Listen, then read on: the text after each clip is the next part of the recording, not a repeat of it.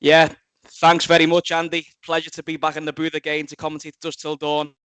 5, 10, 25. This lineup looks amazing. Some very fun players at the table. Yeah, I've got every reason to believe that tonight's game is going to be very interesting. I've been looking forward to this one. And yeah, the eyes are peeled. It's going to be a fun night.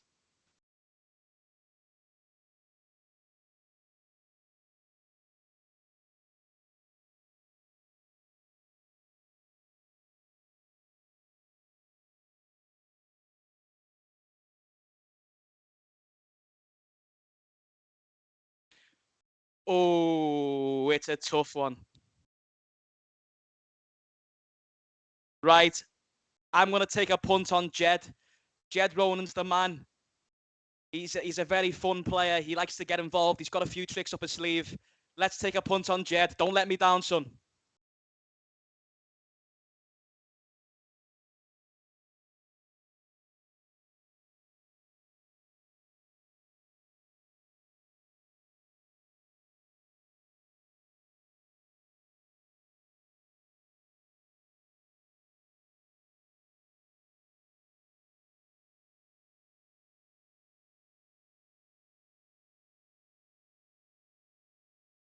Let's go a nice friendly score, eh?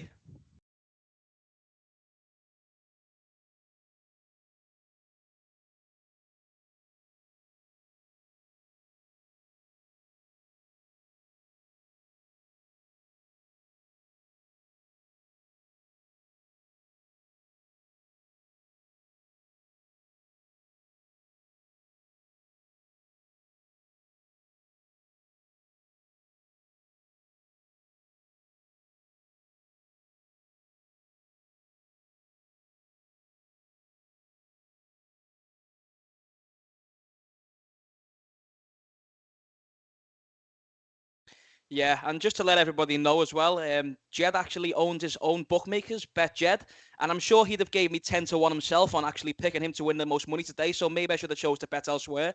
But yeah, friendly bets, I guess.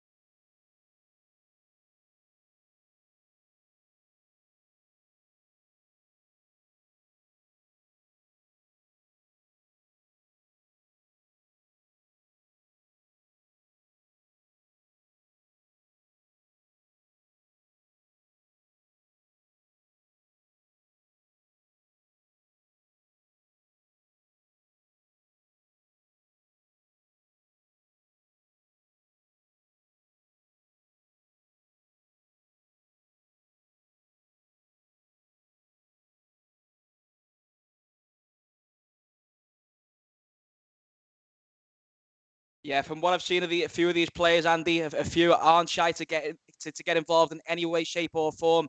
I'm sure some of the loose cannons on here will be looking to make an impression from the off, and we can only find out.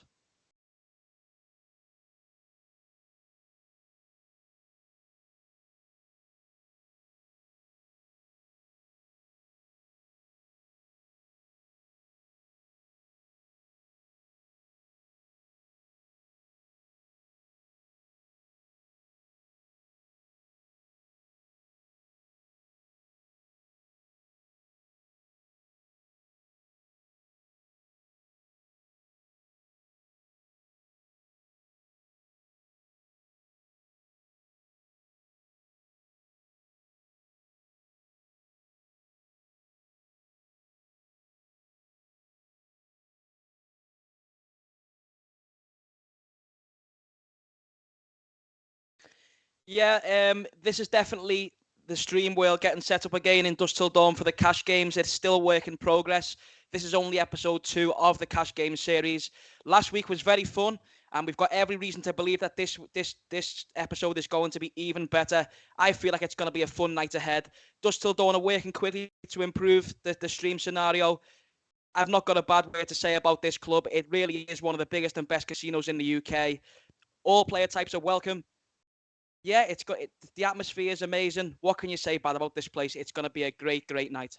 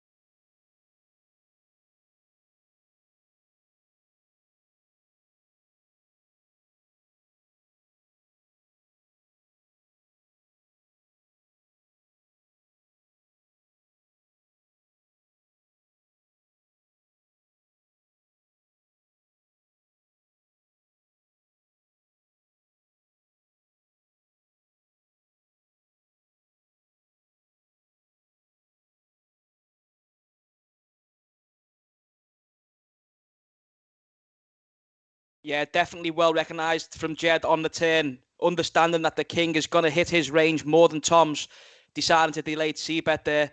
On the river, Ged will be very aware that his ace high is no good, and from what I've seen from Ged in the past, definitely not shy to fire another bullet. And yeah, nicely takes that one down, Andy.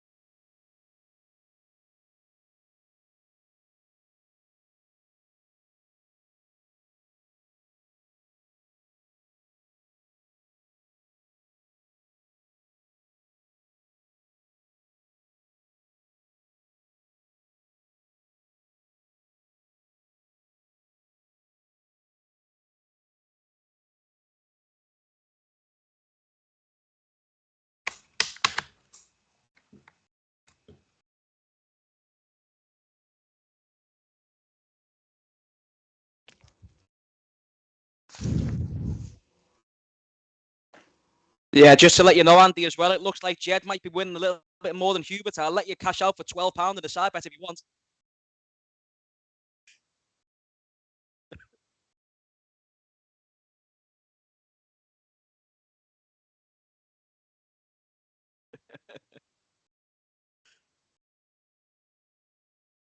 Uh,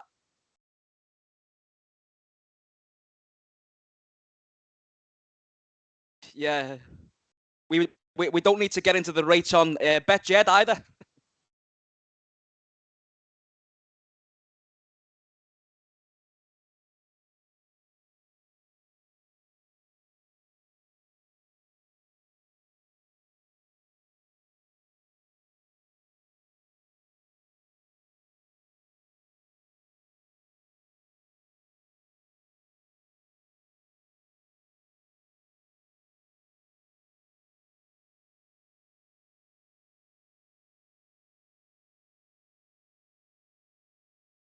Yeah, Ged definitely just easing into things tonight. At the start of tonight, I'd already had the bet with myself that Ged would be V-pipping the highest tonight. Definitely an action player. So fun to watch. Really interesting to see how it goes for him tonight in a whole new lineup.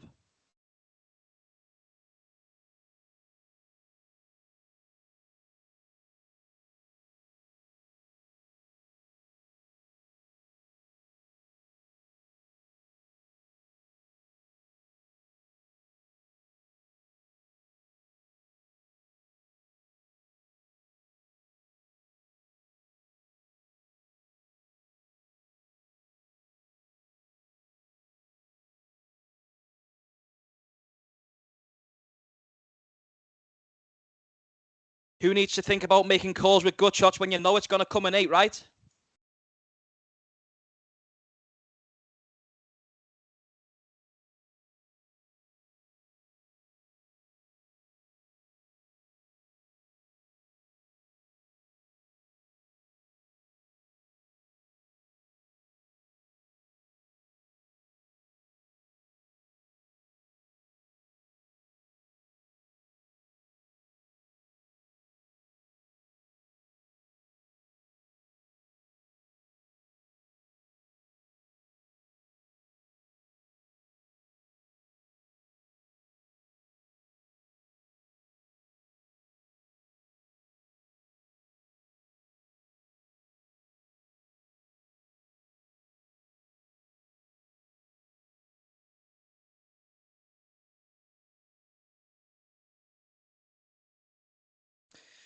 Well, that's for the viewers to decide. I'm sure we'll give it our best shot.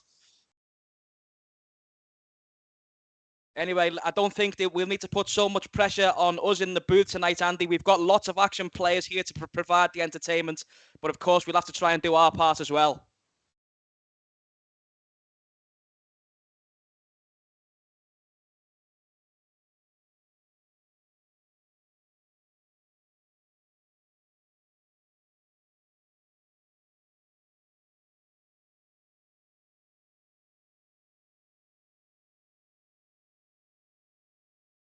glitches. Anyway, Hubert, my man, my pick for the night, does open with the King Jack of Hearts. Tom, gonna peel the button with pocket fours. Isn't that beautiful? Ged does call with the ace-3 off. Kev completing the queen-9. What a flop. 4 players.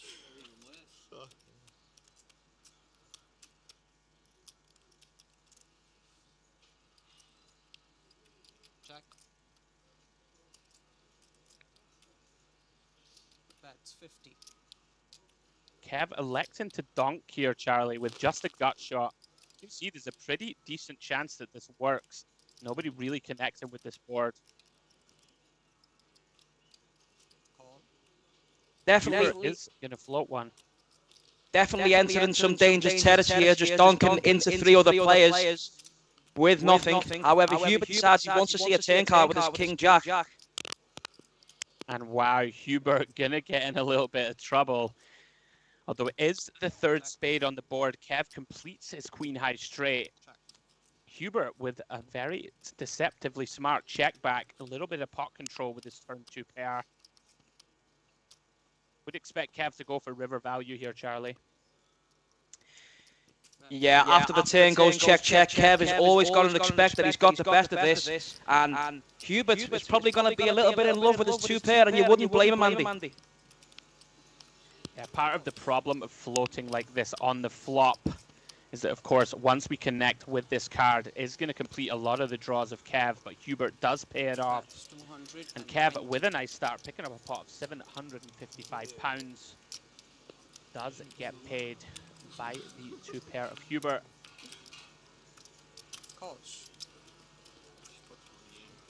Yeah, no problem. Can already see, Charlie, some very non-standard lines. It's going to be a test of our commentary nous, my friend. Yeah, this is definitely going to be a good one to commentate over. We're going to see lots of unorthodox plays. But who knows orthodox, eh? When you're at the table, sometimes you just get a feeling. And when you get a feeling, it can beat any sort of strategy that you can know with poker. Is that your superpower, Charlie? Just look at the man, and you just know. You just know this is nonsense. And you move all in, and then they snap you off. Is that what we're talking about? Let's not reignite my bluffing reputation, please. I don't know about reignite, mate. I don't think it needs any reignite. Anyway, back into the action we go. Hubert is going to limp in with the ace-3-0. We have already seen a couple of very non-standard limps with these offsuit ace-x. Tom going to bump it up with the queen-deuce of hearts in the cutoff. Ged with the real hand, pocket 10s in the big blind. Yeah, after seeing Ged play before, I expect nothing more than a 3-bet over this isolation nation with the queen deuce. And Ged uses a chunky £400 size. Yeah, don't hate it. Is out of position. Facing Tom, and we did have a call from Jon on the button. Don't know what his hand is, but Ged is going to pick it up with the squeeze. Sorry. 400. Already tell Charlie we're going to be in the weeds with some of these hands. These boys are here to play, and that's what we like to see. Yeah, for you guys just joining the stream now as well, we've got no problem with Ged going and picking up the pots, as me and Andy have got a little side bet who wins most. I've got Ged, he's got Hubert. Ged, keep scooping in those pots, son. No change. I have faith in Hubert, my friend. I have faith. I'm sure you do. Also, what a cool name. I'm not going to lie. That was a large part of my selection process. All right, cheers, guys. Thank you very much. Have a new deal after this. You know me, Charlie. I'm very, I like to take a deep dive into everything. Make sure I know the script and pick the best person to back. It's like with the Grand National, Charlie. When you see a horse's name that you like, and you just decide. Of going to win. Well, just to let you know, if I see a horse called Hubert in the next Grand National, I'm definitely going to be behind it. Let's hope that Hubert does not fall at the first today, and good luck to Hubert on today's stream. Yeah, beautiful. I'm trying to think how many horse-related puns can we fit in the next 5 hours. Nay, I don't see any chance. Make a cock up, everybody is going to go by. And that's, Alright, all guys. and that's all for tonight, folks. You'd never make a cock up. We are hopeful, guys, that I'm hearing sound issues have been resolved. No. So as we had said, guys, anyone in the YouTube streets, welcome along. This is episode 2 of our cash game series here at Dusk Till Dawn in Nottingham. You are joining myself, Andrew Hedley, and Mr. Charlie Reed on co-coms. We're going to be here, guys, for the next 4 or 5 hours, taking you through the action. This is 5-10 no limit hold'em with a £25 straddle. And yeah, we're expecting fireworks. No, it's an auto throw. Yeah, so Ged coming along with the limp in the small blind here with a 6-7 off. This is about the same as me looking down a pocket queens. Do you see a check behind from Hubert? His best with just Jack high on the King 9.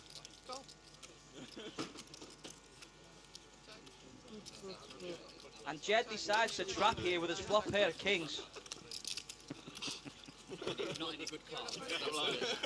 Got a little bar set up. Action does go check. Interesting turn card. Hubert now best with kings and 8s. Ged with an open ender. Would have been a decent card to semi-bluff, fold out some, queen highs, jack highs that do not connect to board. You're the first one. Do check down to the river. Yeah, Ged gonna be aware that 7 high is almost never good. Is just gonna wave the white flag. Hubert electing not to go for thin value, taking down a small one with 2 pair.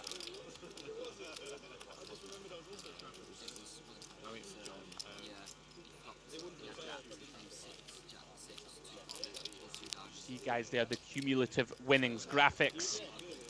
As we said, guys, this is still the test phase of our brand new setup.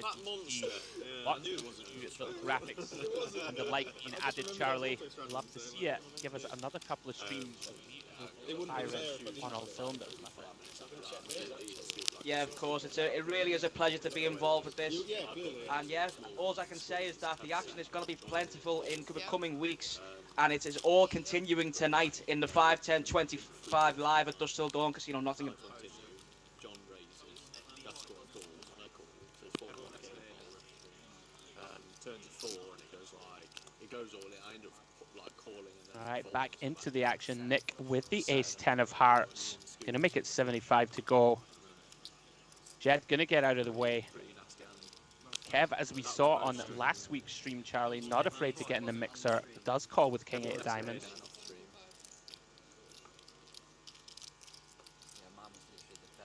Yeah, the sort of theme that we had at the table last week was everybody was getting involved in single raise pots. There wasn't a lot of 3-betting going on. However, we do have a lineup today where we may see some more of that. But multi-way action is always fun. There's definitely capable of some carnage here.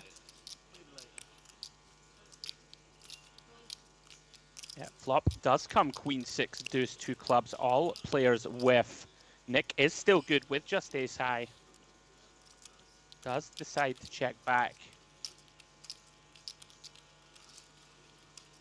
4 of clubs turn. Good semi-bluff opportunity spot for Hubert here. Let's see if he takes it. Is reaching for chips. One of the best combinations here, 2 semi-bluff. We do block flushes. We block some of the best top pairs of Queen X. We'd expect this to get through, Charlie. Very difficult for Nik to continue. However, wow, he does. I believe he has raised, which is a very interesting line. Not repping too much here, Charlie. well, when you don't have the blockers, you can always pretend, right? Exactly, my friend. And well, as they say, timing is everything. Nik picks it up. Seems like a very fair spot for Hubert to fold. Just king high and a 10 high flush draw. They're here to play, Charlie. We're gonna see some stuff this evening, I believe.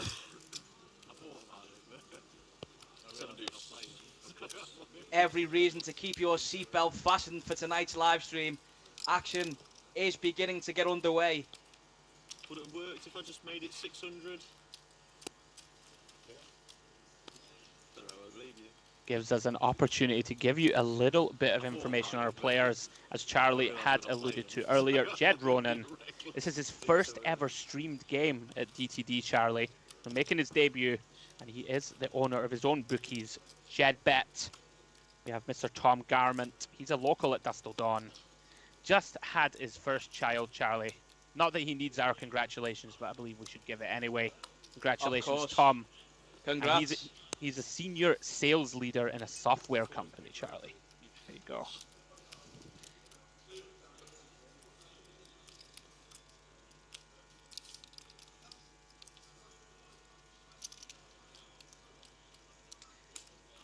Not expecting Tom to have too many flats out of position from the blinds tonight. However, threes is definitely one that we can include in that range. And John deciding to complete in the straddle with his wheel suited ace. And we'll be going 3 ways to the flop this time.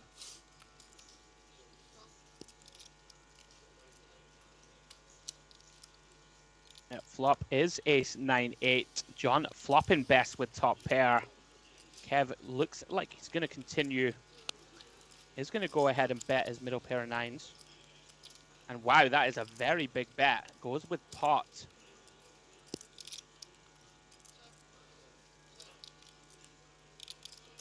John not going anywhere, and a huge turn for him. Does turn 2 pair. Yeah, this is a well-timed check. Yeah, very non-standard flop size to choose here from Kev. And John now with a very easy value bet. And Kev might talk himself into calling here. A bunch of draws have missed. Hands like 6, 7, 10, jack. Any spade combos have all missed. John comes with a roundabout half pot. Might get paid off here, Charlie. Yeah, it does decide to call off. The problem with the flop bet, Andy, is when he decides to bet for pot, he's just condensing John's calling range to ace-x and the really strong draws, and it's just what hands you want John to continue with. I'm not too sure what worse hands other than really strong draws do call that flop size, and does get some nice value on the river, does John. Yeah, absolutely. Maybe a slight misstep there from Kev.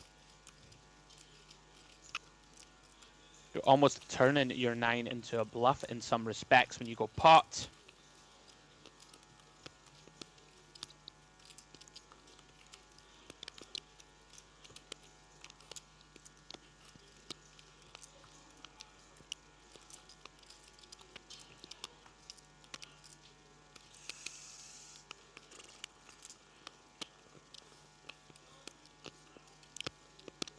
Cards back in the air, folds round to Tom in the small blind.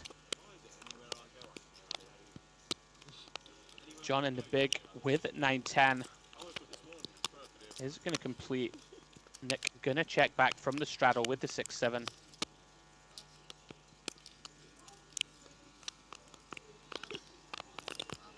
John does indeed flop best with bottom pair. Just 7 high for Nik. Just going to take it down a small one.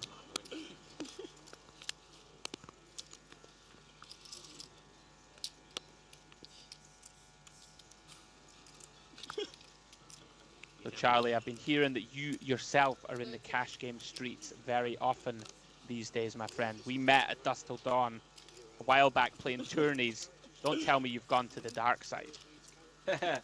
Yeah, I'm now playing cash games full-time these days. I did hit the books, and I did meet you, like when I was literally just starting out, and you were telling me about bet sizings on monotone boards, and I was just overdoing it.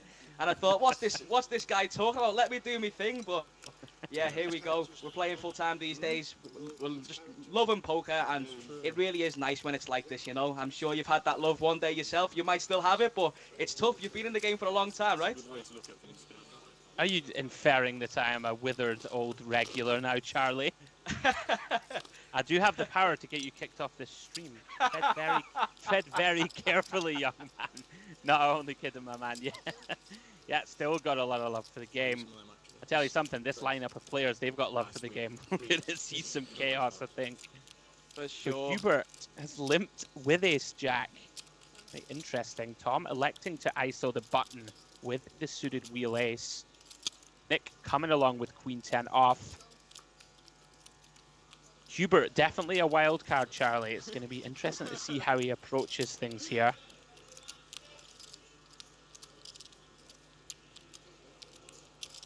And this is working out perfectly for him so far. It does flop best. Has Tom dominated? No real reason for Tom to think he's no good as things stand. Hubert is going to lead. These are the spots that can be very confusing, Charlie, against a perceived amateur player, which would be fair to say. Yeah, Tom definitely not going nowhere with the flopped ace, and now Nick's got to decide whether he's getting a price to call for his gut shot. Yeah, good fold from Nik. No backdoor flush draw potential to go with his gutter.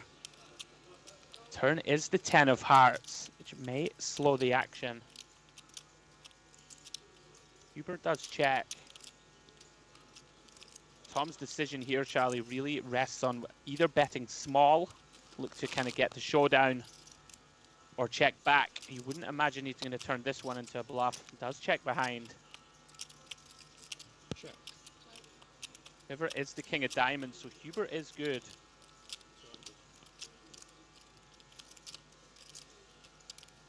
Would be very surprised if this one didn't just go check. Yeah. Hubert's been in the lab, finds the block bet. I think Tom's just going to pay it off. And he does indeed. And Hubert going to take down a pot of £1,000. That's my pick, Charlie. That's my boy. Yeah, Hubert taking down a nice one there in the early days in the live stream.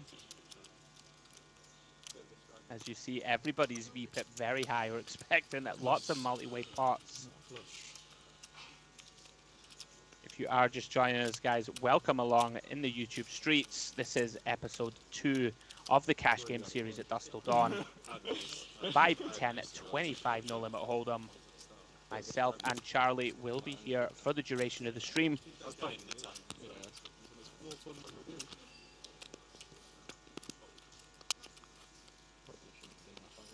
We are hearing that Mr. Richard Berridge will be joining the stream shortly. And a £50 straddle, Charlie, is perhaps being added. I think it's optional, but like these pots are going to get chunky.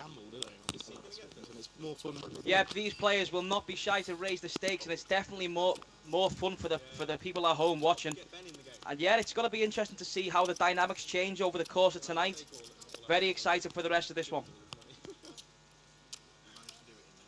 And look, just what I was talking about, Ged deciding to get involved, inflating the pot with the 7-3 off. That's something that only somebody who owns their own bookies can do, Charlie. I don't have that in my arsenal. 7-3-0, 6x out of position. That's get a customer. 7-5 but gone. Yeah, go on, my friend. Some would say John has gone straight into bluff cash mode, thinking that 7 high may be good against Ged. And we can see that this is going to work if Ged can find the C-bet. Does find it, takes it down with just a 7-3-0. Do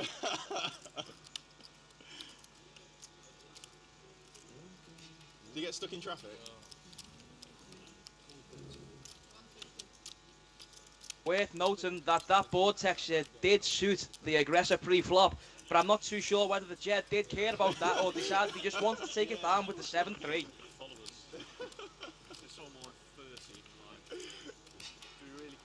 As we referenced, a bunch of wild cards at this table. I think we might have to throw game theory out the window, Charlie. We're going to have to call this Dusk Till Dawn solver, DTD solve. Yeah.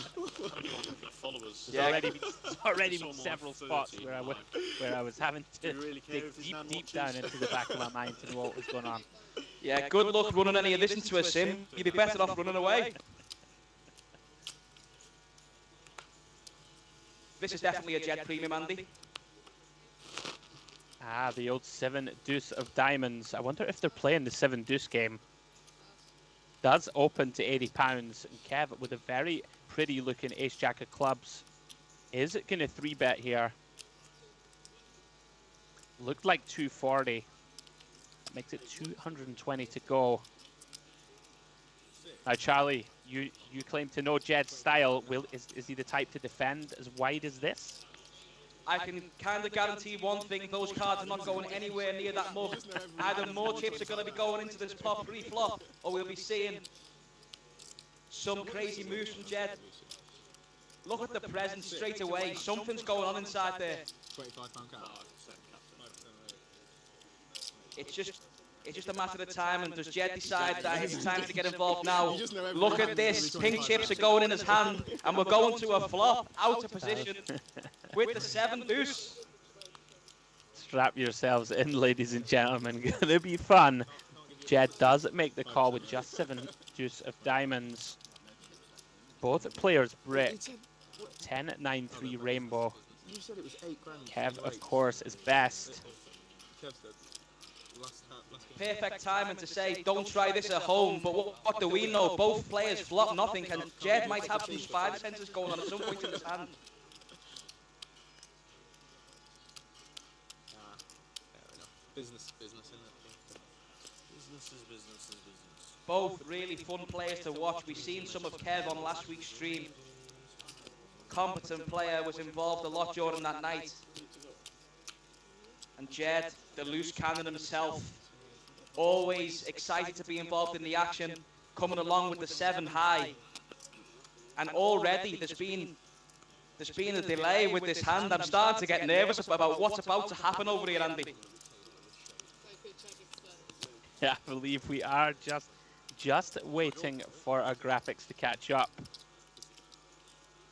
Either that or it is the longest tank in history from Kev. Or the longest tank for this table, should we say. Oh no, there is a gap. It's the only problem with the table of this shape. It isn't. Jed's just like, I've got 7 high, I want to go all in, let's get on with things. I'm not saying you can't kick me under this table. High moments of intensity over at Dusk Till Dawn Casino Nottingham in the early hours of the live stream. It is very intense from both players.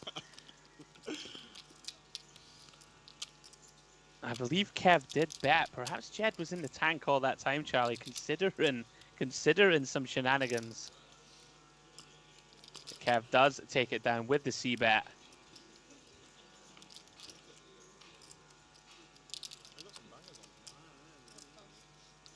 It looks like Jed's got a beer already. We like to see this. Not to promote alcoholism in any way, shape or form, but enjoy yourself on the stream, folks.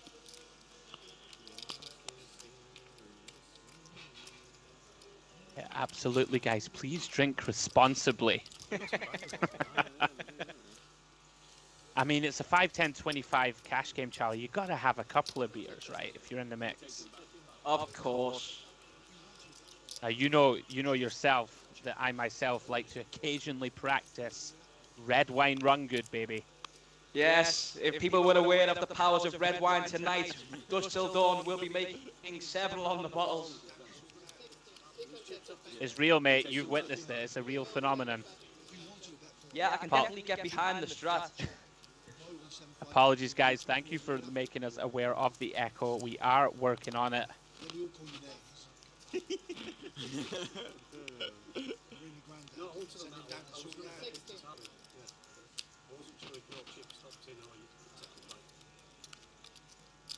Ironing out the kinks. We are still in the test phase, guys, of this new streaming setup at DTD. Anyway, we are going 3-way here. Nik with the raise with ace deuce. Picks up 2 callers. Kev with the jack 9 suited. And Tom with the 6-7 off. Flop is jack 9-5. Kev flopping top 2. Tom with a gutter. Nik with just ace high does elect to check back flop. Of course, recognizes his opponents are going to continue extremely often on this board. Kev going to come out with 2/3 pot. That should be the end of the hand.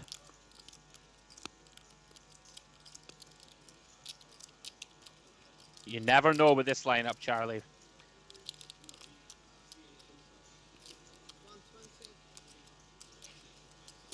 So we've got people in the chat rooting for Jon Whetton. We've seen some of him last week.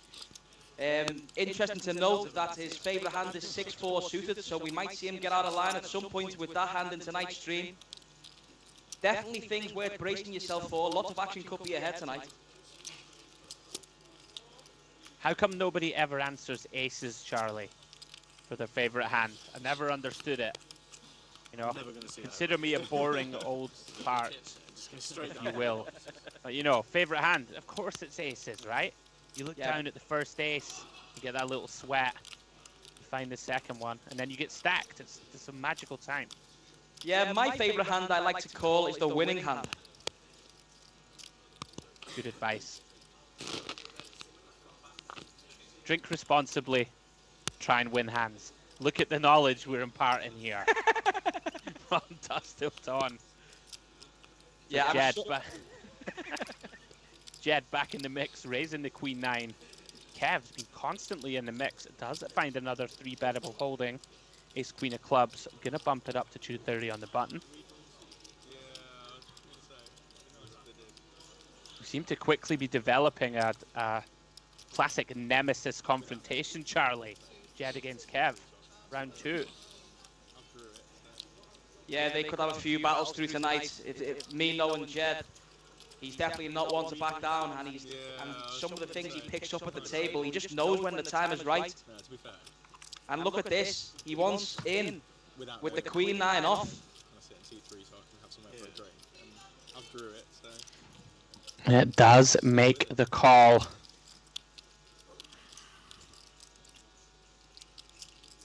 Once again, both players with Jack 4 deuce, 2 spades. Some interesting backdoor possibilities for Ged. He's gonna lead here, Charlie. As we've said, some very non-standard lines. Is gonna lead for half pot. Kev, not a believer, is gonna make the call with the 2 overs.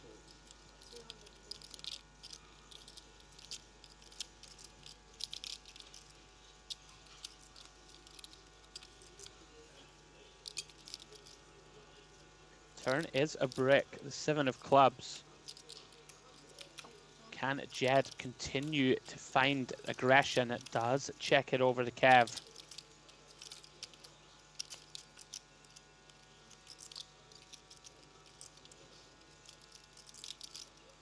Bunch of spots already. Difficult to analyze, Charlie. Don't see too much leading here on the Jack 4 deuce. I believe Kev has bet.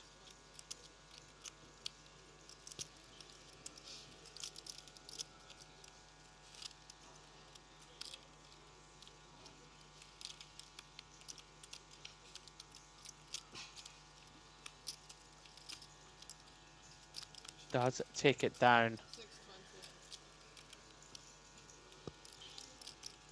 2 pots for Kev against Ged, Charlie. 2 wins for Kev. Yeah, it's not the best start for the man that I chose to win more chips than Hubert, but it's still early doors. Maybe it's time for me to offer you a cash out, Charlie. Decline. Decline with honour. May the battle commence. At least you know how to shuffle the cards with the RFID in. You seem to be struggling. Alright, action is back underway. And Hubert has found the Cowboys. The Pocket Kings, aka the Butchers, is going to open to £100. And wow, Jon is about to be in a world of trouble. Finds the Queens. Absolutely impossible to not squeeze here, Charlie, you would think. Yeah, this is definitely an opportunity where we could see an all-in pre-flop, early doors in the stream. And interesting to note, this is a very small size, out of position with the Queens. And how's the money not gone all-in pre-flop, or at least even more? Hubert with a little deception, electing to play it slow with the Kings. And all of a sudden, Tom in the middle does have the cracker hand. 7-8 of diamonds. Getting a decent price, Charlie. Decent implied odds. Over 3 to 1 here with the suited connectors. And he is in there. Yeah, this is definitely the problem with just calling with the kings here. You've got to invite in Tom with a lot of his holdings. And I'm going to take the 7-8 of diamonds, Andy. Well, at the moment, Hubert's plan is working to perfection. No reason for Jon to think his hand is no good. Can definitely expect a c-bet here and possibly a chunky one on this board. It looks like around about 700 to me, Charlie. He's going to have an extremely difficult time getting away here if Hubert takes aggressive flop action. Does bet £675. What a spot now for Hubert. Does he continue the slow play, Charlie? Looks like he's going to. And Jon in deep trouble here with just over pot behind. If this turn is a blank, Charlie, money's going in. Yeah, I was just going to say, Jon needs a scare card to come on this turn to allow him to get this pot to slow down. Unfortunately, that's not going to be it. And the turn is the 6 of diamonds. As we saw, Tom, we had the 7-8 suited. Would have turned the nuts. I mean, Jon is going to be very confident, Charlie, right, that his hand is good. Yeah, for sure. Basically going to bet commit here.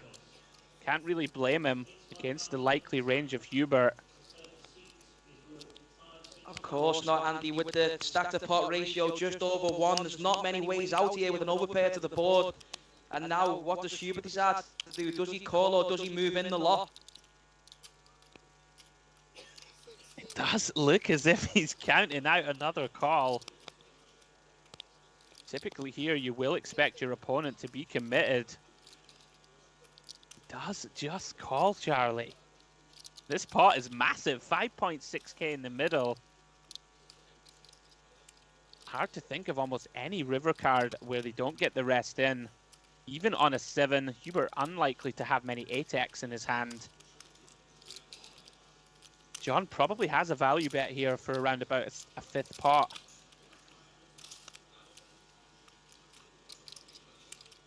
Yeah, for the amount of money that's in the middle, Andy, I expect that we're going to just see all of the money go in here. If Jon did move all in and there was less in the pot, there's potential Hubert could check. He had a spade in his hand, so there's going to be one of the bluffs that he can discount from Jon's range. But when there's so much money in the pot, surely this is just going to go all in call, right? You would imagine so. Can it still look to get called by, you know, hands like pocket 9s, pocket 10s, any Jack X that Hubert has? And of course, there's already 5.6k in the middle. And Jon is going to be shocked to see what Hubert has. Hasn't acted yet.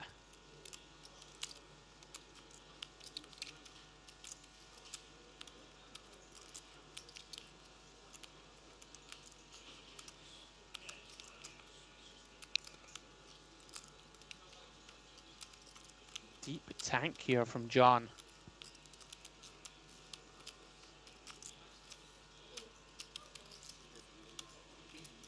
Get the snap. Go all in and a call.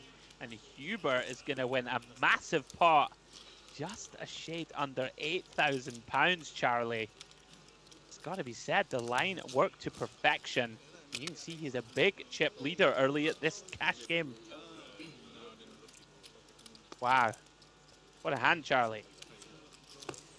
Yeah, I can definitely hear in your speech the sore jaws there with the big smile across your face as Hubert takes the chip lead. Absolutely not. I am impartial, and I wish all of the players the very best of luck in their endeavors. But you know, that Charlie Reed money, it's just sweet, you know. It's glorious if it comes your way. Happy to fund the next red wine run good in your adventures, Andy. Exactly, my friend. You can just get me a bottle of red and cancel the score. Hubert, well played hand. Very deceptive. Gets the max value. Do you have a good trip? Getting in? Whose is it? It's for you, Mike. So we're going to have some information for you guys shortly on whether he will be returning or we will be filling the seat with a new player. But the action is definitely underway here at Dusk Till Dawn. A huge pot scooped in where all of the money could have definitely gone in at an earlier stage. Yeah, absolutely. Worked out perfectly for Hubert as he rakes in that pot, guys. It gives me the opportunity to tell you about some of the things we have coming up at Dusk Till Dawn. Guys, this bank holiday weekend, we have the UK PC Spring Series. That's a 100k guaranteed, £280 buy-in main event. Day ones are on Saturday and Sunday. Day two is on bank holiday Monday. If you want to get your tournament fix, get down to DTD in Nottingham. And then at the end of May, we have a big one, Charlie, the WPC 500. That's taking place May 24th to the 29th. Again on bank holiday weekend. It's a 500k guaranteed, £560 buy-in main event. There will also be 2 high rollers, each with 100k minimum guarantees. And guys, there are live satellites at Dusk Till Dawn if you want to try and get your seat for cheap. Lots of options upcoming, Charlie. And guys, if you want to follow everything Dusk Till Dawn related, please check out our social medias on Instagram and Twitter at DTD Club and at DTD Live. That was a very long stream of consciousness, Charlie. Yeah, DTD really is the place to be. Such a special card room in the UK in Nottingham. Whether you're a tournament player or a cash game player, they have everything there for you. And who knows, joining on the tournament schedule, you might win yourself a very big prize. If you've been to Dusk Till Dawn before, this is definitely a great reason to return. If you've never been, now is your chance. You see poker in a whole different light. Yeah, DTD, epic place to play. And as you can see, guys, our brand new streaming setup. Beautiful table, beautiful LED stream. Charlie, I'm not going to lie, kid. I might have visited DTD before you were born. It'll be close. It will be close. You were still running around in nappies, buddy. And I'm not just talking about a couple of weeks ago in Vegas.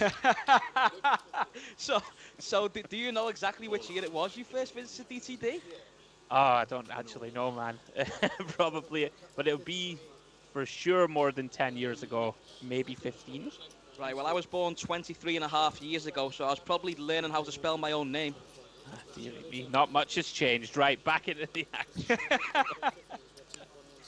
Tom, big chunky open on the button with the sixes. Makes it 150 to go. And here he is, Mr. Richard Berridge, Charlie, sitting down with 10k. A casual 4,000 bigs. Is that what we're dealing with? Yeah, it seems that Richard was in the 50 straddle for this hand, as it said he called 100 more, so it makes more sense now of why the open was a little larger than what we've seen so far tonight. Yeah. Sorry, 400 bigs. And I don't know what I've been drinking. We did say drink responsibly. Well, Richard, binking bottom set. Tom is going to c-bet here with the sixes. Typically be a decent hand to check back flop, Charlie. You want to have some showdown hands in your range. And this is the problem when you bet and get raised. Yeah, this is what I want to say about Richard's check raise size here. I really like this because it's a pretty dynamic board. Lots of cards can change the turn, so he doesn't want to quite lump in all the stacks just yet. But does get some more value on the flop from Tom's sixes. Yeah, Tom, a non-believer, 3 to a straight himself and a backdoor flush draw. Turn is the queen of diamonds. And wow, Richard, unperturbed, just piles it in. And what a welcome to the table, Charlie. Sit down, make a set, easy game. All in. Interesting to note, Andy, that Richard had absolutely no fear of the flush whatsoever. Just decided to lump her in. If you got it, son. Yeah, Richard is, you know, a staple of the high-stakes cash games at DTD. He's a local and long-time high-stakes player, has been around for a very long time. Entrepreneur and self-made millionaire, no less, Charlie. Owns multiple businesses, loves playing cash, always drives the action. So we love to see him take a seat. And then, you know, as if this game even needed any more action. Got some more now.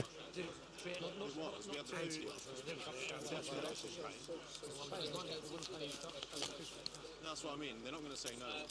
No, they'll just say yeah. It's ridiculous. Why is that? It was two last time. Why are we only doing one? Saying that it was 2 last You don't want to know that you put 50 It was. We had the 50 on. to speak up straight We away. definitely had the 50. It's the players' money. If they want to play you, A small delay That's what I take mean. at the They're not gonna moment. say Players no. are discussing something getting rearranged. I'm not too sure what that is. Let's have a listen in and see if we can pick it up. Yeah. Yeah, we also. You don't want to know that you put 50, it comes back to 800. Something like that.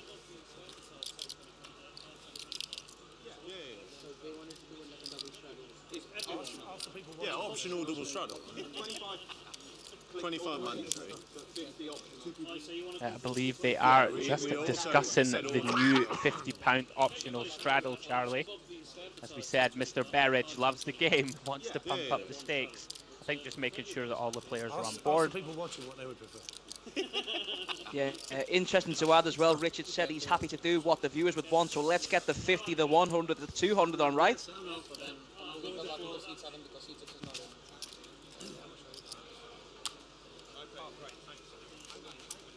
Not gonna lie, you know, we would love it. I mean, we're masochists, Charlie. We want to see the action. We want to see blood. You know, I don't wish any of our players to lose money. But we want the action, Charlie. That's what we're here for, right? Of course, and action is always plentiful in DTD. Not only on the stream table, but in and around the room. All year round. Really, really good card room. It was one of the card rooms that stayed closed longest during COVID. It was one that we were all very much looking forward to reopen again, and now back in full swing almost as DTD, and it's great to be commentating on this cash game for you guys. Yeah, absolutely. It's good to be back. Live poker, it seems to be going through another boom. Obviously, all those dark times, hiding in our houses, clapping pots and pans together, Charlie. Feels like a fever dream, my friend. It's good to be out of it. It's good to have live poker back on the air. Speaking of cards being in the air, ace 10 deuce 2 clubs. Kev flopping at best. With the jack high flush draw, do have a limp pot. Is going to go ahead with a small stab. Expect Hubert just to get out of the way.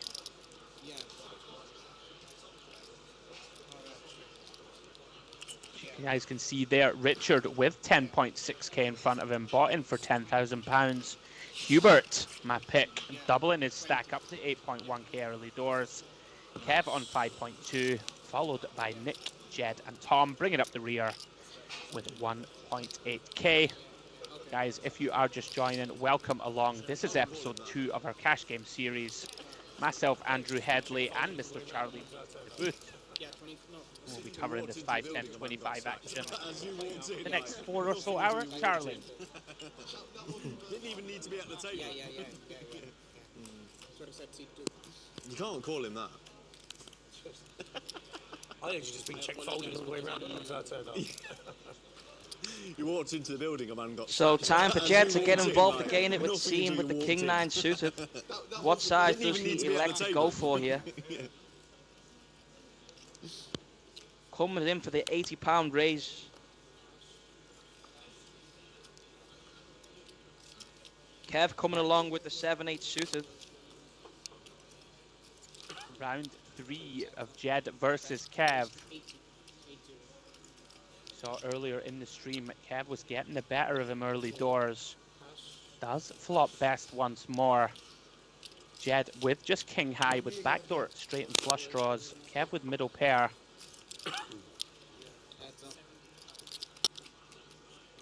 Kind of a feature of the action so far, Charlie. We're not seeing much checking going on post. Kev looking to start building a pot straight away. Ged is going to float one. Check calls with king 9. Turns an open-ended straight draw.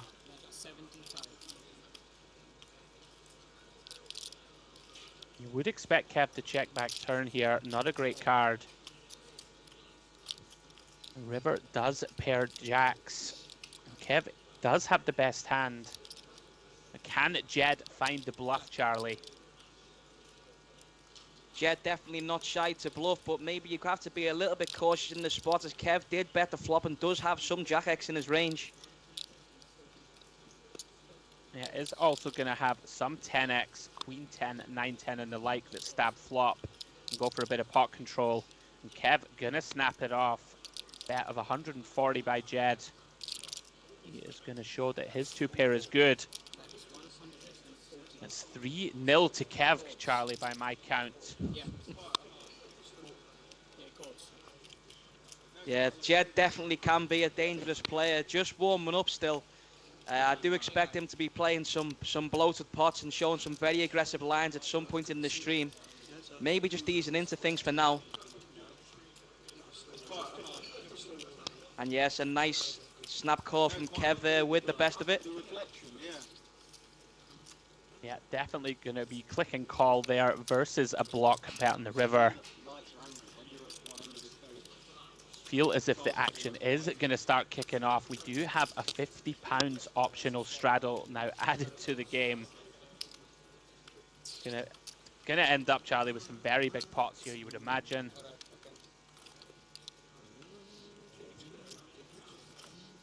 Yeah, big pots are always good for the stream. It's what we want to see at home. I'm sure these guys playing will be here for the big pots. But as usual, it's always nice to see a nice and relaxed atmosphere at the table. And table just filling up again now. Now looking to play 7-hand of the game.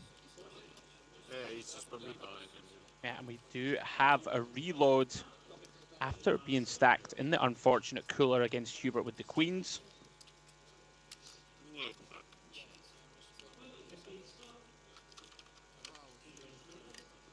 We are back 7-handed. Nik under the gun does wake up with the ace-king of diamonds.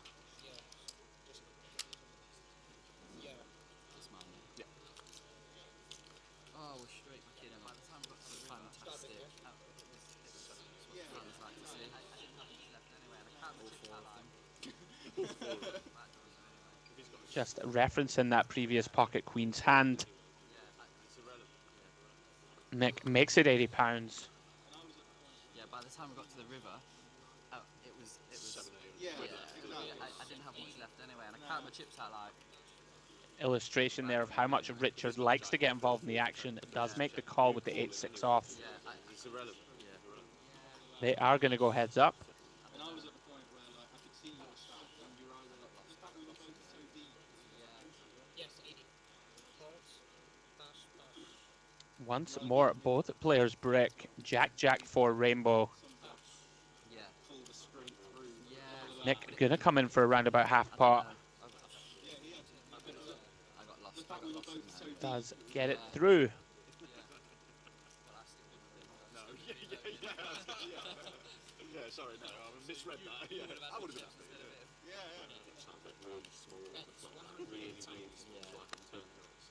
Yeah, he had to. That way. Yeah. Everyone's happy. Yeah. Well, I still wouldn't have been. No, yeah, sorry, no, I misread that. Yeah, I would have been happy. Oh, dearie me. Just checking the football scores. Everton Oh, don't do down. it, don't do it. I haven't found out, mate. I haven't found anything out. Don't you do it to me, Charlie. I will abandon ship. Oh, dear. Don't you do it.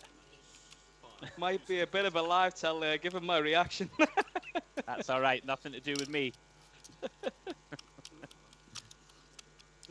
I don't even know if you know who I support. In fact, we're not even going to go into this. We're just going to cover the poker, talk about red wine run good. It's got to be Celtic or Rangers, right? Oh no, it's not. So that's fine. That's not going to affect me. Calls I'm not even himself a going to tell you. Scotsman. I'm not even going to tell you who it is because I do not want any spoilers. Is of the any team kind. is the team either Newcastle or Everton? No. Okay, well the game that I was talking about doesn't. Oh right, you support someone in relegation battle. You're not getting anything else out of me, my friend. You've got to look for any information you can, sir. You can talk about Everton, Newcastle, all you like. No problems. I presume from the reaction it's 1-0 Everton, is it? No, I'm an Evertonian. Everton down 1-0 to Newcastle at I half-time. hate to see it. Yeah, who knows whether we'll survive this season. But more importantly, Ged, the short stack now, will he survive much longer in this cash game? Are they going to be looking to reload soon or get the chips in the middle and get some chips? He's ready to come out punching, I have faith.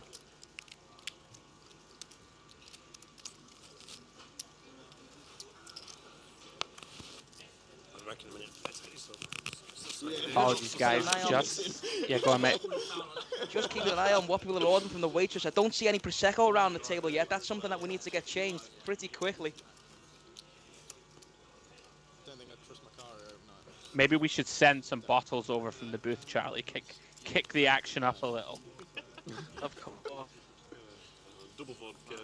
Finally, a free cup of tea. If I wasn't Gonna get a driving home, burger I'd as well. probably... Yeah. You might as well. I mean, Where's that Tea with... I don't think I'd trust my car overnight. All right, we do have a limp again from Hubert with the Length King and Queen. Tom gonna ISO on the button with the Queen 10 off. Should be on that £10 note. Jed with a beautiful looking 10-8 of hearts. Cup of tea with... two sugars. Is actual gonna sugars, flick it not in, sweeteners. and Hubert with the best hand Thank you, sorry. does complete the No, King that's Queen. It should be on that £10 note. Thank you. Cheers. You can take the extra one. Ace, ace, 9, rainbow. Nobody connecting with that board. Hubert still best with just king high. Tom does have the betting lead. You would expect lots of small C betting here from Tom, but he is going to check it through. 4 of diamonds on the turn.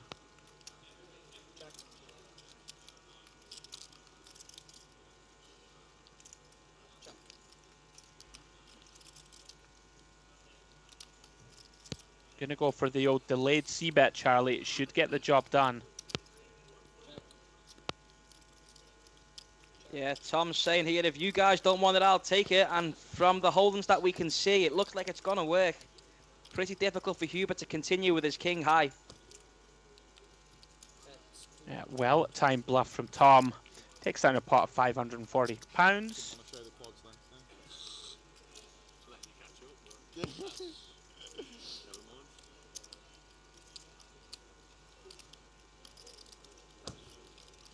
Can't do much with king queen on a board. Didn't want to show the quads then. Yeah. You never know. Find out when Letting you catch up. Never mind.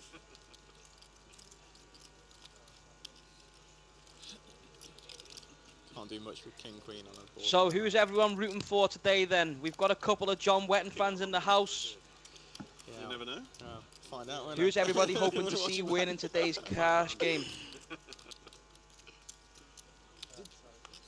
Did he start? As always, guys, anybody in the YouTube chat, if you want to interact with myself and Charlie, please feel free. Put the 50 on, but I'll reserve that. Any questions you have? Let's ask the important questions, Charlie. Who's getting relegated? There's your question. Who's getting relegated from the Premier League? Oh, it really is Start with tough. more than Being an 5. Evertonian over my whole life has never been easy, but the last couple of years in particular, it's been tough. This year, I'm not too sure if we're going to survive. I will admit I did lose a bit of interest in football when discovering poker, but I wouldn't give myself the glory hunter status just yet because I can't see us winning anything anytime soon, unfortunately. 5k max. 1 to 5k. Both of them can break your heart, my friend. Football and poker. I know, but That is for sure. Yeah, over and over again. Now, Jed, looking to get something going. I mean, we don't mind it. Once No, we more, don't, it yeah, looks just like leave he's it, going to be just leave it. battling As long his as it's right on the nemesis. stream, I guess. I've got 7 on Kev making it very difficult for him in position. 45k max in a Yeah, minute. so Go on. Jed opening up the absolute top of his range here with the ace-3 suited. that. Yeah. 7.5. Whatever you've got. I've got 7.5. Do go 4 ways to the flop. Really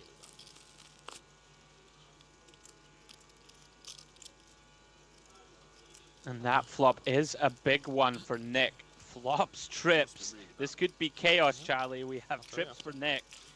2 pair for Tom, and we have the nut flush draw for Jed. Really bad. Yeah, Could be this a lot of money going in here, post mate. This could definitely be the first one of our hands for the highlight reel tonight. We've got so much going on for 3 players in this hand.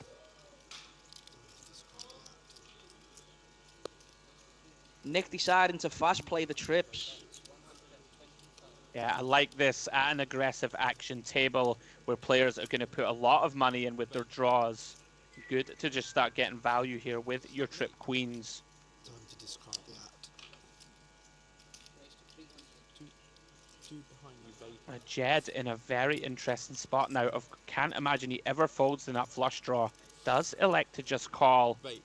Sorry, I already folded mentally. And Tom's pair of jacks, Charlie, going to shrink up very quickly here. Yeah, I was already. Does quickly get out of the way. Finds the correct laydown. Oh, look And at this. Ged has turned Sorry, the nut I already flush. folded mentally. Nik in a world of trouble Right, here. yeah. Does have a diamond in his hand. Yeah, I was already moving on. Is to going to be aware though that, you know, Ged overcalling, facing a bet and a raise, is going to have a bunch of flush draws in his hand, and even potentially some better Queen X. Yeah, very, very difficult for Ged to continue here multi-way without a queen or a flush draw, it would seem. But it looks like Nik's confident again to fire once more. Yeah, is going to bet turn. And he is going to get the bad news very soon. Ged deciding whether to raise now or just call.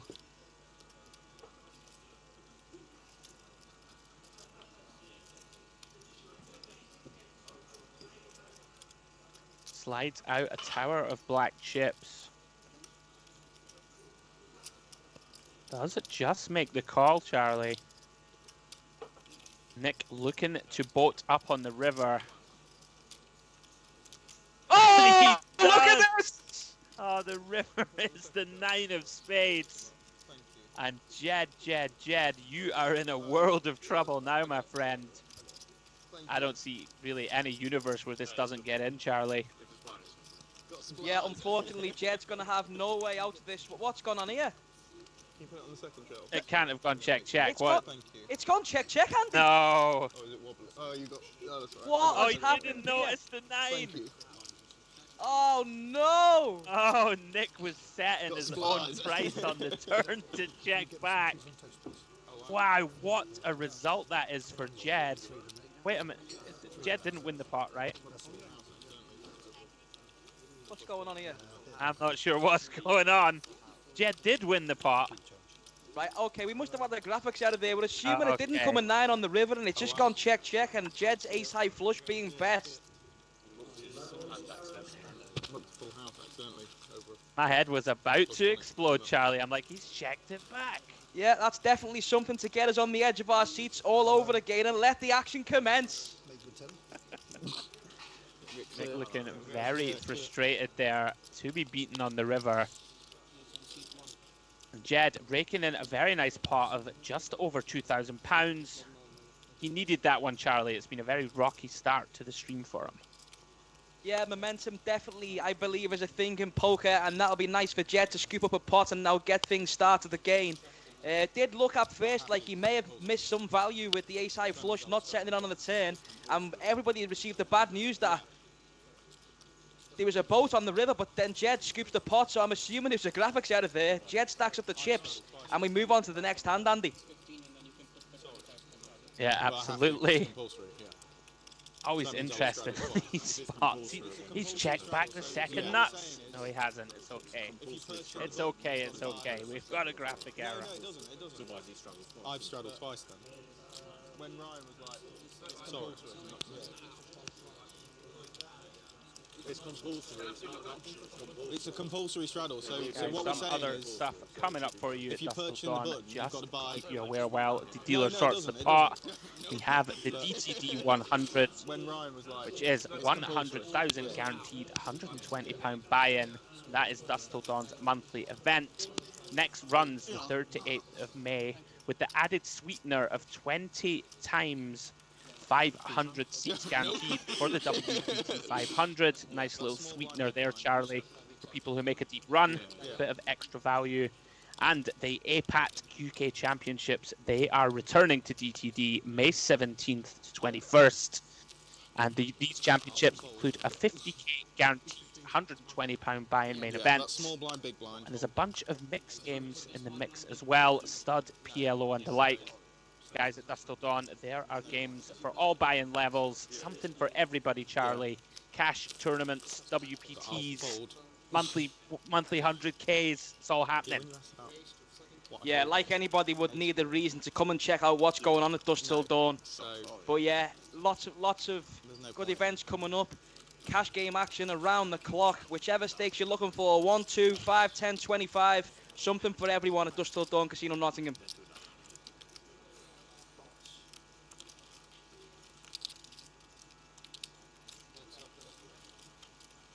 Back into the action. Nik here has turned best. Top pair with a jack. Richard is on the semi-bluff, looking for that gut shot to come in. The board does brick out. Is going to fire river. £210. Cannot imagine this one getting through. Everything missed, Charlie. Nik with a pair of 10s. 10s and 2s, excuse me. Just going to snap this one off.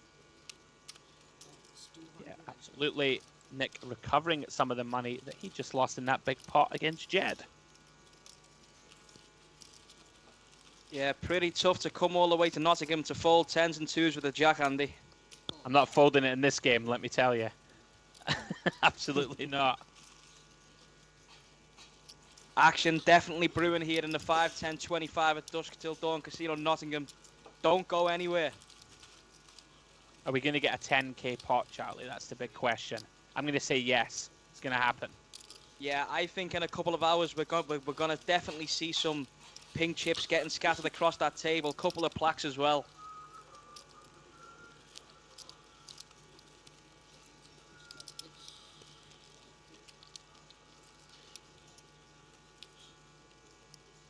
But guys, if you are just joining us, this is episode 2 of our cash game series at Dusk Till Dawn.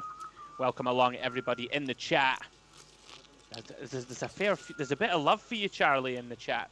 I don't know if you noticed. Stephen Mackay, Charlie Reed is the GOAT. Love you, lad. It should be you in this game smashing it, bro. Well, Stephen, it's nice of you to support Charlie, but you might be overestimating the lad's abilities a little bit, Charlie, don't you think? Well, if I've got enough time to respond about the credentials with my poker game, I will, but I think we need to direct the focus to the guys in the spotlights at the 5, 10, 25 here at Dusk Till Dawn. Mate, beautifully segued out of the way. Very well handled. Very professional, Charlie. I'm proud of you. It seems that yeah, carry on. It seems that the education system in Liverpool isn't as far behind the curve as some may think. I'm not saying anything. What I will say is Nik has flopped an open-ended straight draw, and he just drills it on the turn. Still with the furrowed brow, looking very annoyed still after that big hand against Ged. I don't think he's going to get any action here. Although, Richard Berridge in the mix does call with an overcard and a gut shot of his own. Nik looking very annoyed here, like, I've got to pick up my chips here and bet with the nuts. And the river is a 9. I'm assuming that Richard was just calling to hit his 3 and now he's going to be done with it, but what do we know just behind the screen? Yeah, one of the problems with spots like this, of course, Richard close to the stone bottom of his range. Would have been interesting there if Nik could have found a check. Perhaps a really small bet, look to induce. Does go ahead and bet 3/4 pot. Richard getting out of the way with his ace high. So Richard with 9.8k, bottom with 10. Hubert has doubled up to 8k. Kev in around about 1.5k profit himself. You have Nik, John, and Tom and Ged bringing up the rear. I think Jed's ship stack has to be wrong there after winning that big pot with the nut flush. Thank you.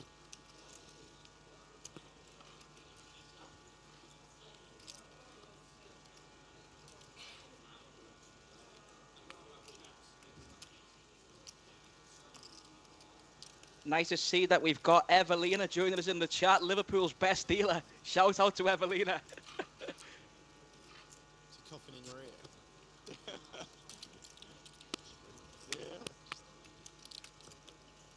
You know it's all love, Charlie. I got to keep you on your toes, kid.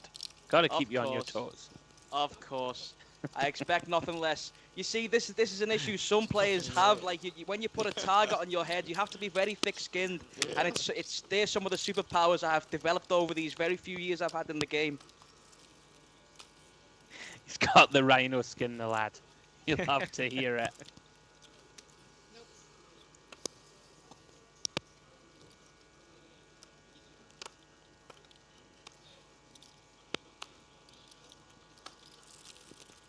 Cards back in the air, folded round to the blinds.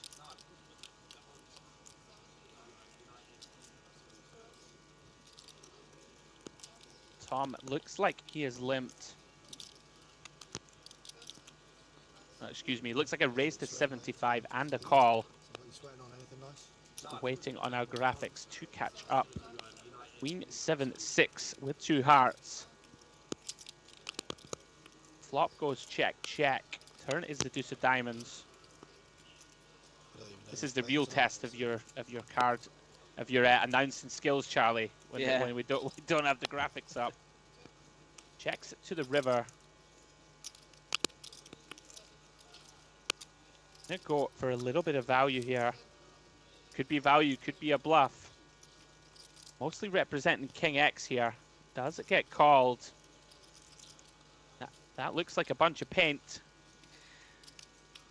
Yeah, but we can say for sure that on the river it went better than the call, and it looks like the pot is going that way. We know that one for sure. Yeah, looked like King Jack.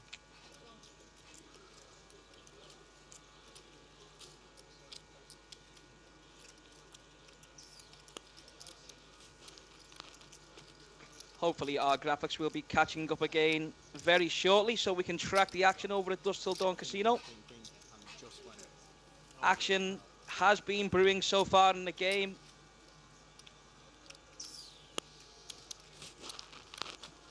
About an hour and a half into today's show. Going to be around for about 5 hours today. 5, 10, 25. The players have agreed to put in an optional £50 straddle as well. So no players at the table will be shy to playing some big pots tonight, providing the dealer can create some carnage.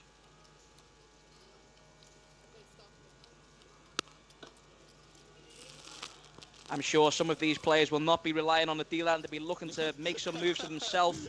And one player certainly capable of that is Ged. Action folds to him.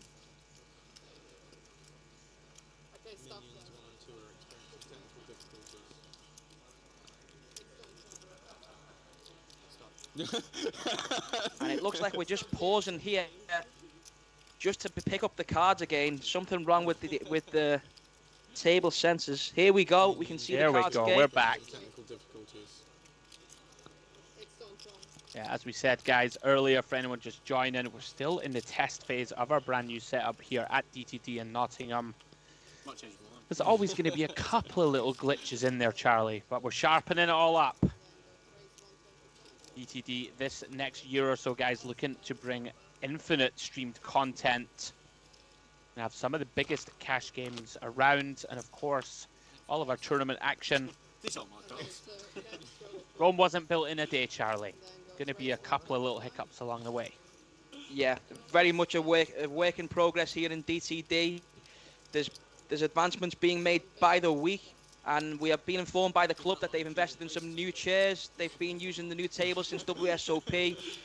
Yeah, great to have things underway again in Dusk Till Dawn, and it really is a pleasure to be able to guide the stream along the way, follow the action. And 3-way to the flop this time. It's been that long. A good shot for Ged. 9 high for Kev, and a good shot for Richard. And the bet is £150 from the hijack. Richard taking the lead, as we've seen Ged not afraid to put his chips to work. Does come with check call. Haven't seen too much semi-bluffing going on so far at this table.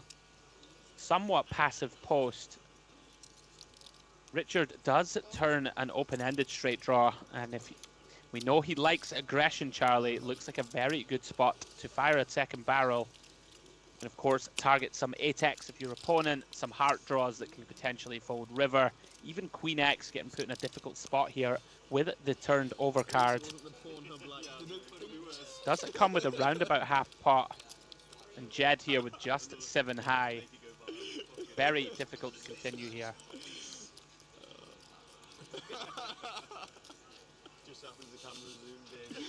At least it wasn't the Pornhub like. He's reaching. He's Look at finding this! it. This is what I'm talking about, Andy. Ged definitely capable of making a play, and now look at this. It's basically a click. He's left himself with 500 behind, and how does Ged find a way to win this pot? He's been snapped on the turn. I think he has a lot more behind, and this is an error in the graphics, but he has got the opportunity now to win this pot with a jam. And this is the real test of any poker player's mettle, Charlie. Gotta pull the trigger. His sense very good in the hand, sensing some weakness from Richard. And look at this, Jed's firing again. Very small. It's probably gonna work. It's done the job. Exactly Look at high. this. Jed just unloading the clip on the river and finding a way to take it down with the 7 high. He finds the block bet river bluff. You don't see it often, Charlie. Gets it through. Yeah, really nice from Ged. I'm assuming he's just decided to target some ace high folds and some jack high folds there. Whatever he was doing, it's worked out pretty well. We can confirm as well that our graphics were wrong. Pink chips being 100, black chips being 25, and reds being 5. So Ged did have more than 500 behind, and nice of him to find a way to take down that pot there.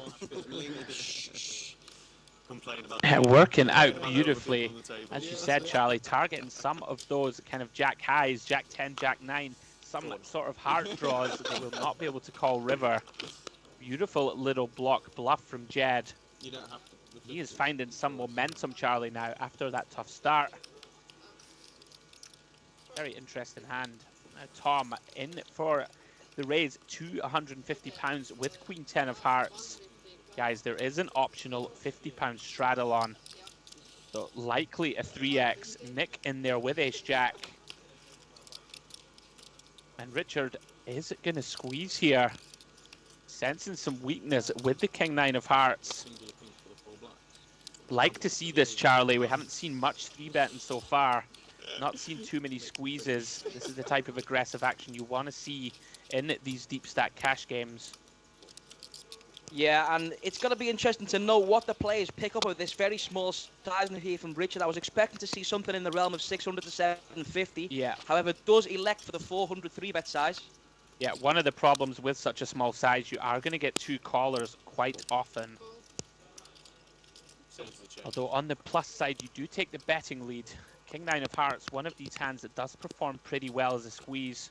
Can fold out some sort of King Jack, King Queen offs. And as we saw there, Nik folding ace jack. Yeah, I think that's a well-timed fold from Nik. He's got to find himself in a dominated position there sometimes. Hands that play, there's hands that play much better than ace jack to continue with. Yeah, for sure. Tom now in a somewhat dicey spot himself. Richard flopping best. Is it going to come in for just a shade under half pot? And Tom, even with a pair and an open-ender, no diamond in his hand, very tricky to navigate. Does look as if he is calling the flop. Turn is a brick, the 5 of spades. Richard now is going to check it over.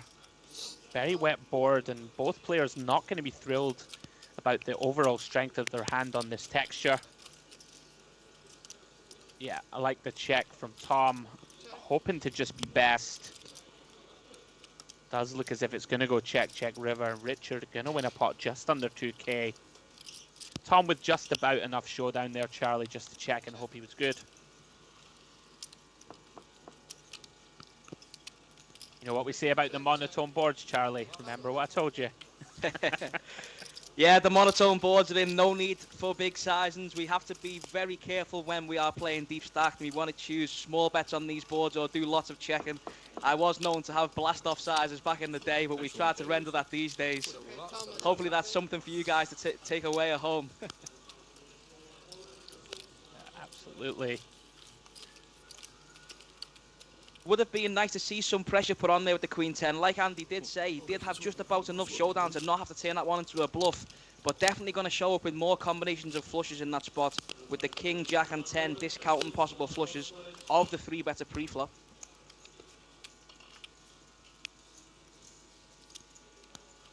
Yeah, one of those spots. I think also seeing that Richard is not a folder, I think it would be fair to say so. Tom deciding just to take the free card and then the river showdown. Seemed very reasonable. So it seems that the standard open in this game is 3x. When we're on 25, we're going 80, so just north. And then on the 50s, we're going 150. So it seems that'll be the standard open size for tonight. Would love some confirmation if the 7-deuce game is on. I feel like it is. That's maybe 2 or 3 times now we've seen an initial open with the 7-deuce.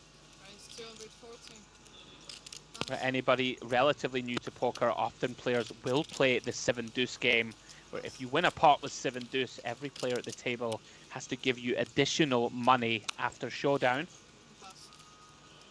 It feels like the type of lineup, Charlie, where that game is in the mix. Yeah, definitely a side game that does it puts people in coffins, so to speak, on the table. I've seen people bluff off huge stacks trying to get to showdown with the 7-deuce to try and pick up 50 quid or 100 quid for the players. Just shows that we are all degenerate gamblers. Torching off 5k just to get 50 quid. I would do it, Charlie, just to get 50 from you. See the pain. Yeah, and I'm sure you definitely have a glass of red wine in your hand whilst doing so. One piece of advice: people never fold when you're holding a glass of red. So you have to tread very carefully and not bluff much. Yeah, there's not many more tilting things in poker than losing the pot against Andy with a big grin on his face and a glass of red wine smeared all over his face. I can confirm this is very true. Ged, wow, I think this might be the first hand that has gone raise and all fold. Fortunately for Ged, no action for his jacks. As you see, guys, deep player lineup. Yeah, Hubert still the big winner. These last couple of hands may play some part on Jed's mind now, because he 3-bet with the ace-king when somebody opened with the 7-deuce, I'm not quite sure, and he just took it down pre-flop. The very next hand, no customers a game with the jacks, and I'm sure Jed's not finished yet. He's going to be involved again even more.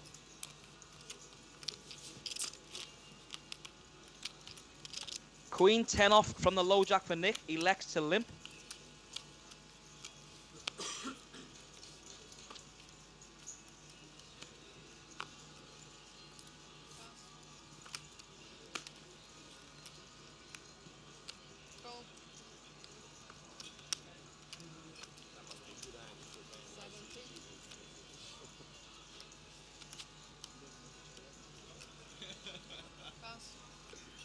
Somebody just said you must have a good hand if you're playing while you're eating cheese on toast.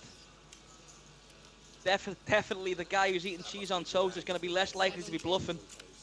Some would definitely say. I tell you, that is a live tell that holds true all these years later. When someone's like won a big pot and they're eating a massive sandwich, Charlie, and they can't even rake their chips in, and they look down and then they play the hand, fold. Get out of the way. They always have it. They always have it when they're eating. Promise you.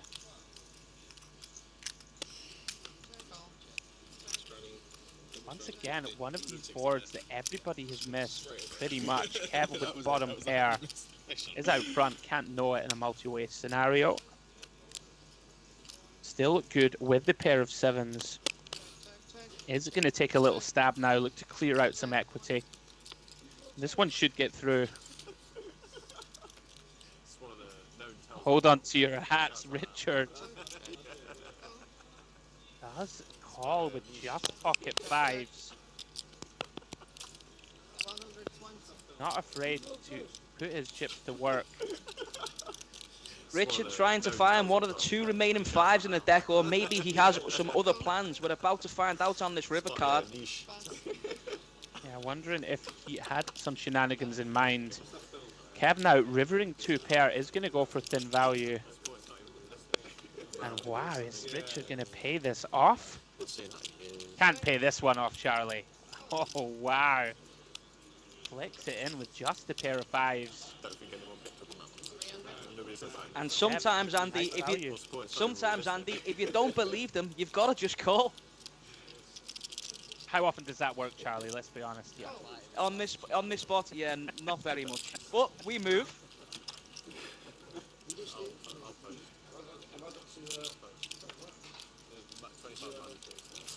Nice pickup for Kev, up to 6k. In around about £2,000 profit, I believe, so far. I'll post. I'll post.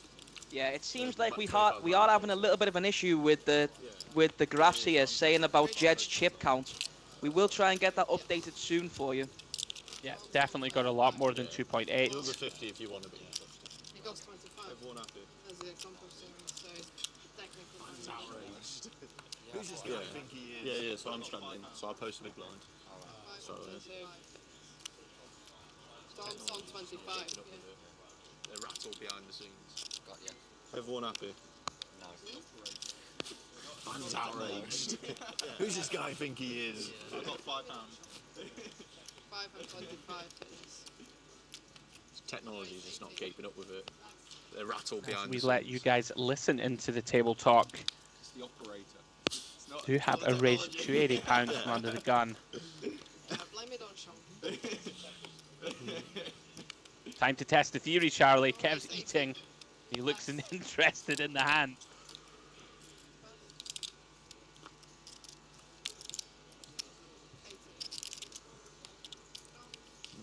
I believe we had a call from Ged and an overcall from Richard. Call. First. 80, yeah. Call. First, pass.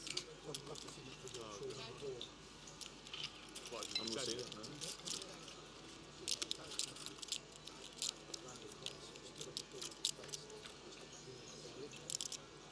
Flop does come 6-4-3. All players check. Turn is a 6. What, just pretending? Bringing backdoor club draw. Ged gonna have a little stab now. Yeah.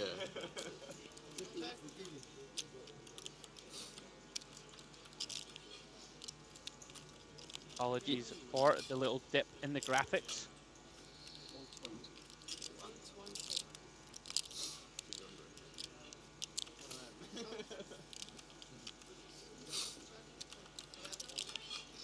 Might deliberately, like when they're posting, commenting saying, "Was that C3 eating?" So it looks to me there that Ged has about 5k. So we are going to work on getting those graphics updated. It does say he's playing 2.8k. Might deliberately, Looks out like, by when they're about posting, 3k go on to me. tomorrow and start commenting saying, "Look at that C3 eating." It's funny. I was watching the programme. Yeah, did win several big pots in a row. Just very attractive. All right. Just go. Chewing. Yeah. That's a great menu, that one. Don't need to add chewing, Kev. Yeah. 18, call. I'll rock that confidence. I'm just very attractive. In general. All right. Cheers, Kev. 463. No. Tom. Yeah.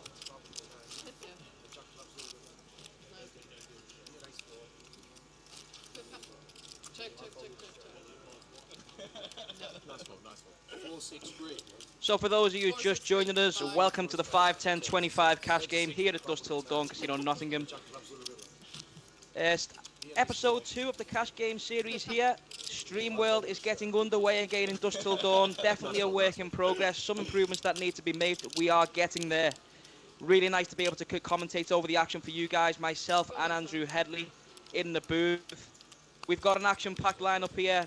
The action's been plentiful so far, and it's still only early in the night. Some of these players will definitely be looking to make an impression for themselves. Some big pots going to be taking place. Pink chips are worth 100. We have some plaques in play as well of bigger value. I think they're 500s. And the action is on the hijack. Kev coming in for a limp in the hijack, mixing between a raise and limping strategy. Richard coming along with the 9-7 off in the cutoff. Tom decides to come along as well with the pocket 8s.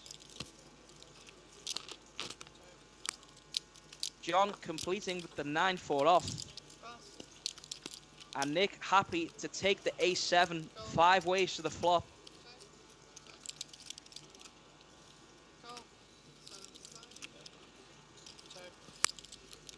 Tom still with the best hand here. Nik's decided to come out with a bet for 75.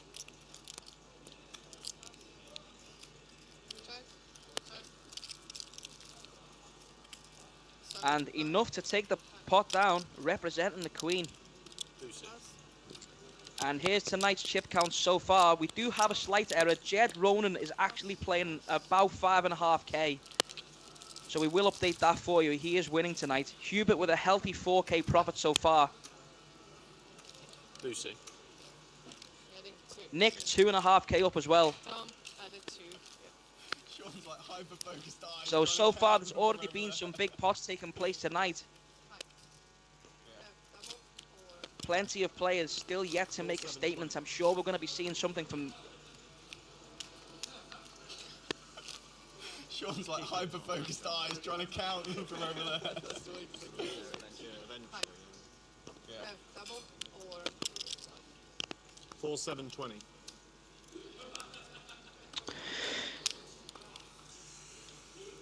Keep putting on. So Richard seems like he's a player that likes to be involved in a lot of hands. Coming in for a raise with the 10-9 off from the hijack. And Tom peeling premium with the ace-king off. Chooses a chunky 3-bet size in position, 350.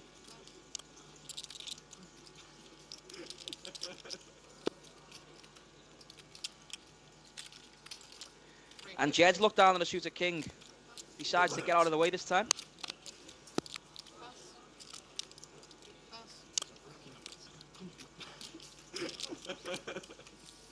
And Richard's decided he's put some chips into the pot and he's not finished yet. We're going to be going heads up to a flop in a £750 pot. And it's relatively clean for Tom, flopping top pair, best kicker. Expecting this hand to just go bet fold. Not enough going on here for Richard.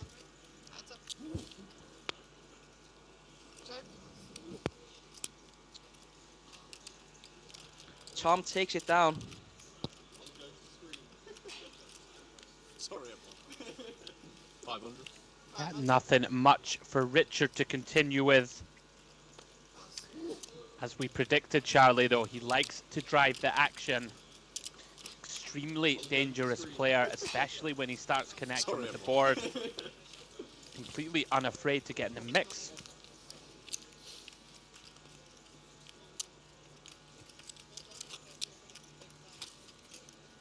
Anyone just joining us, guys, in the YouTube streets, please feel free to interact with myself, Andrew Hedley, and Mr. Charlie Reed on co-coms.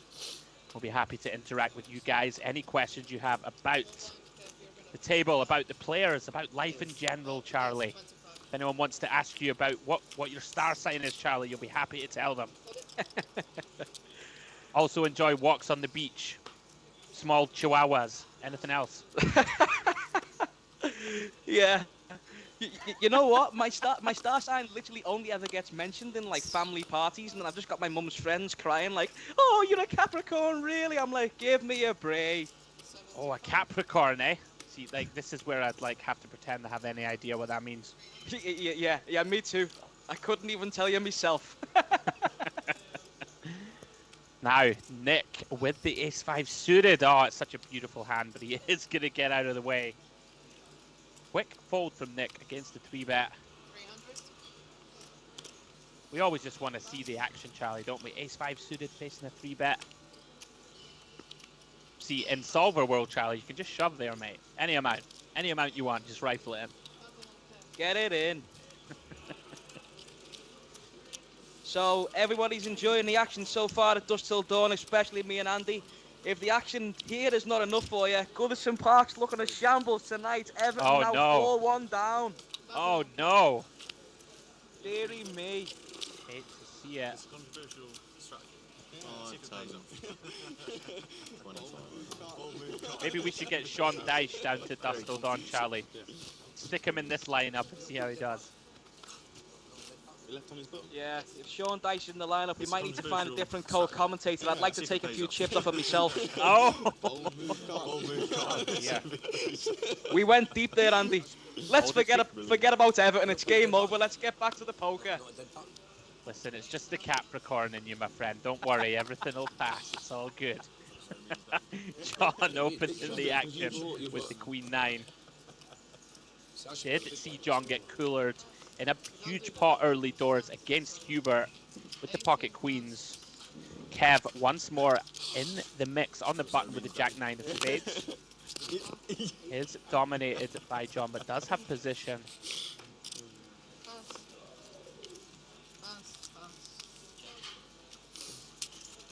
Both players flop fairly well. John with a gut shot and some backdoor flush capabilities. Kev with the open ender and backdoor spades working for him. Yeah, these really are attractive hands. Very easy to get attached to. You've got queens working, sevens working, and of course the backdoor spades. John does check call flop. And a very good opportunity here for Kev to find another barrel. Should get the job done. Yeah, that's it. They invited back. You do Does fire away on the turn. You call someone down with A-side and they've got a boat. Big fan of this sizing. Typically on these double flush draw boards, you want to choose pot and above. You can see John here, Queen at 9, really going to shrink up here, Charlie. Can't imagine he's going to continue. Yeah, that's pretty much. Yeah, I do like Kev's play. He seems to be relatively aggressive in these sorts of spots, and he's got a good hand to continue with. Very much equity driven. Queens, sevens, and spades working for him. A nicely picked up pot from Kevin there. Nicely timed from Kev. Up around about 2.3k on the day, I believe. Bought in with 4k to start the stream. Hubert has doubled his stack up to around about 8k. Richard down about 1k since sitting down. And John, unfortunately, forced to reload after getting stacked with the queens early doors. There's really no way to get away from that spot. Guys, this is episode 2 of our cash game series here at Dusk Till Dawn in Nottingham. Coming to you on a 30-minute delay to protect the integrity of the game. You know, you've got a boat, mate. Typically, Charlie, as these streams continue, the action starts to get faster and faster when the players relax. Especially towards the end of the streams, I've noticed you get a lot of aggressive action. The players know it's winding down.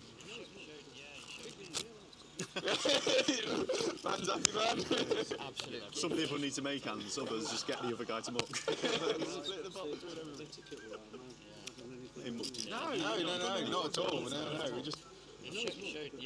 Action folds round to Richard on the button. I think the correct etiquette is to give everybody else an table. Split the pot between everybody. Does raise to 75. No etiquette. We have seen Hubert take some very passive lines to flop. Not looking to inflate pots. Sausage. Potentially not the worst idea, a very splashy lineup. John does come along with the 5-6. Hubert once more flopping best. No player with a spade in their hand. Richard just with a gut shot to the low end of the straight. Big sizing from Richard. Hubert, we just go messaged me nowhere saying with top pair. Like they thought he turned it over. Hot size bet from Richard gets called very quickly. Yeah, no one with a spade in hand here. I'm not too sure what I think of this flop size, and Andy, three-way playing such deep stacks. I think we just need to be a little bit more careful on a board that can just change a lot, especially on a card like this, the 8 of spades. Monotone boards, my friend. typically want to use a lot of small sizings when you see 3 cards of the same suit. You know, often if Hubert has a hand like pocket 8s, pocket 6s with no spade, even a hand like ace jack no spade, you know, you're going to start putting hands under pressure immediately, a hand like 6, 7 of hearts and the like. And often when you bet large, you are just betting, you know, into a very strong range. And Hubert finds a little value bet on the river. I've been very impressed with him, Charlie. He's been quite tight pre, but seems to have good awareness of where he is post. Yeah, it's been an interesting display from Hubert so far. He's not put much wrong.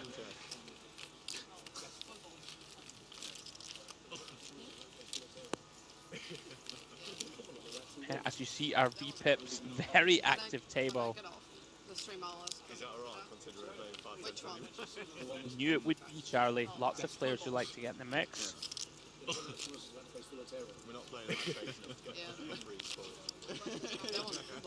Yeah, Andy, definitely some players here to make an impression. Feels like the players at the table becoming more comfortable as the minutes go by. Several times left to impress on tonight's live stream. Here at Dusk Till Dawn. 5, 10, 25, no limit hold'em.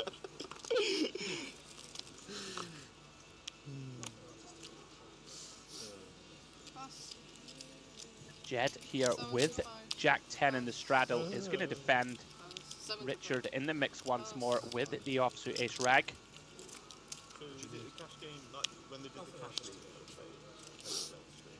And look at here this. We go, some action developing here for sure. Richard with top pair with the backdoor nut flush draw. Ged with the open-ended straight draw with the backdoor flush draw of his own. Yeah, I kind of expected a little bit of this, Andy. I'm not too sure how much donking we're supposed to be doing here, but Ged deciding to take the aggressive route with his jack high. Yeah, typically not going to donk many ace high boards. Yeah, I think I had the biggest. I had the Richard biggest is going to call in position. But I didn't beat the guy that ran the festival was the one that got the most big blinds in the cash game, and it was on my. And wow, improves 2 trips. Ged quickly shuts it down on the turn. I think so. Very clear value bet here for Richard. Yeah, quickly fires in a bet of around about 2/3 pot. A little bit more. Part of the problem with donking these spots, Charlie, you get into some very awkward spots on the turn unimproved. Is it going to call, though? We can see that if he does make his hand here, could be potential to win a very big pot. This could get him into some trouble. Does it river 2 pair? Very easy value bet for Richard, and he goes very small. Perhaps recognizing that he wants to target a hand like a 9, or even a hand like a 10 of Ged. Some 8x in there. Quite like this sizing, Charlie. Going for thin value against, which is a pretty weak looking range of Ged. He's going to pay it off. Yeah, I really like this river sizing here from Richard, Andy. Just giving Ged like a 5-to-1 price on his money. Like, when you river a 10 there, it's going to be tough to throw away, but pretty clear that Richard is value betting here, and we're not beating any value with Jack 10. Nice size there from Richard, getting the extra £200 from Ged. And scoops in the 4-figure pot with the trip aces. Yeah, nicely played from Richard. Same situation, Sean. Yeah. Of course it is. 25 was a big blind. And turn in and pop. Yeah, Ged going for the unconventional lead spot there on the flop. Thing is with Ged though, Andy, is when he does make his hands, it's really, really hard to believe him. He's such an active player, and I really do expect him to be involved in some big pots some point for the rest of the stream. He's already been involved in his fair share already. Such an interesting, tricky player is Ged Ronan. Yeah, absolutely. Even in the booth, I'm having trouble putting him on some hands. So when you're at the table with him, for sure, I think is the type of player that will get paid when he makes big hands. Yeah, he's got A couple of potential clashes here. Ged under the gun, waking up with ace queen. He's just got Kev battle him. He's just got Can't imagine he ever folds here with a single raise.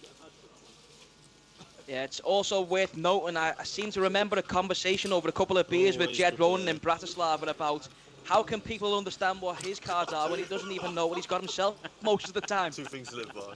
Raise to 80. Very fun player and lovely guy is Ged. And we wish him the best of luck.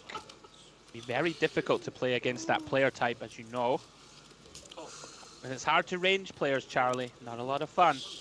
We are going 5-way here. Everybody with a little something. I just know it was. Nick did have the opportunity to squeeze.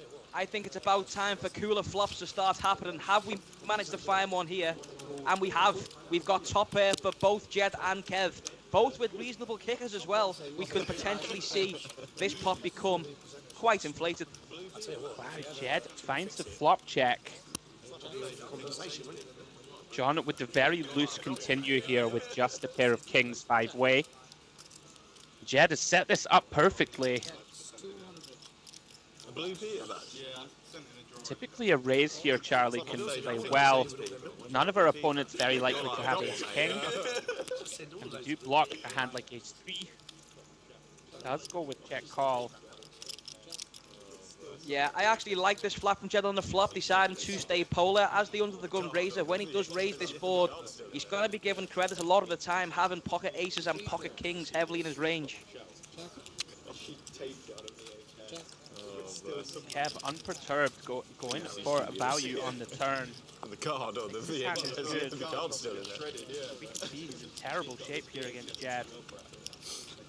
Also worth reminding as well that the stack size of Ged there is incorrect. We are working on getting that made accurate for you soon. So Ged does have more than 3K behind, hence why he hasn't gone for the all-in on the turn here. And on the river, what will the dealer bring? Board does essentially brick out. River is the deuce of clubs. I ran with mum. And also my dad. Kev has probably his weakest value bet with the ace jack here. He's going to certainly check back river and lose with ace 10 and ace 9 by folding. 7-year-old It's versus going to go for it. Looks like around about 40. That would have been, yeah, I mean, pick up a child. You personally or your robot? He does decide to check it back, Charlie. 7-year-old Save versus the himself robot. some money. I mean, that would be pure entertainment. Another pot going Jed's way. Oh, yeah. Yeah, I really like this check from Kev. It was well timed, as you can see. It's just tough to find which hand could possibly pay a third three to value. Not expecting Ged to call flop with King X with player behind him. This can definitely start folding on the turn. Really, we only get value from ace 10, it would seem, on the river. Definitely a well-timed check there from Kev. Saves himself what looks to be around half pot on the river. And Ged scoops in a nice pot again. That's why I put them back. Yeah, a bunch of the wheel aces either make two pair or a straight. Trying to get paid by ace 6 through to ace 10. Does find a nice check. Another nice pot for Ged, who after a pretty rocky start, Charlie, is really starting to come into his own now at this cash table. Yeah, it was. It's a fair point.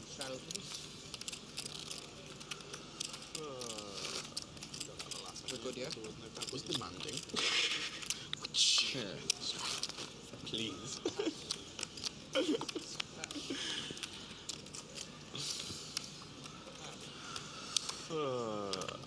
got to have a laugh, haven't you? Otherwise, no point being here. That's true. Pass. Pass. Pass. Pass. It really does seem like we've got quite the Ged and Kev show tonight. Call. We've seen last week from Kev in the 5, 10, 25. He's a player that likes to be involved. 80 in total. Plays very aggressively as well. Both of these players have had history tonight, and here they are again, heads up to the flop. Good shot for Ged and ace high for Kev. 6s and 9s now working for Ged, as well as his heart. Check. And he is going to come in for a stab with the 8 high, and that should be the job done. Yeah, very nice combo here for Ged to use as a semi-bluff. Wow, is Kev really going to call him with that? Ace-9, no heart. That is a real non-believer turn call. Now, Ged, can he find the river bet to force this bluff through? Gonna have to do it, Charlie. Probably one of our very best bluffs. Do have a heart to block some potential slow play flushes. We have 8 high. Our opponent can still have just a bunch of king, queen, ace highs of their own. Very nicely played from Ged. Finds the river bluff. Breaks in another one. Very, very light turn call there, Charlie. Yeah, ace 9, no heart. Yeah, that was a turn call that I wasn't expecting, Andy. Not a hand to find a call with on the river and ace high, but interesting to note how after Ged bet 225, he immediately looked at his opponent to see what he was doing. Maybe a little telling there of weakness, but no calling hand was there. So again, a matter of good timing from Ged, taking it down with the ace high. Collusion, you know. Putting on a go again. Two people trying to get another person tilted. Absolutely finding momentum. Definite fun dynamic developing between those two. Every time. Please share. Please share. Please share. This is not work the way I planned it.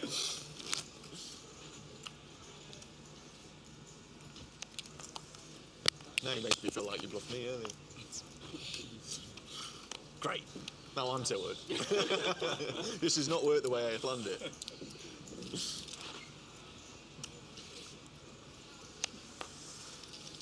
Action does fold round to Ged with the 6-3 off.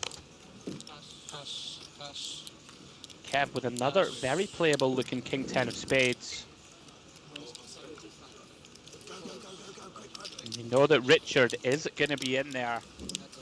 Unbeknownst to him, Ged just folded 2 of his outs. Great flop for Kev. And should done with. If Richard wants to get really out of line. He is going to float, Charlie. 6 high, no club. We are in the streets today. Now, can Kev find the check? 50. It's not very typical on a board that's pretty wet like this. 2 check. Obviously, we can see Richard drawing dead. And he's called again. What's going on here, Andy? Double float. Oh, find a check, Kev. 150. Let us see what happens. He's going to check this board very often. Wow, he just goes for 3. Goes for 3 streets of value, targeting 9x essentially. Look at this! Here comes the raise! Wow! Richard Berridge, if it doesn't work, take a bow regardless. The double float with 6 high, no club. And Kev is in the bin here, Charlie. Kev has really put himself in the blender here. He's called off as well. Look at this. This is what you call power poker, ladies and gentlemen. Wow, what a hand. Oh, Richard Berridge. I love the heart shown. Gotta hand it to him. And Kev, he didn't even think long, Charlie. Just picks it off. You've got to take your hat off to Richard for finding that bluff there.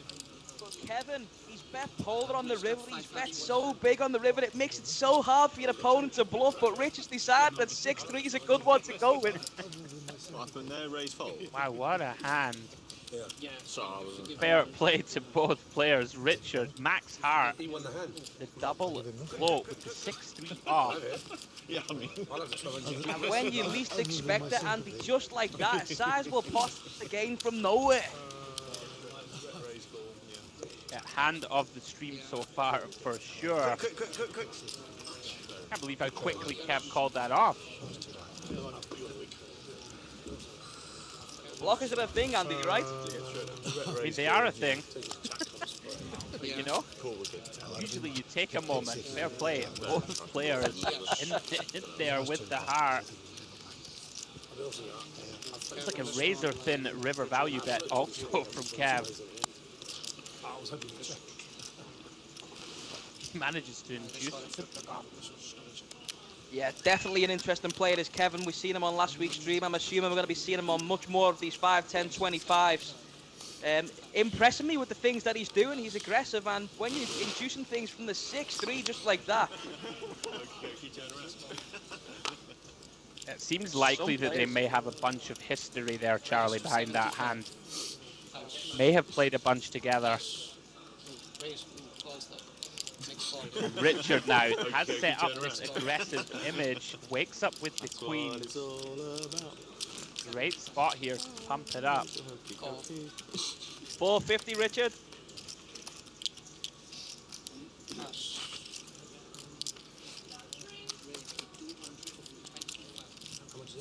Does he left for the small size again? Very small size in, yeah.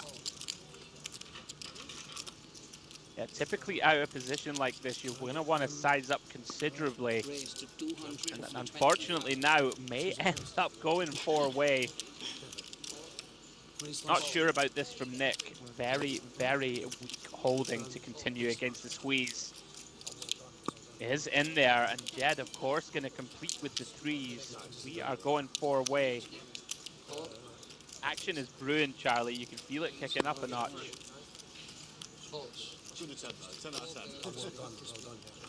Queen 7-3, any chance, dealer? Flop is King 10-4. Queens are still good. Can't be thrilled about this flop, though. Good attempt, though. 10 out of 10. Nobody really has anything to work with. I'm going to go for a wild prediction, Andy. I think Jed's going to win the spot. In position with the pocket 3s. I don't think he's going to win it now. I really like this from Richard. Does find a turn check. Look at this. Yeah, I like this from Richard. You know, you are going to induce some bluffs. We still get some pot control here and potentially get 1 street of value on the river. An extra sweet chili with it. That's it. That's 275. Oh. Can I get one more of those? Bottle of water, Jed. What are you talking about, bottle of water? Well, you know that Richard is not folding turn from what we've seen. Keep it. So, no worries. Does make the call, and Nik, this is what happens when we get in the mixer. 275. How cool was it the way he just slapped in the 11 black chip there? What has happened? No, Tom can't have called the turn. This must be an error.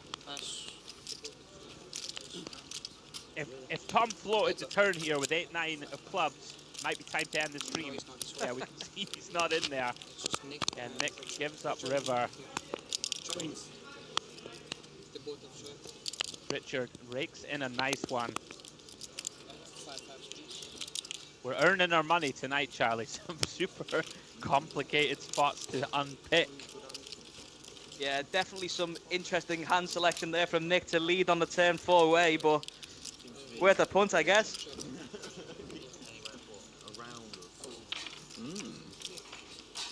Oh, he's good hands. Yeah, bluffing in multi-way pots, Andy, always a difficult thing, but you'd expect to want to be a little bit more equity-driven than just ace-high there. Yeah, possibly a little frustration from Nik there. VPIP in that hand pre has been pretty tight so far on this cash game stream. And you know, when people are clicking buttons, Charlie, you often end up doing it yourself. Just gonna have to smile off with the camera. Guys, if you are just joining us, welcome along. This is episode 2 of the cash game series here at Dusk On. Myself and Mr. Charlie Reed will be here for another around about 2.5 hours or so, we think. I was about to say not on camera, like. You have an happy ending. Right, yeah, of course, because it came out happy. That feels nice. I'm say not in front of the cameras, like the cameras matter. Like if it was in public, yeah, it'd be absolutely fine.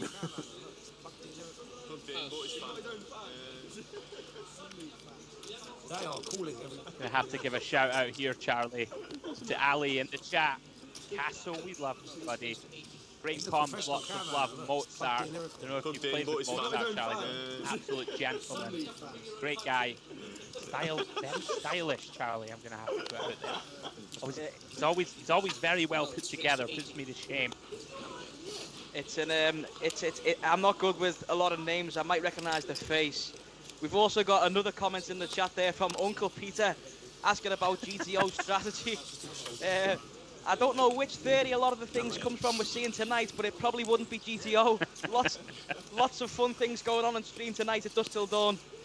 Really keeping the eyes peeled here. On the edge of the seat, action is definitely brewing over here. This table is GT whoa. That's all I can say. GT no. Wild. GT whoa, baby.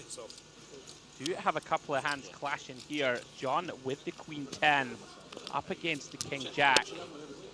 Both players with the diamond. This could get very spicy, Charlie. Kev does have the best of it. Top pair and the better flush draw. No way Jon can fold turn, I don't think. Certainly a spot he could consider to start turning his hand into a bluff. Does just call. And wow, gets there on the river, improving it to a pair of queens. Kev likely going to check this one back. Yeah, does go check, check. Jon going to win a nice pot of £500. Feel like that one could have got bigger. Yeah, it was pretty tough to determine what Kevin's river action was going to be there after we've seen him play the middle pair with the King 10 a few hands previously, but as expected this time does decide to check back his option. I've got to win one or two hands, haven't I? You would get into the diamond. That's what Sorry, sir, you can't charge your phone. Richard's getting nice and relaxed, getting a massage whilst playing poker. Getting a free charge. Something you're seeing much more of these days. I've got quite a problem myself. Sorry, sir, you can't charge your phone here.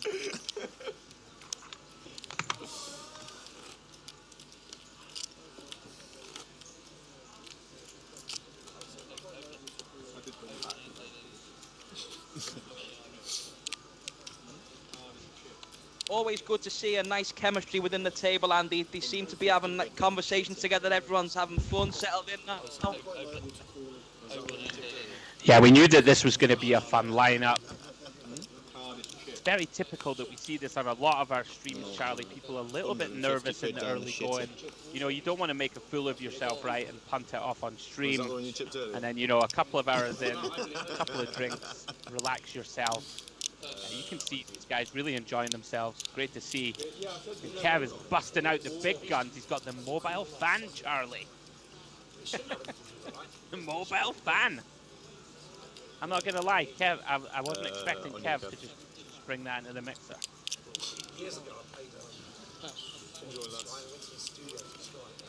The question is, does the mobile fan put any of the other players at some sort of disadvantage? Raised to 75. The cunning plan. Enjoy, lads. They are going 4 away. Queen 7-8 with 2 spades. Jon with a big flop. Flops bottom pair and a flush draw. Not too much happening elsewhere. Gut shot for Nik. Hubert with 2 overcards. Does come in for pure value, Jon, on this turn. Makes 2 pair. We have seen Richard loves to continue with these very light gut shots, Charlie.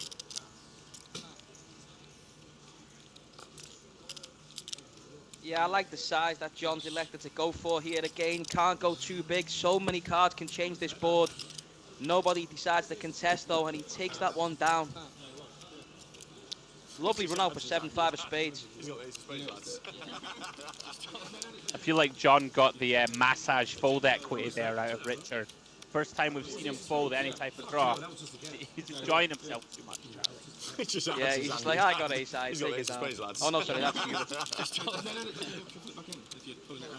Changing it. Oh, okay, fair enough. I thought you were just changing. What was Richard's hand, Andy?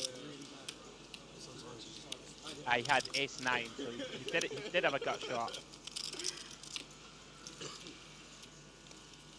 But did make the correct laydown. It was there. really bad.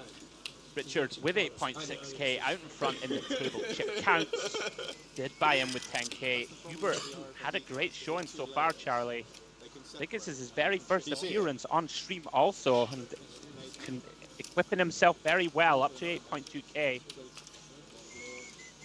Jed also playing well after a rocky beginning, settled right into the flow. And they can chip off. Nik and Tom looking to get something going. 149.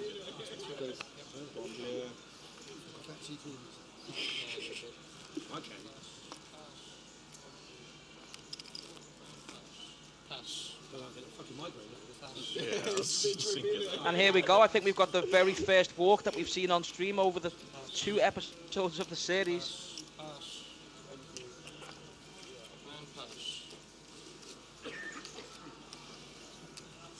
See the VPIP there, Richard, 60%. All pass. Yeah, we got that. Very aggressive table, as you can see, everybody in the mix. We love to see it. Another couple of hours on stream, guys, with myself and Charlie. And guys, if you ever want to continue to follow things happening at Dusk Till Dawn, please follow us on our socials, Twitter and Instagram at DTD Club and at DTD Live. Give us a like and a follow and all that good stuff.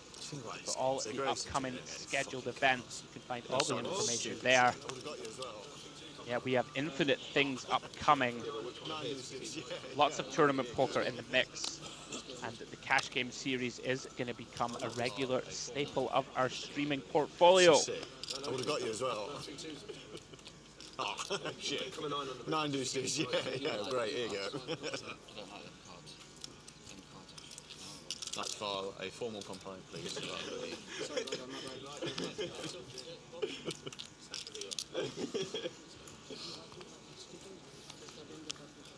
Oh my god.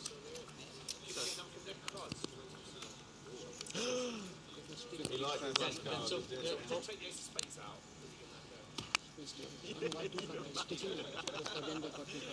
Oh my god. So sick.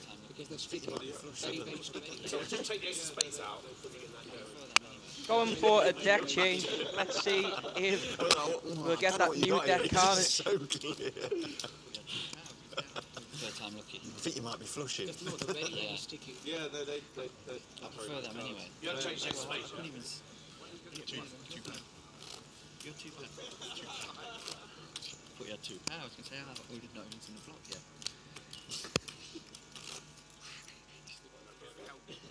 Third time lucky. One who's going to get bust on this hand? Aces beat aces with the flush. Oh, look how careful he's digging now. Look. Aces beat aces with the flush and like pass. Back into the action we go. Richard opening the ace-5 of clubs. Hubert with the queen jack does call in position. Been very impressed with Hubert, Charlie. Clearly a little inexperienced, especially on stream, but has been patient, played his hands well, not gotten too out of line.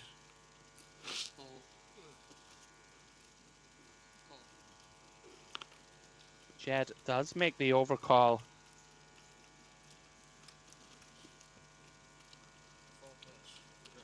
We are 4 ways. Flop is 8-5-4. Richard does flop best. Middle pair in the backdoor nut flush draw. Nik with bottom pair and the same. Not too much happening for Jed or Hubert. Jed is going to take a stab here 4-way. Very interesting selection. Ambitious Charlie, shall we say, to get that through 4-way. Richard is going to call with ace-5. And does Nik come along as well with the bottom pair and also backdoor nut flush draw? We've got some turn cards here that might create some more action for us. Does make the call. An ace would be a disaster for Nik.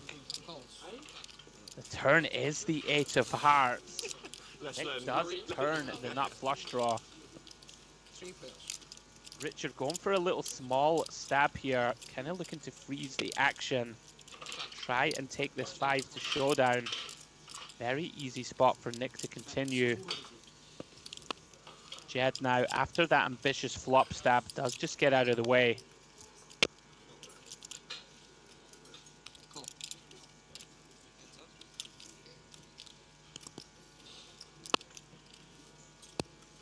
River is a brick.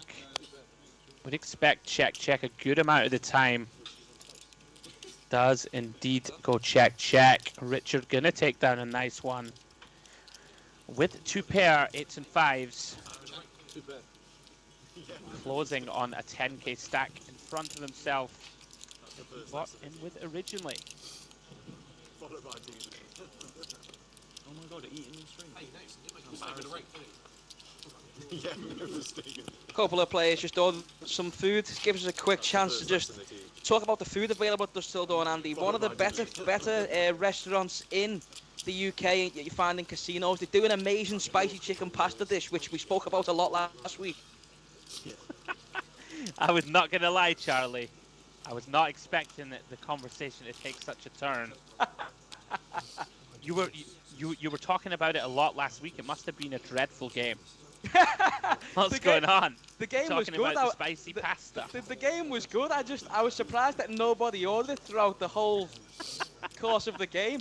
And here you go. The waitresses weren't very happy because next minute there's 34 spicy chicken pasta getting ordered around the room.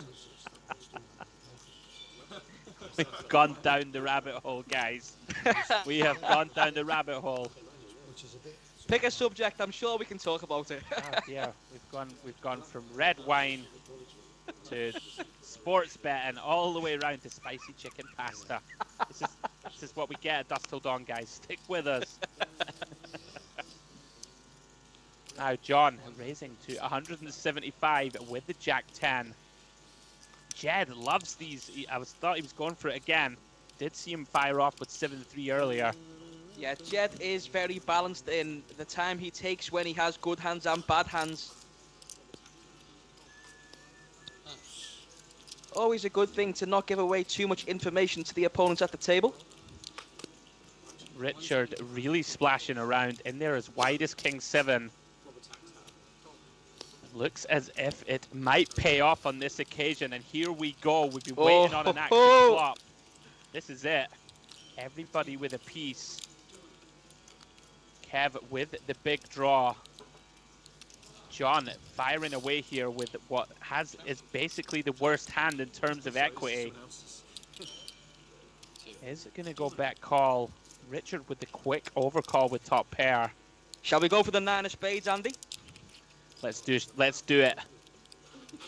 Sorry, this is someone else's. 5 of spades. Turn is the 5 of spades. Very interesting to see how this develops. John, you would imagine probably checks back turn. It's difficult to say at this table though. Part of the problem of holding the Jack of Diamonds is going to wait one of your opponents to a king more often, blocking those Queen Jacks and Jack X of Diamond draws. Would like to see Richard go for a little value here, but he does check. Wow, John's going to try and get value here from his 10. I think this is too thin, Charlie. Yeah, when Kev calls with a player behind, he's kind of condensed to really strong draws and some King X. Richard definitely capable of having some value time. You just value time yourself here for sure. Always a good thing to look to where to get value from in cash games, but in this spot maybe has value inside himself a little bit. Of course, much easier for us to say when we can see the cards. Yeah, I mean, Richard gets a showdown there. Trying to get called by a 6 potentially. Also can open yourself up to get check raise bluffed, right?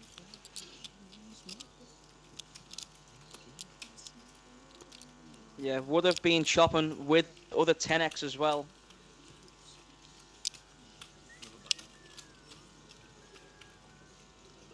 Yeah, and Richard now in profit. Well, it's down to 8k, now up to 10.5. Teenage. Another banger. Another banger.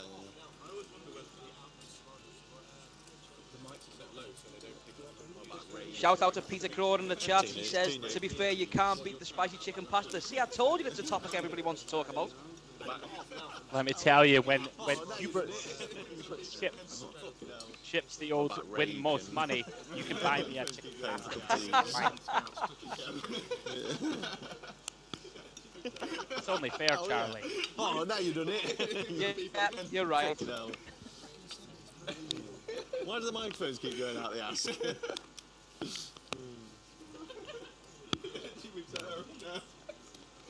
You missed the whole gym or fixing section of chat. Raise to 75.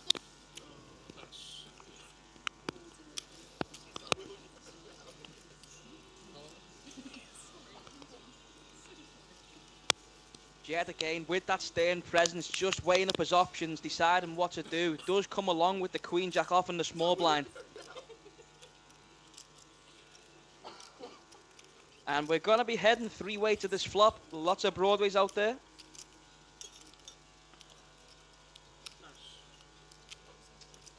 And look at this, a flop that is connecting heavily with Jed and Tom.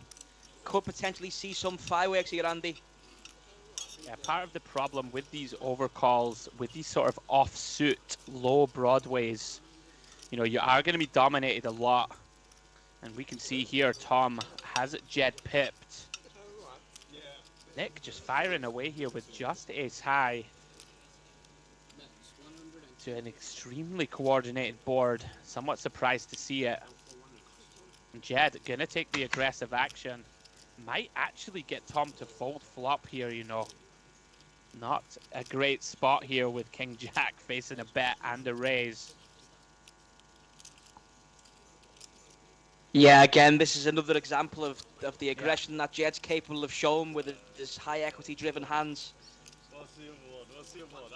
Decides to put it close to that one. Tom not happy. He says, what's the other one? Yeah, nicely timed from Jed. What's the other one? What's the other Gets one? the better hand to fold. I'm a dirty. I can't. He might just rifle it in with me. Yeah, Nik might be slightly overdoing it with the bluffing there with the ace of diamonds in hand. That board is going to connect heavily with the hijack and the small blind. Did get put in his place though when Jed came straight back in with the back raise.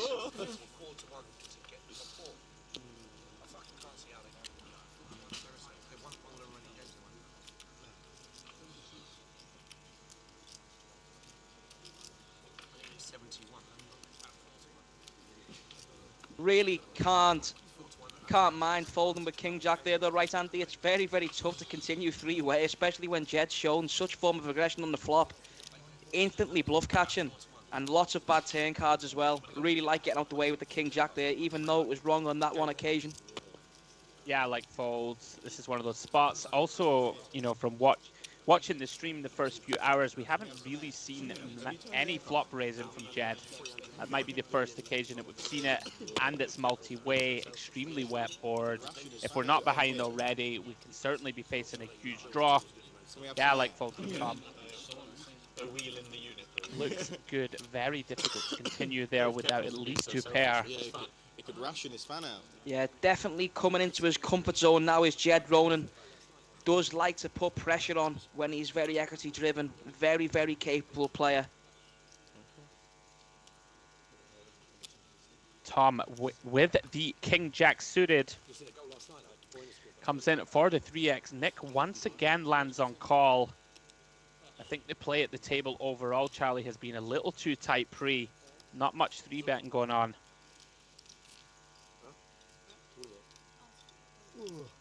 I can confirm the last time Jed folded 7-5 suited it was 1996. I can also confirm that Mr. Richard Berridge has never folded ace-10 suited in his lifetime. Right, interesting lineup of hands here. Could be going 5-way, and indeed we are. Not a case in any way, shape or form, but there could be some carnage here.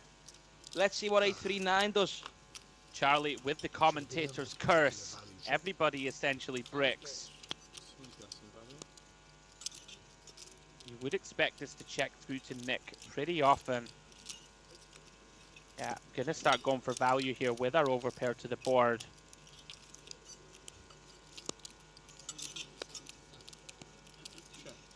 Looks like he's gone for a roundabout half pot. Yeah, I'm a fan of this size and choice, Andy. Again, it's a rainbow board, so we don't mind inflating some money, but again, we are so multi-way, so you can't just start potting this here. Yeah, Very equities easy to run run into very a better close. hand. Absolutely, equities run very close in multi-way pots. We're very likely to have the best hand, but as you say, it can't just go firing the lot in. And this is a very, very thin continue from Ged. Sorry, excuse me, Tom has they've both overcalled. Say it isn't. So guys, good luck analysing this one to the commentators. We've somehow got 3 calls here. And there's the king on the turn. Tom turning best. Nik now in a very awkward spot. And Ged could be happy just to peel off a free river card here, or does he decide to start bluffing himself? Does go for this to see the river. River is a 9. Tom going to be fairly confident here, I think, that his hand is good. Probably going to check over to Ged here. Can't imagine Nik will value bet jacks. Ged now, can he find the heroic bluff? Knows he cannot win the pot by checking. Oh, go ahead, give him the triangle dealer. He's going to have to go chunky here, Charlie. No, this one's not going to work, Andy. No, I don't think Tom will fold. He doesn't have the greatest side card. You know, having a jack in your hand, you do block some queen jacks and 10 jacks that will bluff. But once we've got here a very splashy table, getting about 3 to 1 on a call. Yeah, well, that's the thing. We just, as Tom here, we just have to be right. Yeah. Such a small percentage of the time to properly make this call. Ged definitely a capable player of both bluff and last to act, and he's going to take down this one. Call.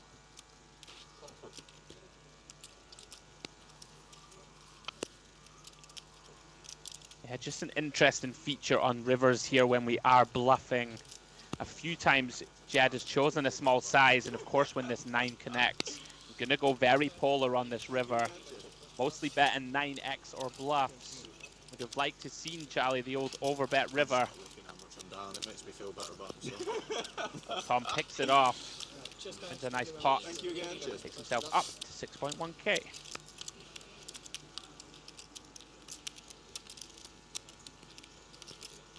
Hello. You missed it. I won a hand. I know. It's fucking new. Yeah. Hello, Lucy. Time for a dealer change. Let's see if the dynamics of this table change again once more. Chips are starting to shift in different directions now. Everybody's had their fair share of involvement. Been quite the one to watch so far, Andy. Are you rooting for me? Yeah, absolutely, Charlie. It's been a lot of fun. We knew it would be. Knew there'd be a lot of action. Been fun to sweat. Been a challenge for us to unpick some of the action. Yeah, guys, we still have another couple of hours to go. Hope you're enjoying the coverage. As always, guys, welcome along in the YouTube chat. If you want to talk to myself or Charlie about any of the hands or any of the action, please feel free. This is episode 2, guys, of our cash game series here at Dusk Till Dawn. We are playing 5, 10, 25, and occasionally 50. £50 optional straddle. You can see here we have a couple of limps from Nik and Kev. Surprised to see Kev not elect to ISO the Queen Jack of Diamonds, and he's going to be happy that he didn't.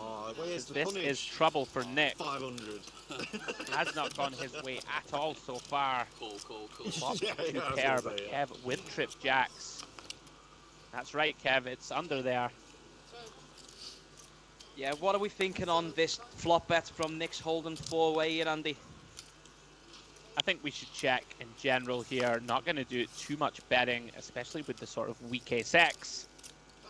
Generally, you can be either really far ahead or really far behind against this lineup particularly. Even Richard is continuing with the 4s. Nik is finding himself in some very awkward spots. Yeah, Very easy spot for Kev to go for value. Again, it's just a matter of a board. Again, we're playing so multi-way. It's just going to be so difficult when called. There's going to be a whole host of Jack-X in there. And there's just so many cards that can change the board drastically.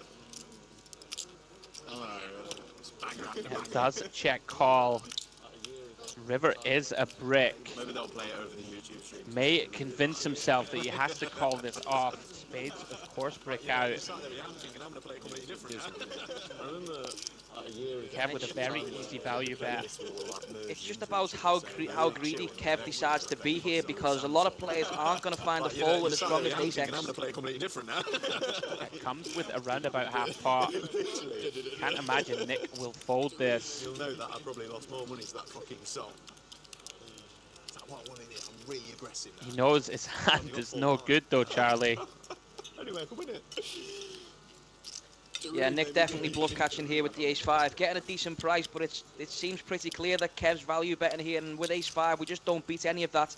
Would like to see Nik to get out of the way here, but I'm not too sure we're going to see that, Andy. Part of the problem here is that when Nik leads flop and checks turn, we can comfortably value bet a hand like ace-10 here. Does make the call, gonna get the bad news. Kev continuing to thrive here on this table, up over 7k. Played very well, Charlie. Kev seems to know where he is in hands, know how to extract value. Saw that epic King 10 bet call against Richard. Yeah, I've been very impressed. Yeah, Kev definitely not one messing around. He's been on the scene for a while. We've seen some action from him in the last stream as well. He played his hands very aggressively. He seemed to know where he was, getting paid as you say. And so far tonight, not put too much of a foot wrong, Andy. No, absolutely. Yeah.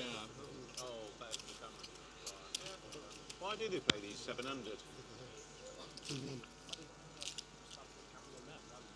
Well, I asked the question. Well, I'm not He said, complaining. I don't understand why they use these these Oh, better for the camera. Right. Yeah. back in the way over here. Action back on Ged. Wakes up with pocket 9s under the gun. Yeah, I'm not complaining. I don't understand why they use these fixed cameras. They could use PTOs on swivel heads. Like, they're not very good. If you buy 4K PTO or 8K PTO, Does come in for an open to 110. Tees would I have to buy for them to buy one of them. What we've seen so far, Charlie, Kev won't be going anywhere with the 5s. Does make the call.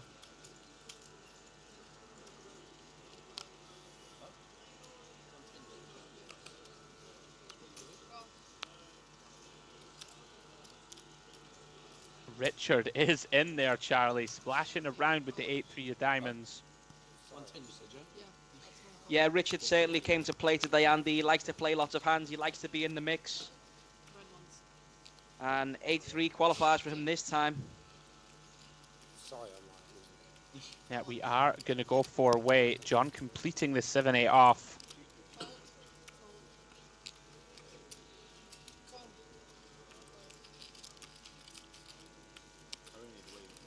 Flop comes queen, deuce, deuce. All players brick. Ged still good with his pair of 9s. I really need a weed. Kev electing to choose a small stab size here on the flop. We clear out some equity, clear out a bunch of overcards. You can see though, Ged does have him pipped with the 9s. Would imagine he will check call. You've got to call at least one street here. Does find it.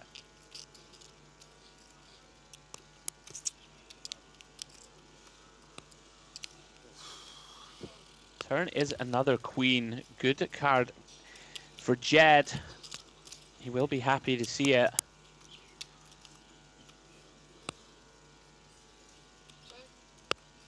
Yeah, River interesting. is a 3. It's got to be interesting to see whether Ged comes in for some value here.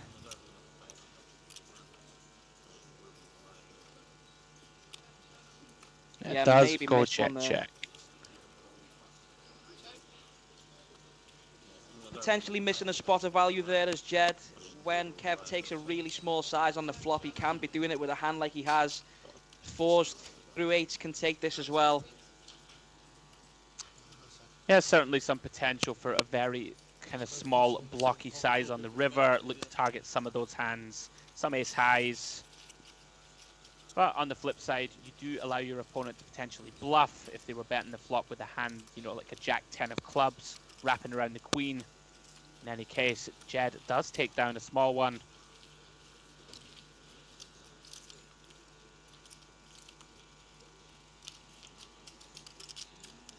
As you guys see the stacks in play, Richard with 10k that he sat down with, Hubert with 8k. Kev around about 7k. Tom and John looking to get something going, Charlie. The distribution hasn't really been in their favor, to be fair. So we've got a question in the chat asking if the main is going to be streamed next weekend, and the answer is no. The next tournament stream is going to be the WPT 500 main event final table, and until then, here at Dusk Till Dawn, we're going to be trying to do the weekly 5, 10, 25 cash game streams. So make sure to tune in every Thursday from 7:30 p.m. Yeah, very excited for that WPT 500 FT. You know I love the tournament streets, Charlie. That's my bread and butter. And yeah, the last sort of big tournament series we had on was a huge success. Looking forward to that at the end of May, guys. I feel like that's a must play, Charlie. If you're in the area of Nottingham, you've got to get in the mix. Yeah, it's definitely one that's worth buying into.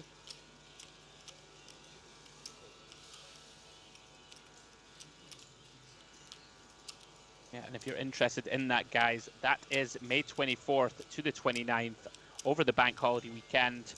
£560 buy-in, 500k guaranteed. And there are also 2 high rollers on that week, guys, each with 100k guaranteed. Live satellites available at Dusk Till Dawn. Check out our social media on Twitter and Instagram at DTD Club and at DTD Live for more information. As we see here, Ged, you weren't wrong, Charlie. Shows the heart. Is finding a nice little semi-bluff here with just ace high. Very, very difficult for Hubert to continue here with just a pair of 4s. Don't imagine he will. And again, it's the timing. It's just Ged again, just finding the spots. Just gets those feelings when he picks up chips. He's just going to take down the pot. Deciding this is the moment with the ace-8 off. Works out very nicely for him.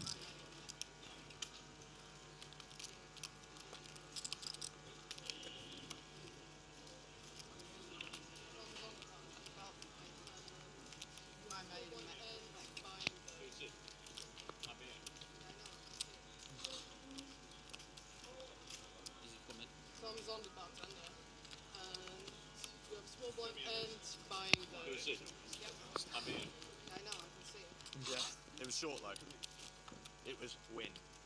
There you go. I'm in the zone now. I might have hurt myself this. Yeah, it was short though. It was win. There you go. I'm in the zone now. Opening up the action again is going to be Ged, looking at pocket 7s under the gun. Had a lot of playable hands. Even in the Ged solver, Charlie's had a few good ones. Yeah, this is one that Jed's definitely going to be looking to open up. See if any other players behind can find something to get involved with. And Richard's decided that 5-3 off is going to come into that category. He's gone for a 3-bet. I do see a pink in there. I do enjoy watching Richard play. Very, very unpredictable. Wow, Nik cold calling the King Jack off. Yeah, good luck figuring this one out again. It's interesting to note though, a lot of Richard's 3-bets have all been very, very small sizes. Definitely something that could get Richard into some trouble. Does find a texture. Things could work out in his favour. And look at Ged. He these just comes in donk for the leads. lead again.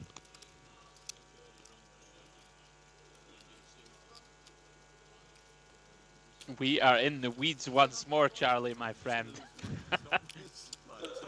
We have a donk lead from Ged. Richard calls with bottom pair.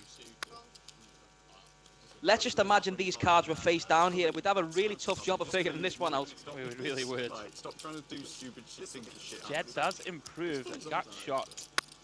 Improve to a gut shot, excuse me. 25 grand down there. That's probably the bad time to start fucking doing this. River is the queen of diamonds. Now, will Richard recognise his hand is no good? Ged, you're a wizard. Finds the showdown. Pocket sevens. Again? Yeah. Shakes it down for 1k. I'll have to stick that one in the solver later and analyse that one. And again, the V-pips are on the screen tonight. Everyone's had a fair share of involvement. Really nice to see. Everyone's taking the chance in the spotlight. Everyone's settled in nicely, having fun. The atmosphere is great. Not just at this table on stream, in and around Dusk Till Dawn Casino. A fantastic place to play poker. Really, really good stuff. Need to start announcing songs.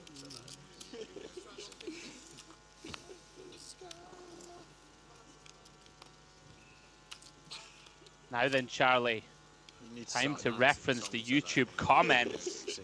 Wonder why Charlie talks different when he's commentating. Charlie Reed has been having elocution lessons on the sly young squire. It's do you know what? It's something that has been addressed to me once or twice before. I think it's got something to do with my commentary overseas in Bratislava. It was very important to tone down the scoutness. But yeah. Are you using your telephone voice, Charlie? Is that what we're doing? Not to be posh in any way, shape or form, but it'd be nice to be understood. It was a little bit, it's gone a little bit Jamie Carragher gone commentator today, right? I'm not, mate. I can understand you just fine, my friend.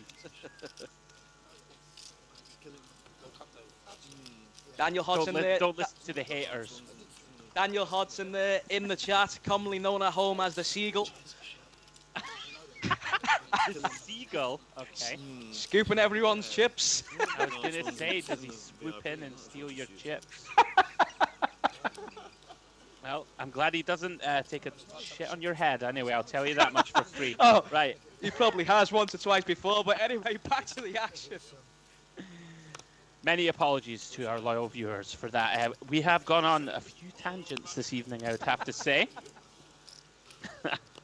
Well, speaking of tangents, John in there with the 3-4 suited. I wish I had decision. Instead of just falling automatically. Ged does have that good poise at the table. Tom Brown bringing some support for Kev. He's played extremely well, I must say. And we have a raise and take it. Richard Berridge found a hand he didn't like.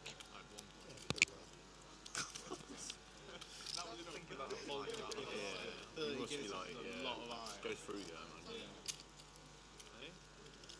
I had 1 point of Guinness in Dublin. What a great nickname, Seagull. Danny the Seagull. Lovely. In the house. You got any nicknames, Charlie? What you got? It might have been more down to the fact that I've got a few. Really heavy. I was better known in the school days as Boxhead. How's that one for you? Ah dear. I don't know what was going on in the Liverpool comprehensives. We didn't have those nicknames up north, mate. Yeah. the Boxhead. Yeah, the new one is Charlie the Robot, and the other ones would be a little bit derogatory, so we're not going to go into those ones live on stream. A wise decision, my friend. And we have lost the graphics here briefly. Probably Working perfect. away at it behind the scenes. Probably perfect timing to go off on another tangent, Andy. What's next? You know I love a good tangent. Let's try a sweat with the players. We'll try cover this one. Oh, we do have a big 3-bet pre. And hello, Jon, with the aces. Great time for the graphics to return. Makes it 400.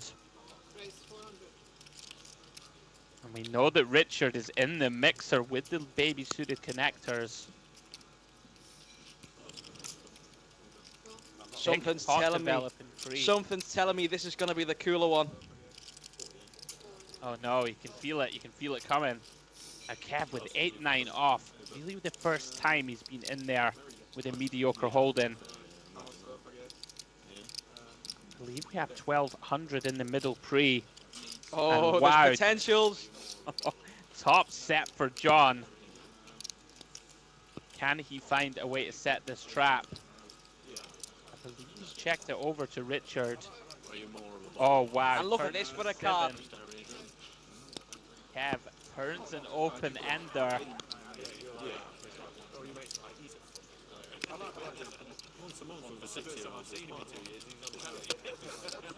We've got a comment in the chat. Let's go, Kev, the big dog Brown. Well, Kev's going to be needing a jack or a sticks to scoop a massive pot over here.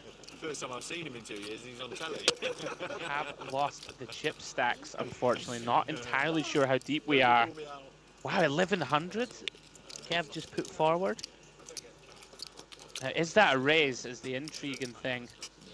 Could well be a raise. Yeah, he's raising Charlie over the small turn size of Jon. And Jon absolutely loving life, sitting with top set. Let's see your best acting job, Jon. Yeah, trying to work out if his opponent ever has a very strong hand. Typically, we are just going to call. And it's just so strong. Yeah, and this is the moment that all players on this table will be waiting for. Let's see what he can make of this.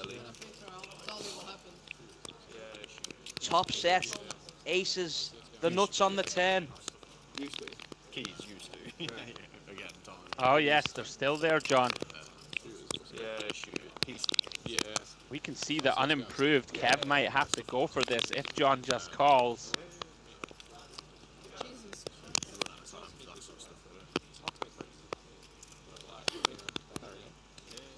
To shoot me your number or Instagram afterwards. Meet up for a drink. It's nice to meet people. It's hard to make friends if you work together. Like, Taking a very long time. He's gone all in. it is weird. Oh, he has a jam. A circle. Like people who went to uni together stick. People who work together kind of stick, but finding people. Jon has decided to put in all the money while he's got the best of it.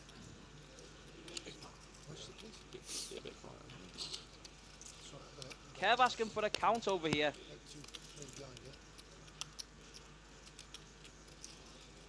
Jon has decided to run it. Sorry, I got it.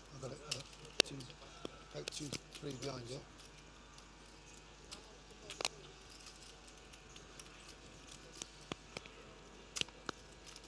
Tough to tell how much more the jam is over the bet. Yeah, Kev cursing himself here for raising turn. 8 cards are going to be working for Kevin if he did find some way to call this bet off. From what we've seen from Kevin though so far, if it's not like just a click more than something, I guess he's going to fall with 9 high here.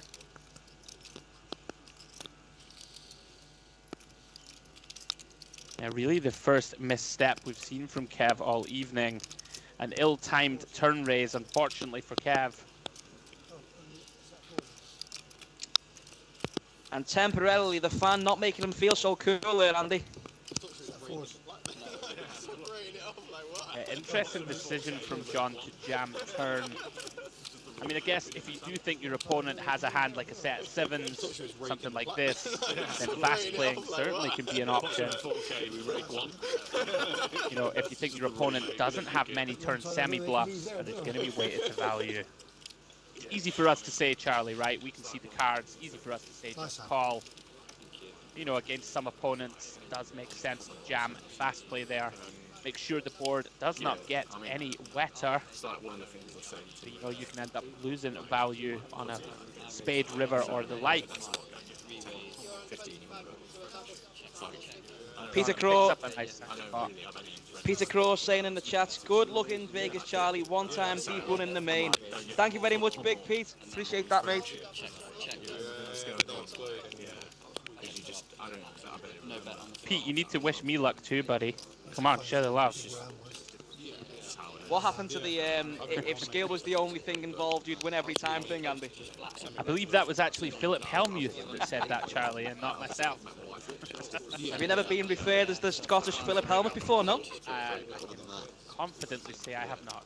Doing something wrong, my mate. I said, mate, I don't, you know, I don't have the charisma, shall we say. I'll choose that as the word. I got acquaintances from school when I see them in town. I don't think I can say the actual swear words. The red wine run good, controlling those emotions, right? I can't dodge bullets, baby. Red wine run good cures all. I'll tell you that much. Now, speaking of run good, Kev looking to recover some of the losses from that previous bluff. Does 3-bet the ace king of clubs. Nothing much has gone right for Nik so far, Charlie. If there's any justice here, he's going to ping a 7. Just needle him before you And Richard just decided to flick it in with the 9-6 off again, right? Yeah, Richard does cold call. Definitely a very fun player to have on the stream. Once more, Kev with top pair. Nothing much working for either of his opponents.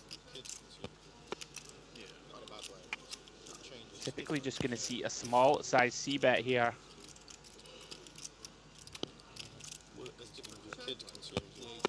Yeah, not in a bad way. Just that changes. It's different.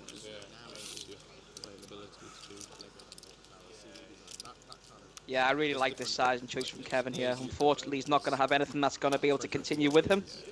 Now it's cool. My little ones, Lego and Norton Power, CD design, that kind of stuff. Unless Nick's got some other ideas, at this point it's difficult to tell. Yeah, sensing a little frustration from Nik. Nothing has gone his way at all. May think, you know what it's like, Charlie, sometimes you feel as if you're just being pushed around. Sometimes your opponent's just, oh my goodness, is he shipping it? He's put it in! Wow, he's moved in. I don't think, it can't be 2.6. It can't be 2.6k, but he's decided to go with it. Yeah, I think he just has around about 500. So then, Nik gonna be needing to find one of the 2 remaining 7s in the pack. He's gonna do the stand-up thing by the looks of it.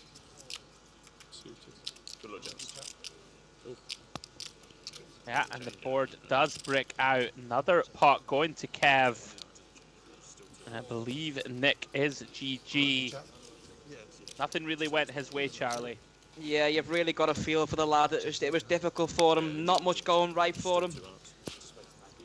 Really hard sometimes to get things together again when momentum is just not in your way. Yeah, absolutely. Another pot for Kev. Looks as if he's up close to 10k. Up around about 5k on the evening, I believe. Kev the Crusher. Kev the Crusher. I'm hearing, guys, that we will be going on a short break in a few minutes' time, just for the players to take a quick bathroom break, recount the chips, and the like. So when we indeed go on a break, please come back and join myself and Charlie. We will be back momentarily after their short break. Anyone is just joining, this is episode 2 of our cash game series, coming to you from dusk till dawn in Nottingham. Myself, Andrew Hedley, and Mr. Charlie Reed on comms. I believe we have about an hour and a half or so remaining, perhaps a shade more. Hope you will stay with us for the remainder of the coverage. Hope you're enjoying yourselves. Yeah, action's been plentiful so far today, Andy, and with the caliber of players on this table, you just don't know what's about to unfold. Well done, everyone. And look at this. Ged blasting it up to 225 with the 8-5 off. 225. Now Hubert, we have seen be extremely disciplined. Jon, considering getting in the mix with just Queen 10. Hubert wants to take one off, it looks like.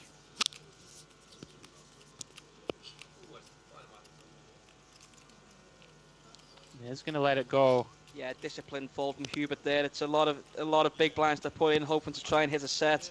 I mean, he should have just shifted free. I like the way Hubert's played so far today, Andy. Yeah, I've been very impressed actually. Yeah, he's been, you know, very patient, playing his strong hands well. We did see him trap Jon in that cooler situation very early in the stream. Holds himself well at the table, Charlie. I believe it's his debut on any type of stream. So he's yeah, handled himself and equipped himself very well. Only if there's a round of refreshments on the house, obviously.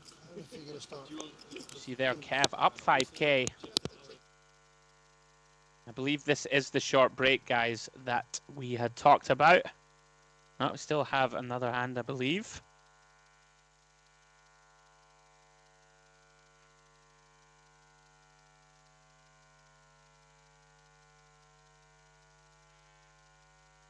Yeah, guys, that is us on our 5-minute break. So join myself and Charlie. We'll be back in around about 5 or 6 minutes' time to continue the coverage of this 5-10-25 cash game stream. See you shortly.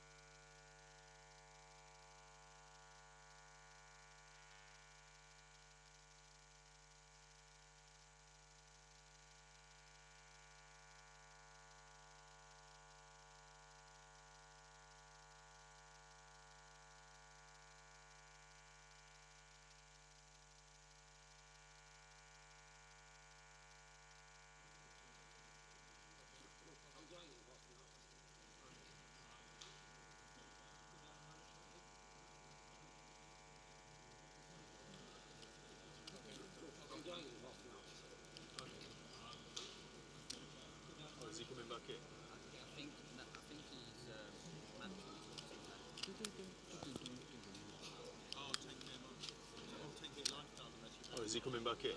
I think he's matched on his looks impact. Still there. Probably. Oh, 10k a month. Oh, 10k lifetime unless you verify. Surely we can crack on. I think he's verified for. There's still cap on it. Still waiting for Kev, yeah? Joking. I mean, surely we can crack on with that cap if he's taking it. Come on, Kev. Wait I for can you. fucking hear him talking, the bucket. Come on, Kevlin. My back is like fuck. Come on, Kev. Wait for you. Let's go. Oh my god, I'm on the button. My back is like fucked. For the 27th time tonight. Let's go. Oh my god, I'm on the button as well.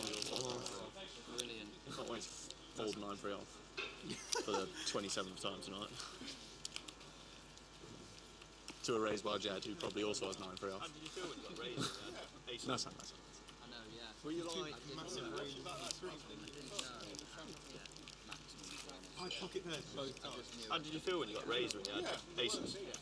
I know, yeah. Were you like? I didn't Really know. watching about that three. I didn't know how to get maximum points. I just knew I didn't want to get out for all. I mean, they weren't big. The first time, second time. Welcome back, everybody. We are back in the mix. This is episode 2 of the Cash Game series here at Dusk Till Dawn. See, we are playing 5, 10, 25 pound Golden Hold'em. I believe there is an optional 50 pound straddle in the mix. Also, myself and Charlie only had about 5 minutes. Charlie stretched the legs, gave me just about enough time to make a cup of tea. It's like when you're playing online, Charlie, and you've got 5 minutes. I swear, the older I get, the less time I have. What a life it must be to get 5 minutes online. It's not that way in cash games, my friend. You get What's the longest stint? What's the longest stint you've done, Charlie, without running to the bathroom? Was the games were too good? Online, not too long, to be fair. I mean, won't stop. yeah, I mean, don't get me wrong. I've done some really, really long live poker sessions, but I've never restricted myself in the bathroom. It's gotta be real good to get in the Well, mix to saying that, level. to be honest, there's always a game where, like, I don't know, it could be close to breaking, or like, I don't know, the card room's closing soon. You just don't want to go anywhere. Like the toilet break can wait, right? That's absolutely true. Well, speaking Look of at going this for a nowhere, flop. yeah, John ISO in the 3-5 of clubs. I believe Hubert limped in. John with a very wide ISO. And Richard does continue. C-bet of 300 from John, quickly called by Richard. And what a turn. John improving to bottom 2 pair. This is the type of texture you're going to get ready to send the soldiers into battle. I think very happy here to use large sizings. This does go with around about half pot. Been a feature of the game so far. We haven't seen many large bets or over bets. Typically here, unblocking all the top pairs and a bunch of sort of queen jack draws. Could have elected to go even bigger. Richard, not a believer, does call the turn. And now John improves to the 5-high flush. He can't know it, but a check here might elicit the most money.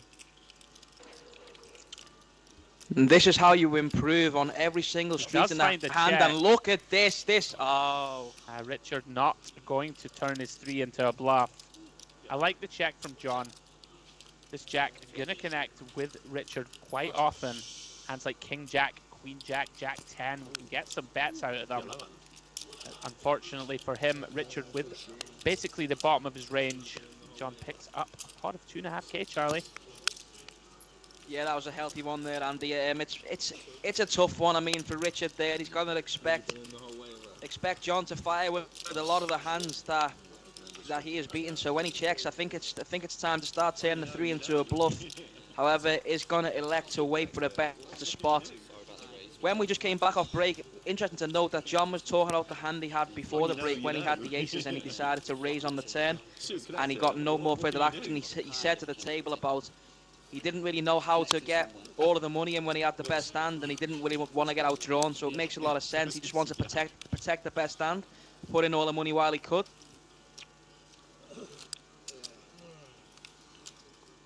Yeah, that was an interesting hand for sure, especially if you think that Kev's turn raises with.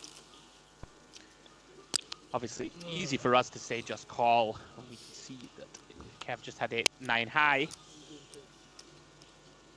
Nice pick up there, finding some momentum now after that rocky start where Hubert coolered his queens with kings. Another one of our wild cards, Ged, finding the ace-king. And in all fairness, Ged does this same tank with 9-3 offsuit. Holds himself very well at the table. We have seen Ged and Kev battle consistently throughout the stream. He's going to make it 100 to go. 175, excuse me. Richard dominated here. 175. Does defend. And now we're going to go heads up to the flop with two very fun, capable players. And how will this one unfold? Well, he has been outdrawn. Richard Berridge pings the 4. Ged, aware that this board texture doesn't favor him, finds a check. Richard coming straight out for value. That's around about 2/3. Not expecting Ged to get too out of line in this spot. However, with the king of hearts in hand, we don't know what turn cards could change the thoughts of Ged here. Pretty certain we'll be seeing a turn card though. That's what you really want to do. Yeah.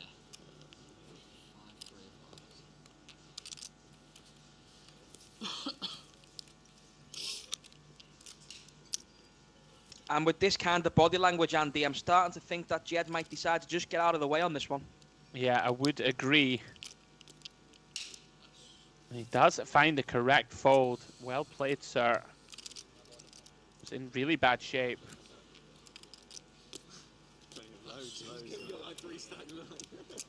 Yeah, very interesting how Ged chose the huge opening size pre-flop. He's got such an image, you know, he can do the same play with not very good holdings and ace-king being towards the top of his range.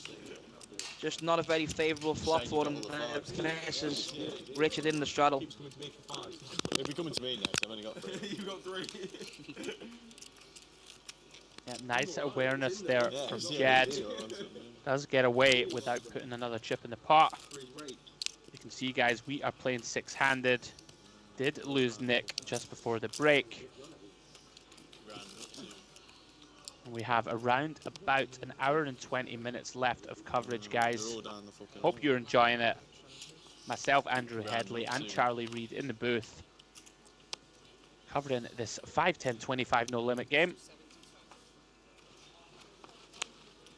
Tom gonna kick off the action with an open ace-10 off under the gun. Range to 75.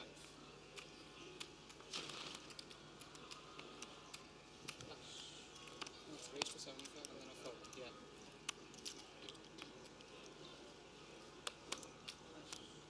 Richard finds a real hand. Pocket nines is gonna 3-bet, makes it 200 to go. Yeah, and again, we see this small 3-bet size from Richard.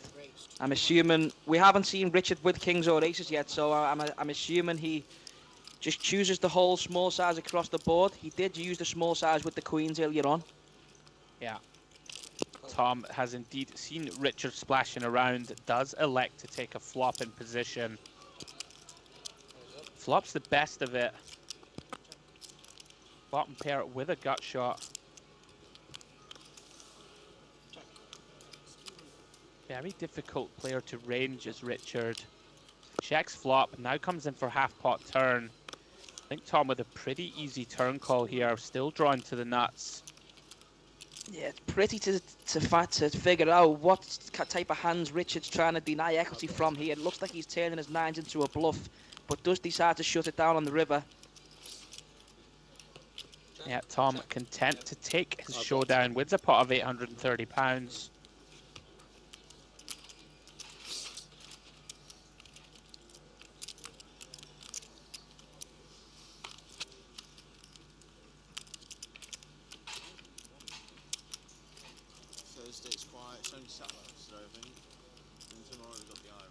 see there Hubert out in front, 7.5k in front of him.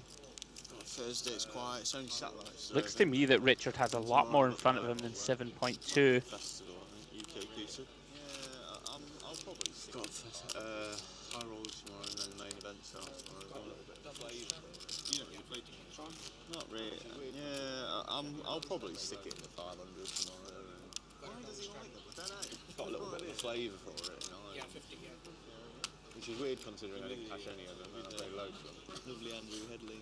Why does he like them? I don't know. No idea. Oh, we just heard Andrew Hedley in the commentary box. Someone's talking about you. It'll be the I think he said the lovely Andrew Andrew Hedley. Tom, you're an absolute gentleman. Money's in the post, son. fantastic chat.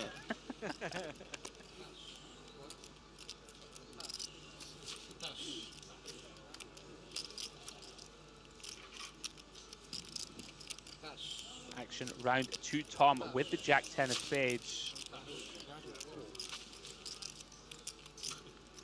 Does go for 3x against the straddle of John.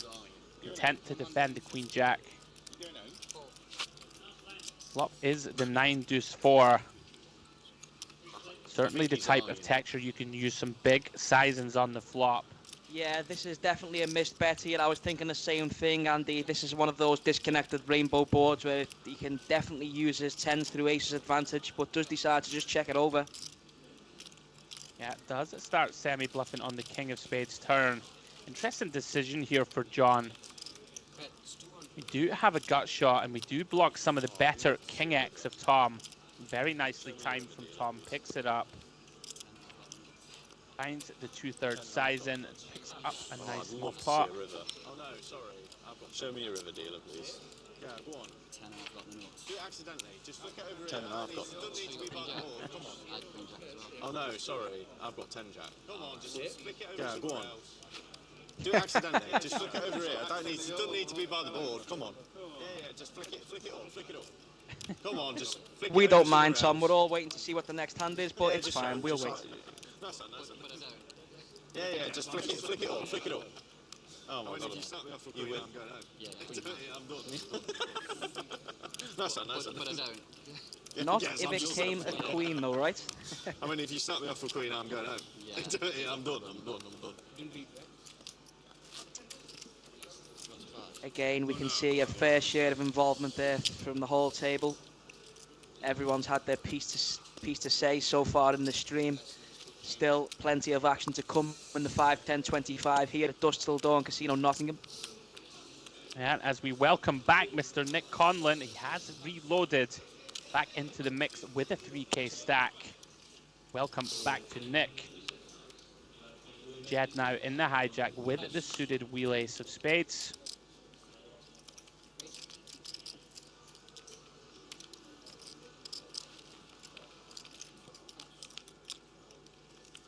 Really tricky to figure out, Ged. He used the big sizing with the ace-king. He used the big sizing earlier with some trash, and now he's back to the somewhat standard 3x open. And look at this, queens for John. Very mandatory squeeze spot here. Like to see something in the realm of around about 450, and John does find a 425.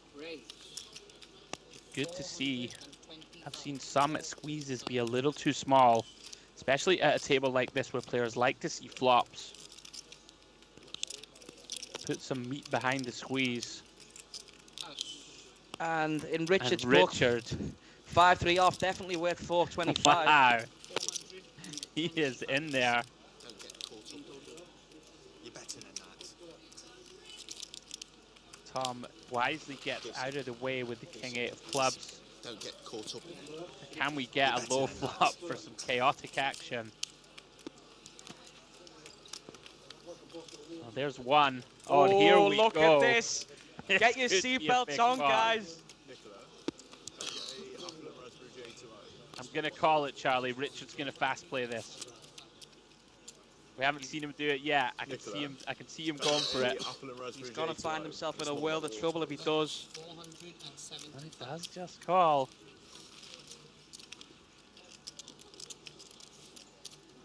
Looking for a deuce or a 7 to crack the queens. Turn is a Now. 6. definitely some bluffing opportunities for Richard here. It's going to be very interesting to see how this hand unfolds. Does Jon decide to come in again for another street of value, deny equity for some hands? Slows down. Decide to check. The most interesting thing here is the villain that you're playing against. Lots of players here, when you squeeze pre, will never have a 6 in their hand. But we have seen that Richard can have any 2 cards in the deck. But of course, Jon is going to have a pretty comfortable turn check call. Most interesting street here going to be the river. We have seen Richard shut down bluffs. Going to have to follow through on this one with just 5 high. And wow, what a great card for Jon. Make mine a small bottle, a large bottle. Does find a check. I'd like to see Richard shut this one down now. I'd have liked to have seen him go all in on the brick. That would have been fun, but this one, I don't know what to think about this. He's going to get the snap, obviously, from Jon. Actually would have liked to see Jon take a little more time river. I think there's potential to raise. You know, I mean, if your opponent has, you know, we've seen Richard can certainly have 5s, 7s, 8s, even potentially a hand like 9s, Charlie, that are going for value.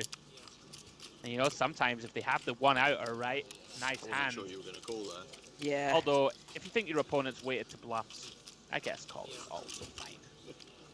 Yeah, well, from what we've seen with the aces hand and from what Jon said at the start, after the interval, he was playing cautious with the aces, just trying to take down the pot while he knew he had the best hand, and again he elects to just call rather than taking the thin value approach on the river from those hands that Richard could have been value betting. This time he wouldn't have been called anyway, and scoops in a sizable pot, queens full of 6s, and from what was looking quite a scary board, it turned out okay in the end. Cheers, mate.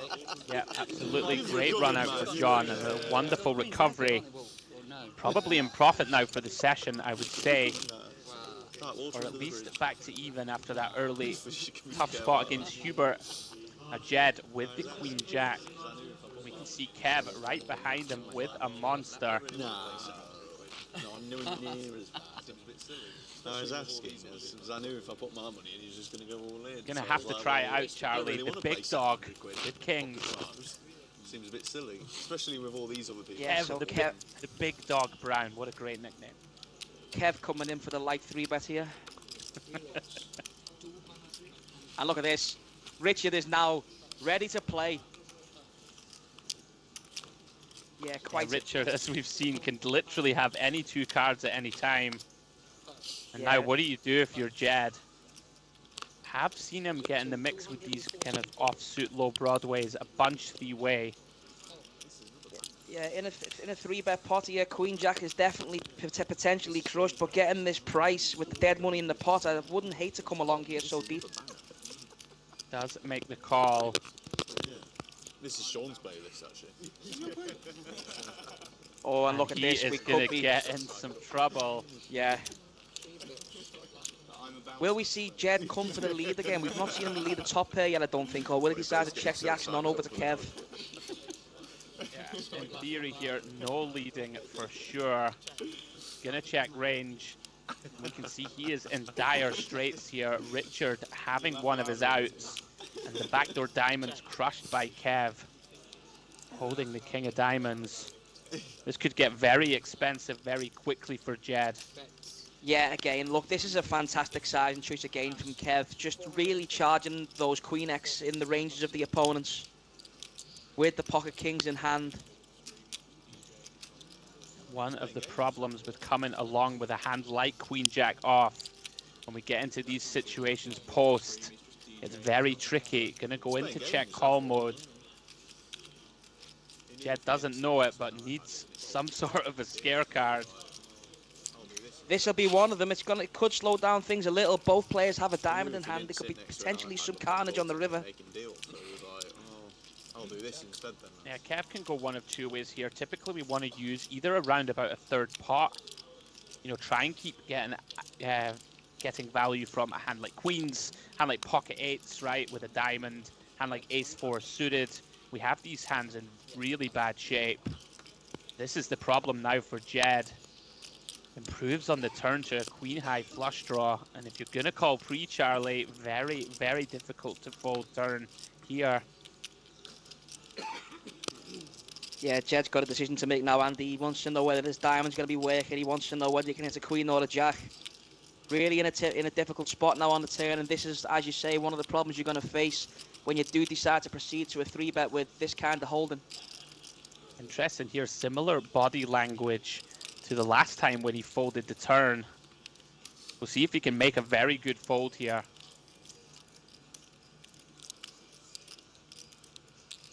Really one of the best turns in the deck, Charlie, for our hand. Yeah, don't blame him for calling the turn. This pot is getting huge, 3.7k in there. The river pairs the board. And now it's the size with the SPR just over 1. Can Kevin ever go for the thin value shove here, or will he come in for a smaller value bet? I think we have a pretty clear bet. We do have the king of diamonds, which blocks a bunch of potential flushes that Ged can have. Ged with the grimace hates his life on the river. Not too many 7x to be scared of.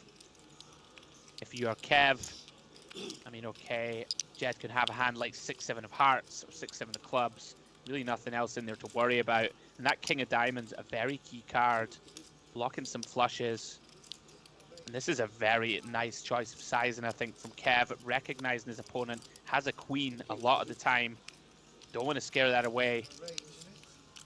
Ged in a world of hurt now, Charlie.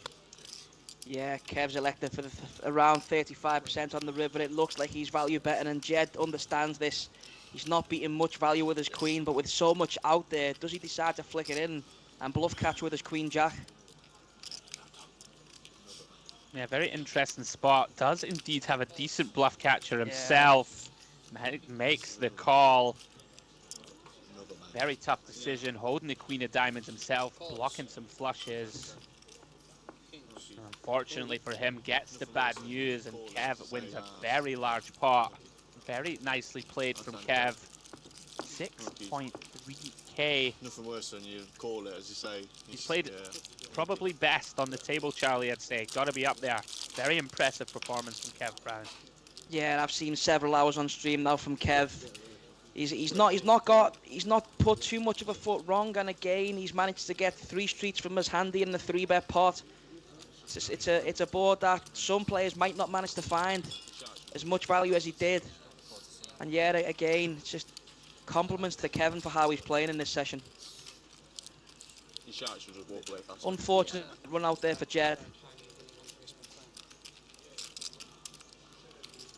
Yeah, you could see he was super uncomfortable on the river. Had almost figured it out. Not happy to have to make the call. One of the problems, Charlie, about coming along pre there in a 3-bet pot. Very tough post, very tough. Yes. Now again, it's going to be interesting to see how the dynamic of the table changes. Jed's just been involved in a big one there, coming out on the wrong end of it. We might see some fireworks igniting from his end of the table again once more very soon.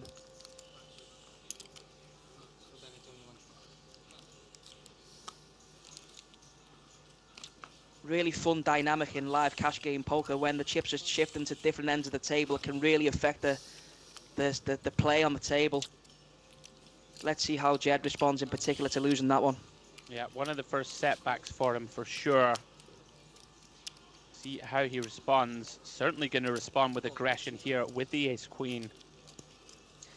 Yeah, this time I'm expecting the chunky siding to come out again.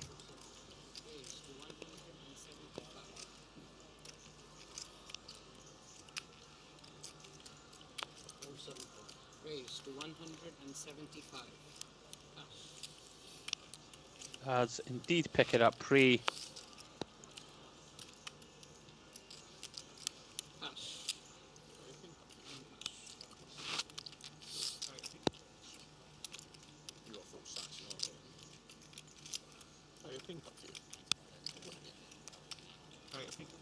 You see the chip counts. Kev, one of the biggest winners. Hubert, very solid performance from him too. Jon up to just under 10k after a tough early start. Very solid display from Tom on 6.5. And Nik looking to get and make something happen the last hour or so of the stream, and Ged looking to recover after that tough spot against Kevin. So Peter Crow said in the chat, has Ged played the 9-3 yet? There's a story behind that. No, Peter, he's not played the 9-3 so far in this session. We had an invite-only cash game in Bratislava that I commentated on and participated in as well, and they had the 9-3 game on, a little bit similar to the 7-2 game you more commonly see in these sorts of games. And no, as far as we're aware, the 7-2 game hasn't been on so far tonight, and Ged hasn't been involved with the 9-3. He did get involved with the 7-2 though. I was about to do a big play though. He's put me off. Look, he's rattled me. I was about to, but then he's... Yeah, it has been made very clear that Ged can be a cannon. He likes to be involved, and as the stream goes on, we are starting to see some more. Just had a bit of an unlucky spell in the last few recent hands as Ged. And Kev really feeling relaxed in this lineup now, playing very well. This is a banger, yeah, it is, isn't it? Just come to Dust Till Dawn, absolute bangers on the playlist constantly. Really does have a balanced strategy, does Kevin. He's raising sometimes, calling sometimes. Yeah, been very impressed. Richard flops best on the 9-6-3. Not too much working for Kev. Does have 2 overs, but no backdoor flush draw. And Richard, with that chunky size in, comes for 2/3 pot. That's going to get it done. Going to take down a small one. So guys, around about an hour of coverage left with myself and Charlie. Please stick with us. Hope you're enjoying the coverage. Guys, this is 5-10-25 No Limit Hold'em coming to you from Dust Till Dawn Card Room in Nottingham. As you can see, our beautiful new table setup. Love that LED screen, Charlie. Love it. The graphics looks amazing. Kudos to our team on the ground at DTD. Doing a magic job. And as we've said, we have more and more content coming out of Dust Till Dawn over the next year or so. Tournament and cash game streams. Buzzing for it, Charlie. The future is looking bright.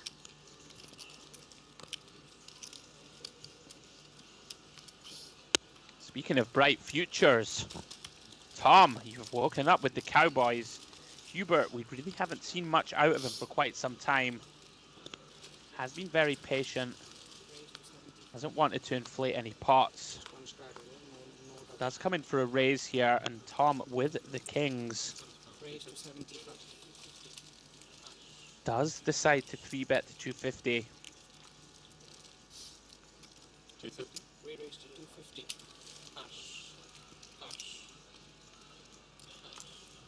Ged and Kev, we would expect to get out of the way.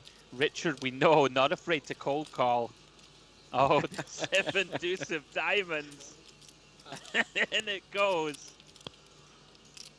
VPIP close to 80% at this point. Now Hubert, he does come along. They're a long hiatus from playing pots. I like how he's handled himself, Charlie. I believe this is his debut on any type of stream for Hubert. Does catch bottom pair. Yeah, Hubert really holding his own in this lineup here. I've liked what we've seen from him so far, Andy. Tom, of course, still best. Would expect him to just start trying to build a pot. Yeah, hoping to see a size about 450 here from Tom. Does go for a little bit smaller. We could potentially size up on this board, really put some pressure on some Queen X with our overpair. And I expect to side on 40%. Yeah, I expect Hubert's going to be continuing on this flop. I mean, there's so many good turn cards for our hand, and playing this deep. Does indeed find a call. 6 of clubs. Not quite. Turn is the Jack of Spades. Does check. Not the greatest turn in the world for kings. Tom likely still confident his hand is good. Can go both ways here. Pot control is an option. Yeah, I think I don't mind it at all. It's a bit of a disaster to get check raised. Yeah, the problem with this card is a lot of the hands that Hubert's going to continue with are now going to have pairs and straight draws, which aren't going to be folding. And as you say, when we get check raised, we're in a horrible spot. Interesting, Hubert decides on a block size on the river. That's 500. Calls. That's around about quarter pot. Of course, Tom with a very easy call. And well played, Tom. Picks up a little bit additional value and probably just gets Hubert to fold if he bets turn. Wins a nice pot, 2.5k. Up to 7.8k himself. Oh, my phones don't work. I've been chatting shit. Yeah, even though that hand didn't go to plan for Hubert, you can't really take away any credit from the way he's played during the session, especially as it's his first viewing on a live stream. And again, even though he got looked up there, it's tough to say that he couldn't get different holdings to fold there. Of course, Kings is always going to look it up for that size, especially having checked back to 10. Yeah, absolutely. Like how Tom plays, holds himself very well. Like that turn check, showing some awareness that, you know, that card is not the greatest for his range. Here he is. Cap on, sunglasses, hood up, headphones in. Not talk to fucking anyone. Oh my god, there we go. Lucy, is my microphone working? So red means it's working. We can hear you, Tom. Oh my god, there we go. Oh, right. So red means it's working. That seems fucking. Let's see how Tom works the Hubert. We're going to have to call A6 suited the Hubert. See, that would make a lot of sense. Ged with the 9-4. He's muted you. What's the story, Charlie, behind the 9-3? What you got for me? So we played an invite-only cash game in Bratislava, and I played in that for a short session. I think I actually lost 20 euros or something. And I did do some commentary with James Ablett as well over in Bratislava. Big shout out, James, great buddy of mine. Yeah, we done a side game. So the way you'd more commonly see the 7-2 game played in these kind of cash games, we had the 9-3 game on. Basically, every player had to give £25 if you could win with 9-3 at showdown. And Ged really did take a liking for that game. And even when the game stopped, Ged was moving away from the table, from the stream table, playing in different 2-5 lineups. And he was just non-stop with 9-3 all night. He had lots of fun, he did, the lad. Yeah, really good time we had over in Bratislava. Ged had lots of fun. He was lots of fun to watch, lots of fun to commentate on. And again, here he is on his first ever live stream in Dusk Till Dawn. And he's been very fun to watch tonight. Yeah, very well put, Charlie. And Kev here he's not afraid to make these little thin protection bets. He's going to come in for...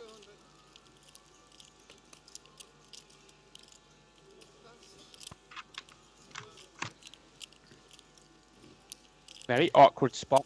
Yeah, not surprised to see him fold A6. Disciplined fold and another win for Kev. Dominating hand.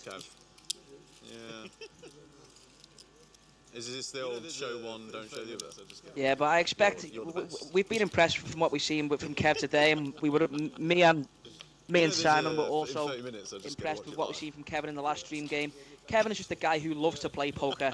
After the stream game finished last week, he also jumped in a 1-2 game afterwards. The guy just loves to play. Really nice to see him on the stream, and hopefully we see some more from Kev. Yeah, absolutely. It was a lot bigger than a 5, yeah. I thought it wasn't working, that's why I took it off. I knew it was coming a 5. Was it working? Yeah, but do I really want to call the 500 on the river? Anybody looking to book their place on next week's 5, 10, 25? I knew it was coming a 5. Get yourself to Dusk Till Dawn, speak to Ryan Brodsky himself. He'll try and get you on the lineup. You can pass mine around if you want. It's my strategy. It's been lots of fun again today. Myself, Charlie Reed, with Andrew Hedley, loving life in the comms. It's been great to guide you guys through this tonight. It's been lots of fun. The show will go on. That is for sure, my friend. As we said, guys, around about an hour left of our coverage this evening. Nik looking to make something happen, limping with the 3s. Richard not having any of it, does ISO to £130 with the ace-jack. Nik is in there. Kev in position on the button. deciding to complete with the 7-6.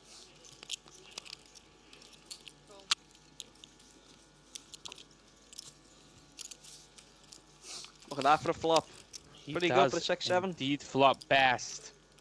Middle pair and a gutter.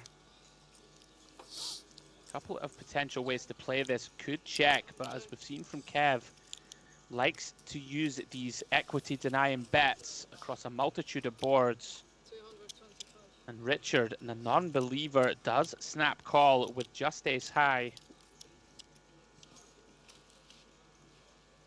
Turn is a brick. Deuce of clubs.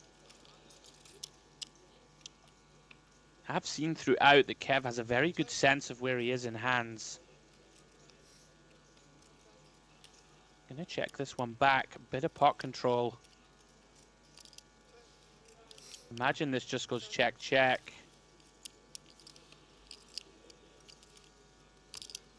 Does indeed.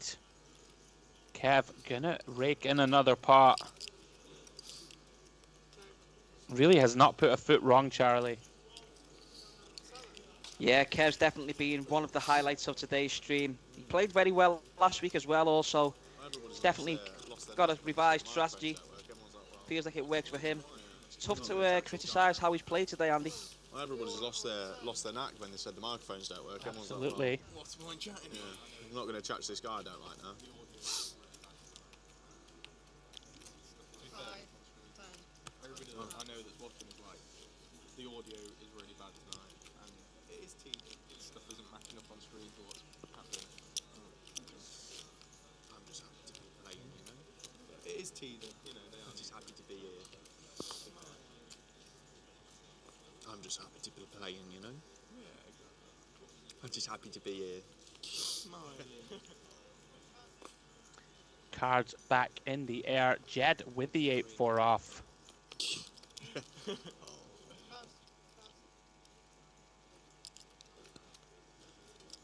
The man of the moment, Mr. Kev Brown, mixing in a limp here with King Queen. First time we have seen that from him. Mr. Berridge electing to pop it up to 150 with the 5-6 suited. Tom is in the mix with Queen Jack of Hearts. Kev, of course, continuing to.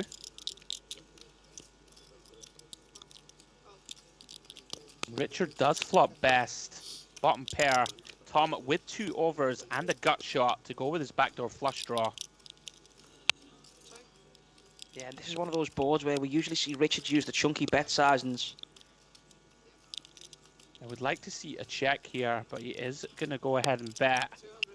Tom for sure can't fold here. Looks as if he's going to check call. Kev now with a pretty trivial fold. Does get away from it.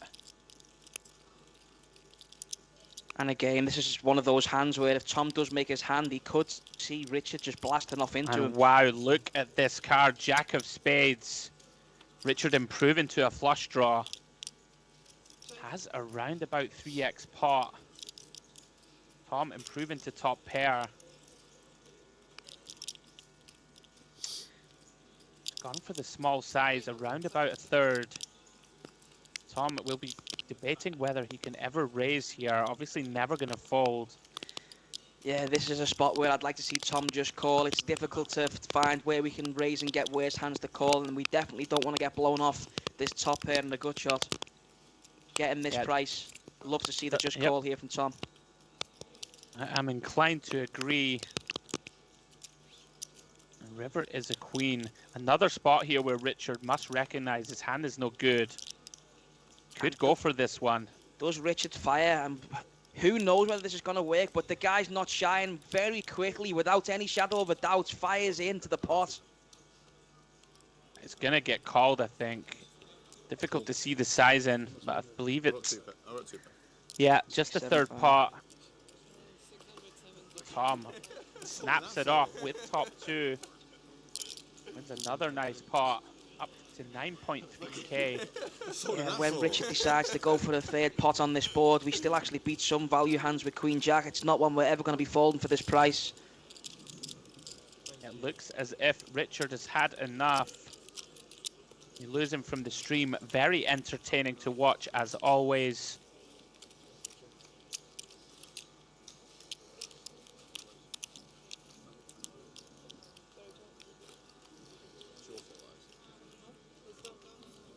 Yeah, there could have been lots of ways for Richard to find a shutdown there. However, on that turn card, bringing in the flush draw, we knew what we was expecting to see, and it definitely delivered. Yeah. No, not a 5 thing.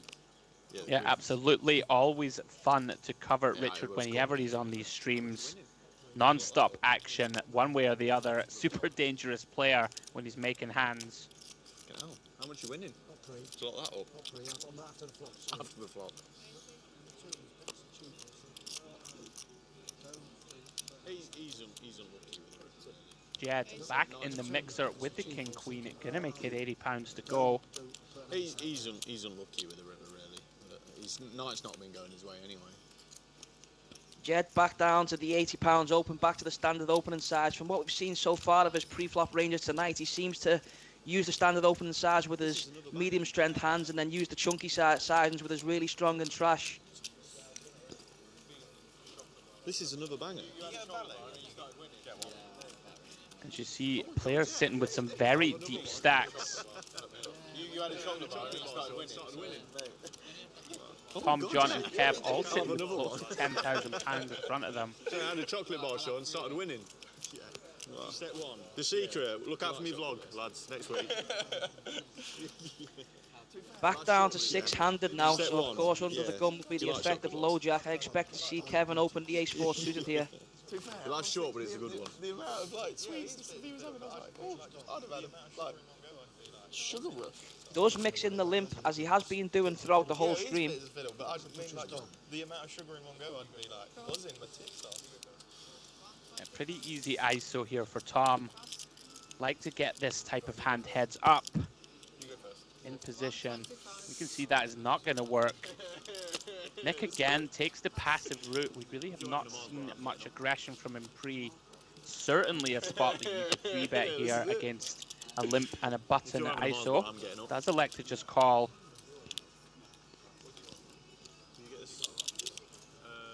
Yeah, what could gonna complete. Yeah, the problem with the way Nik's played this hand here is in the event of an ace-high flop, he's going to be playing sort of a guessing game with these deep stacks going into the flop without range advantage. However, should be fairly face-up to play this one.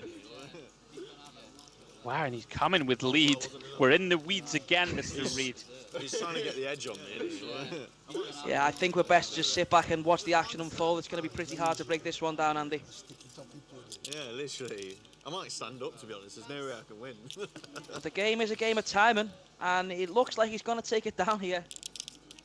It's certainly not a spot that we, in theory, would fold 3 to a straight against a random stab, but Tom does let it go.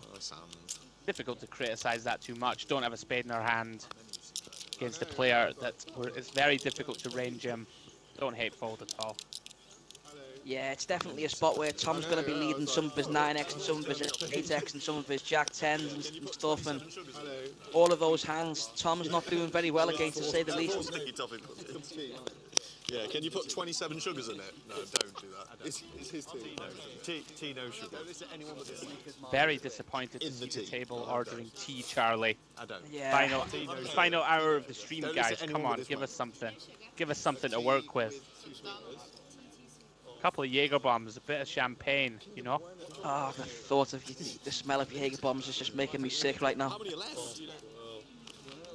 Kinder Bueno. Oh, Jesus. Who's fancying the Many red wine rum good? Exactly. Oh, right. The game's coming to a close, guys. Nik needs the glass of red. Danger ahead. Speaking of red alert for Jed. He's got pocket nines dominated by the jacks of Hubert. As you said, Jed likes to take aggressive action. When he has a decent hand, Charlie, wouldn't be surprised to see a 3-bet here. Yeah, he is going for it. Yeah, Jed's not got too out of line with his 3-bets today. It is something that does surprise me. I know he's a guy who likes to be involved and he doesn't always have to have the best of it. It's going to be putting Hubert in a bit of a spot when it comes back round to him. I'm expecting him to just call with this hand. Can definitely be put into a bit of a predicament if he was to be 4-bet. Sorry, if Ged was to 5-bet over his 4-bet. So, should be going heads up to a flop here. Hubert versus Ged. Yeah, like call, we have position.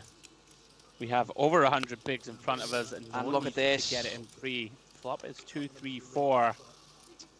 Ged going to be confident his 9s are good most of the time. This is a spot though where you can proceed with caution, as Hubert's not always going to be fast playing 10s, jacks and queens here. Difficult to get 3 streets of value from 9s. Having said that, they do need some protection. Yeah, Ged does decide on 40%. Oh, if he thought to Pretty easy continue for Hubert, and he is going to click it. One of the first times we've seen post-flop aggression from Hubert. Now, will the alarm bells be ringing for Ged? Never a spot we feel particularly comfortable here facing a min click. Yeah, I mean, I'm not very studied up on the whole min click spots, Andy, but in this kind of spot, you can't really hate the play here from Hubert. That being said, I've made spicy. Going to be a very easy continue for Ged. Obviously going to call. Can't fold here to 1 raise. We just don't need to. Yeah. Does make the call. Someone else has the quads. Well done, nice hand, nice hand. And what a turn for Hubert. Turns Ged dead. Set of jacks on the turn. And wow, look how quickly he gets away. Very nice fold, Ged. Absolute snap folds the turn. Impressive awareness of where he's at, Charlie. There you go. Speak of the devil. Yeah, Jed's timing does seem to be relatively good from the hours that I've spent playing with him and watching him. Manages to find a way out of this one. Can't wait to see what you had there. Could have got nasty if the board would have stayed lower than a 9. What? That queen's. Did have the warning flags being signalled to him when he was min raised on the flop by Hubert. Manages to find a way out. Possibly a function there of how tight Hubert has been also. Really haven't seen him play many hands or get out of line. So if that's against a player like Mr. Berridge, then perhaps Ged would not have folded 9s, but very nice quick turn to make fold. it so obvious. Why has everybody got the live tails on me? Maybe I should stop that. Well, Andy, there's been lots of footage where. No, maybe I should stop playing poker. That's probably the wise thing to do. So we just put out there. As I was saying, there's been a lot of footage where, you know, I've been pretty new to streams and then doing some very crazy things and then making a show. But for somebody who's not very experienced with the stream games, Hubert's been pretty impressive during this session. Yeah, absolutely agree. We are 4-way here to the flop. 6, 5, deuce, 2 spades. Nobody connecting here. Nik with a gut shot. Everybody else bricking the board. Everyone does check.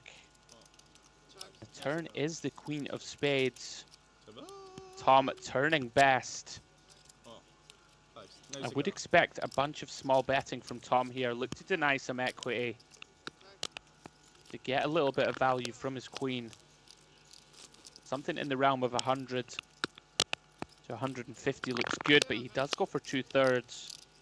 And Nik now kind of forced to continue here with a gut shot and the baby flush draw.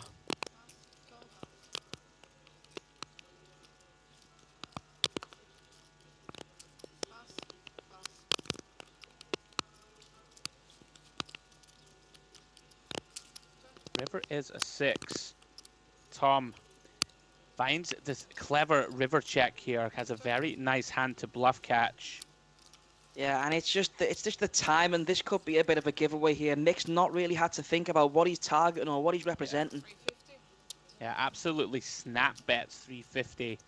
Can't imagine Tom is ever going to fold here for this price. Yeah, we have to remember as well that Nik's checked in position on the flop, so we're not expecting him to show up with too much 6x here in this spot. Expecting him to bet a lot of those on the flop. Only calls on the turn. I'm not too sure what we're repping here, to be honest, Andy. Yeah, maybe trying to rep a hand like King Queen that, you know, is going for a little bit of thin value on the river.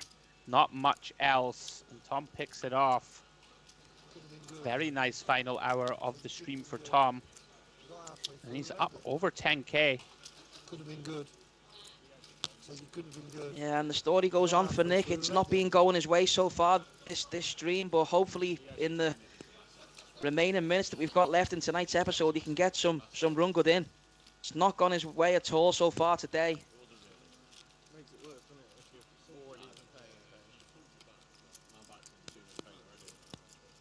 paying. Makes it worse, doesn't it, if you're already Let's call in the aces for Nik, shall we, eh? I think the lad deserves a break, that is for sure. It really hasn't gone his way. Can of course be very frustrating at an action table. Distribution for sure has been against him. And anytime he has ran a bluff, it's been picked off.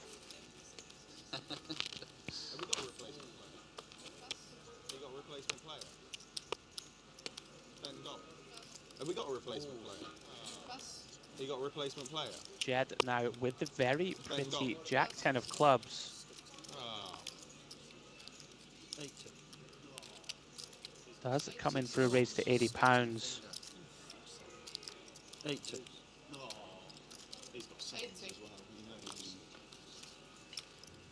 A few shenanigans afoot from Kev. No, does just come with a call.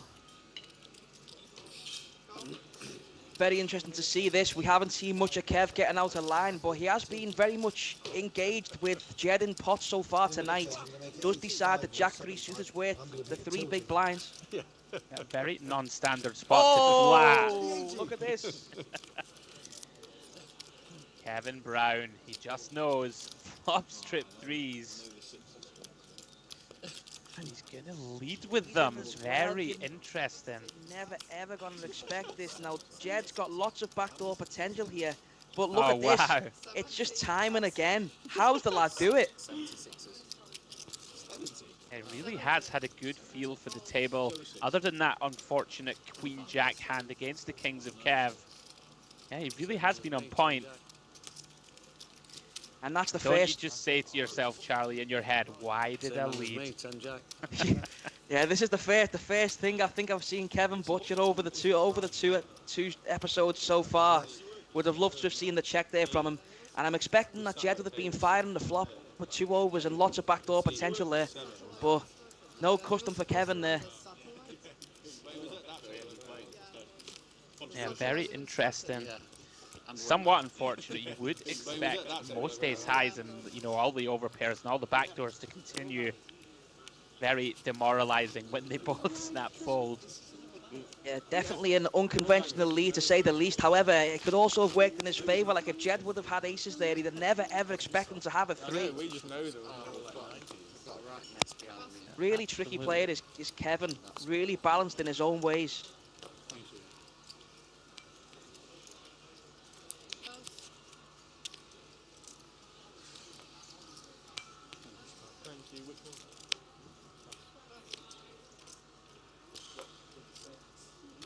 Thank you, which one? Well, yeah, really tough to work these players out, Andy. I mean, Kevin's just side when he had King 2 off, but then he was happy to put an 80 with the Jack 3 the hand before. Thank you. Thank you. Appreciate it. So now we go heads up to the flop. 7 high is best between both players. And look at this, we flop a flush. Wow, unfortunately for Tom, John with just bottom pair, no heart. That is going to be the end of that.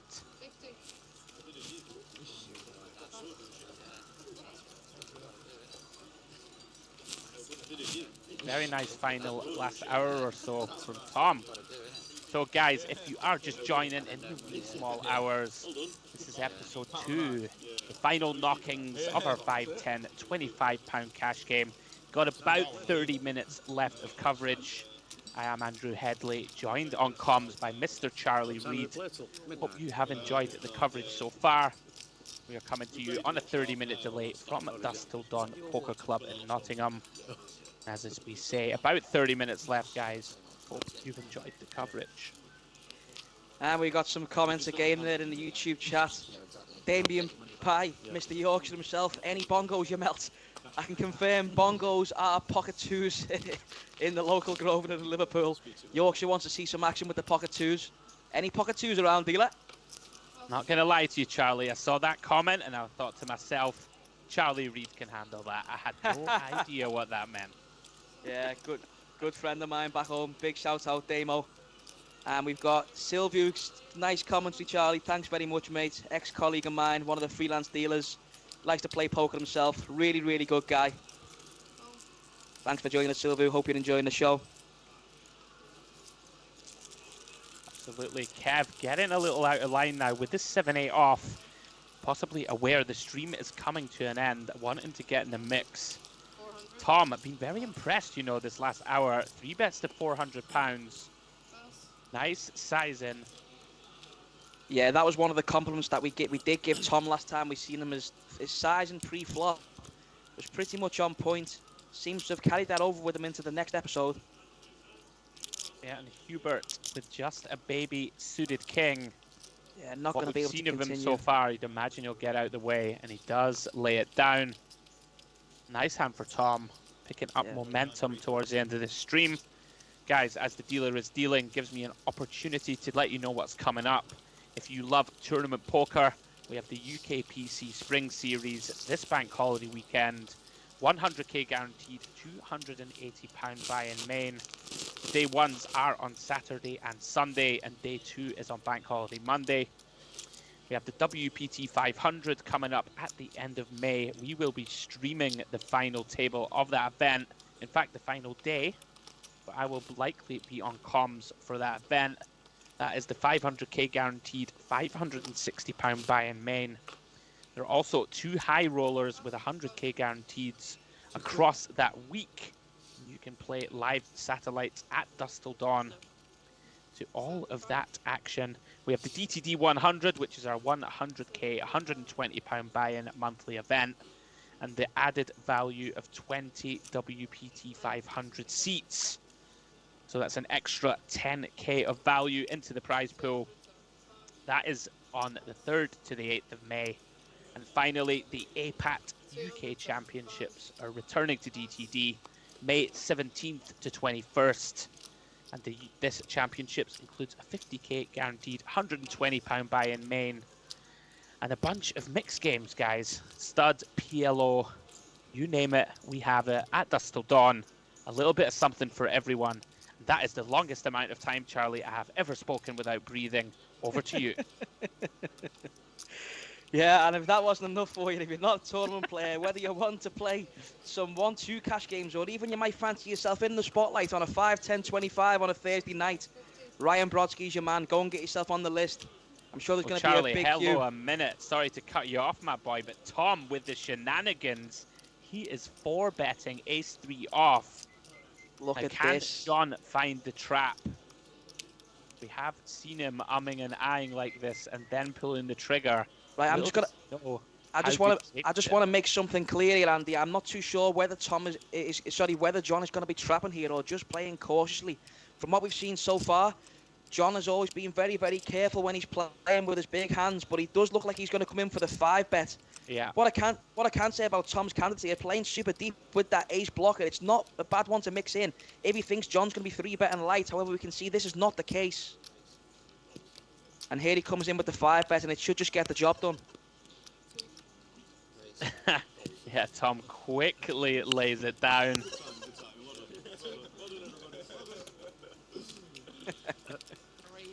Good time. And suddenly the cup of tea doesn't taste quite as good, Andy. £650 shallow. Send that man a glass of Malbec. As you see there, guys, the V-pips. Been a great stream to watch. Lots of action. lot of interested lines and characters as we expected. In a good night, Charlie. We've got about 25 minutes or so left, I believe. We've all been there. Been a lot of fun. Yeah, yeah, go on, mate. Carry on. Yeah, and the entertainment tonight has been plentiful. We've got some more chats there in the YouTube comments. Come on, Kevin, said Craig Henson. Craig, if you've only just joined us, you've missed nothing but compliments from myself and Andy about Kevin's play. I had the pleasures of commentating over Kevin in episode 1, and he didn't put too much of a foot wrong. Today, he's been almost faultless as well, having a really good session, this Kevin. There's been lots of Kevin fans around. He's been on the poker scene for a long time. Really, really comfortable in these stream games as well. Compliments to Kevin for his play today. I mean, compliments to having the nickname of the Big Dog. That's what I aspire to, Charlie, to one day in the future be referred to as the Big Dog. Yeah, it's pretty tough for me. It's just not going to happen, mate, is it? You know, I don't have the Big Dog quality about me. Yeah, if you want to get called the Big Dog, for me being 5'6", you really have to put your money where your mouth is for that to happen. Back to the poker, shall we? Maybe I'll be called the medium-sized spaniel or something like that. I don't know. The Big Dog. You know what? Sometimes you just have to go with what you fit, Charlie. I'll stick with Picasso, mate. I'll stick with Picasso. That'll do. All right. Just out of interest, can you see any picture cards on the screen at the moment? Well, I had to find Listen, out. box head, it doesn't matter. Let's move on. We have a raise to 85 from Nick.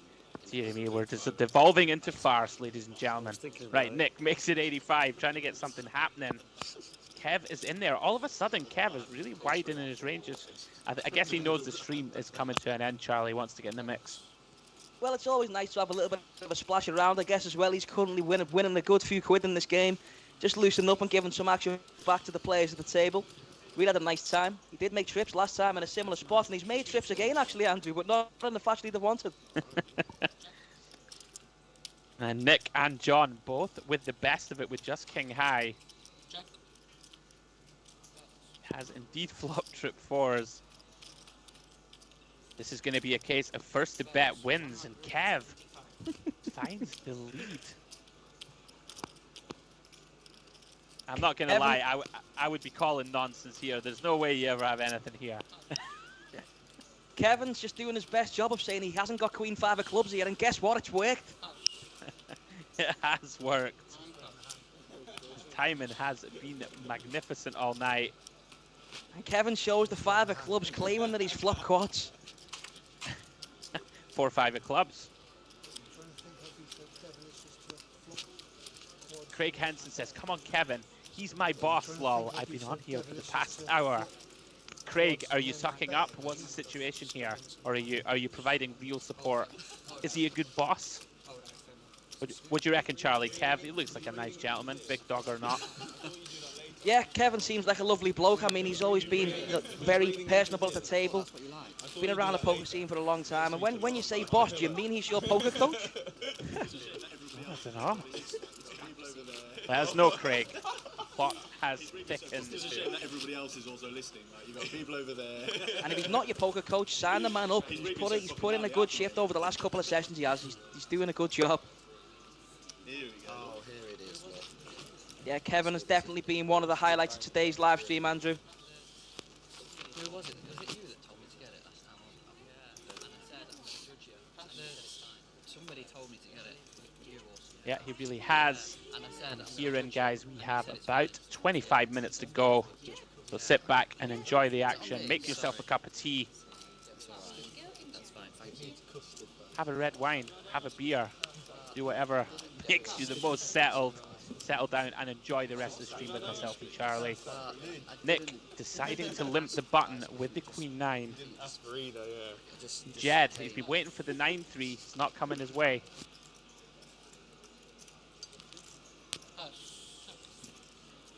Does go round to Hubert.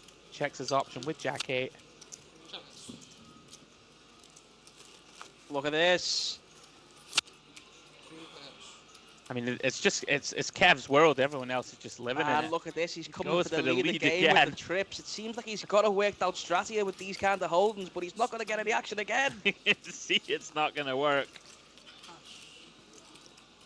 Come on, Kev. That's twice now. Check the flop, my friend. Unfortunately for him, neither opponent with really any potential. No backdoors or the like. Kevin's done quite a good job of balancing his pre-flop game, but I think the next lesson to learn is stop donking with trips. No one tells the big dog what to do.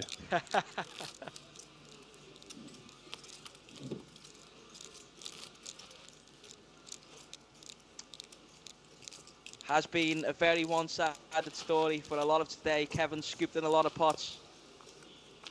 Nice to have some of his fans in the stream today as well. Yeah, absolutely. Falls round to Ged on the button with the ace-jack. And this could be a with potentially... an interesting three-gapper with the 10-6 suited.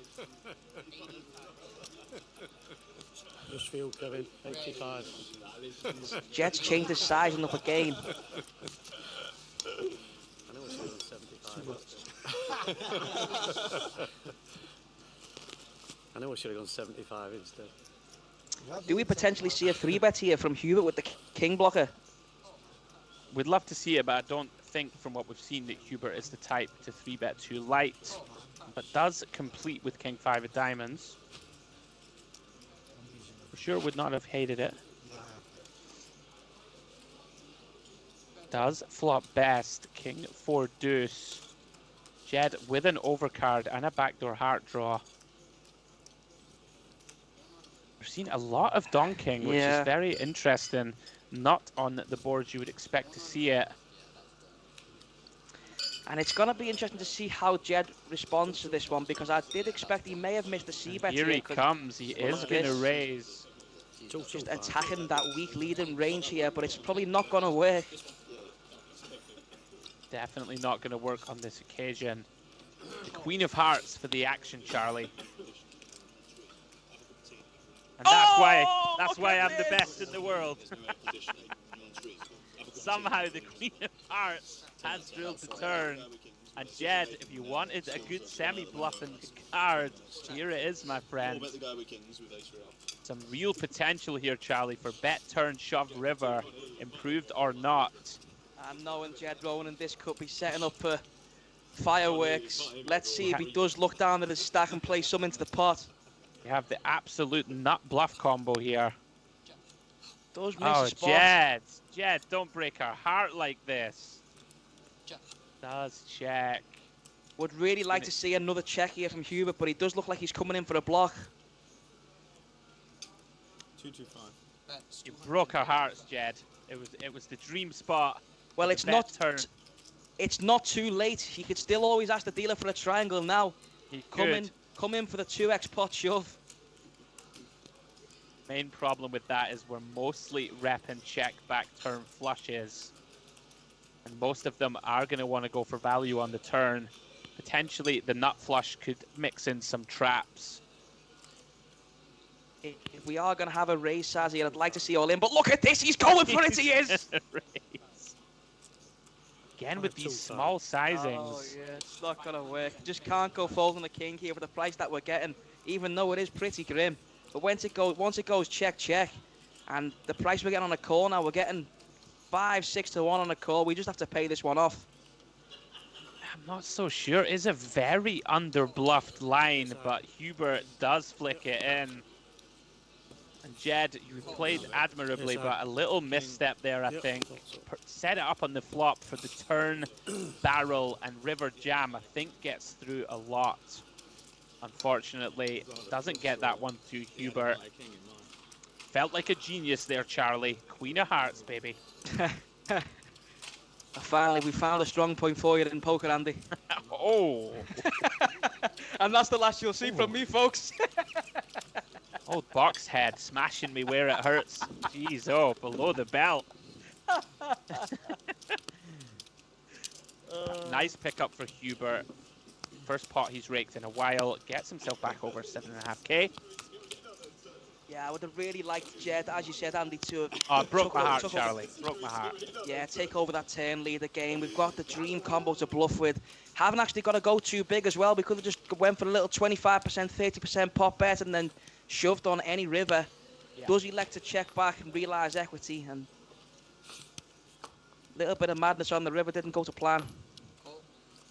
Yeah, and if we're going to raise river, gotta send it, or send a lot of chips into the middle. Most of our value range is indeed going to be a flush, but unfortunately for him, doesn't work out. A little error in application there. It happens to all of us. We are looking at a multi-way pot here pre. Yeah, this is a spot where I'd like to have seen Hubert bump up to 150. However, does decide to play a limp pot out of position with the king jack off. I believe that is a flopped set. No, it is not. Excuse me. Nik had 6s. I was thinking that Jon had pocket 3s, has the 9-3 off. Well, it looks like Nik thinks he's also flopped a set. Yeah, he is going to lead. Now, Ged, another interesting combo, does have a gut shot to the nuts and a backdoor flush draw. Hubert also completes Queen of Hearts. Can't happen twice. Interesting turn. Hubert now turning 2 pair. Now he is going to lead. We've got to lead again. It's really tough to figure out where these lead ideas are coming from. But again, it's time, and then he's not going to be punished for the lead again. Yeah, theoretically, Ged here with another interesting semi-bluff candidate, blocking a bunch of 2 pairs and blocking Queen 10. Could potentially have raised turn here also. Does elect to just call. Triangle Ged. He's done the body language. Not going to happen. Yeah, he's done the body language. We're just really, the commentators here are really putting Ged to the sword. We just want to see him move all in. Not going to happen this time, though, and Hubert's going to take down a healthy pot again. Does find the disciplined fold. Nice Good ace. fold from Ged. Didn't have an ace. Super. And Hubert back over 8k. Very impressive debut here on the live stream. Yeah, it's just, Hubert's played very well for the most part today. It's just really difficult to not stay on the end of your seat when you're in a hand with a player like Ged. You just don't know what he's capable of.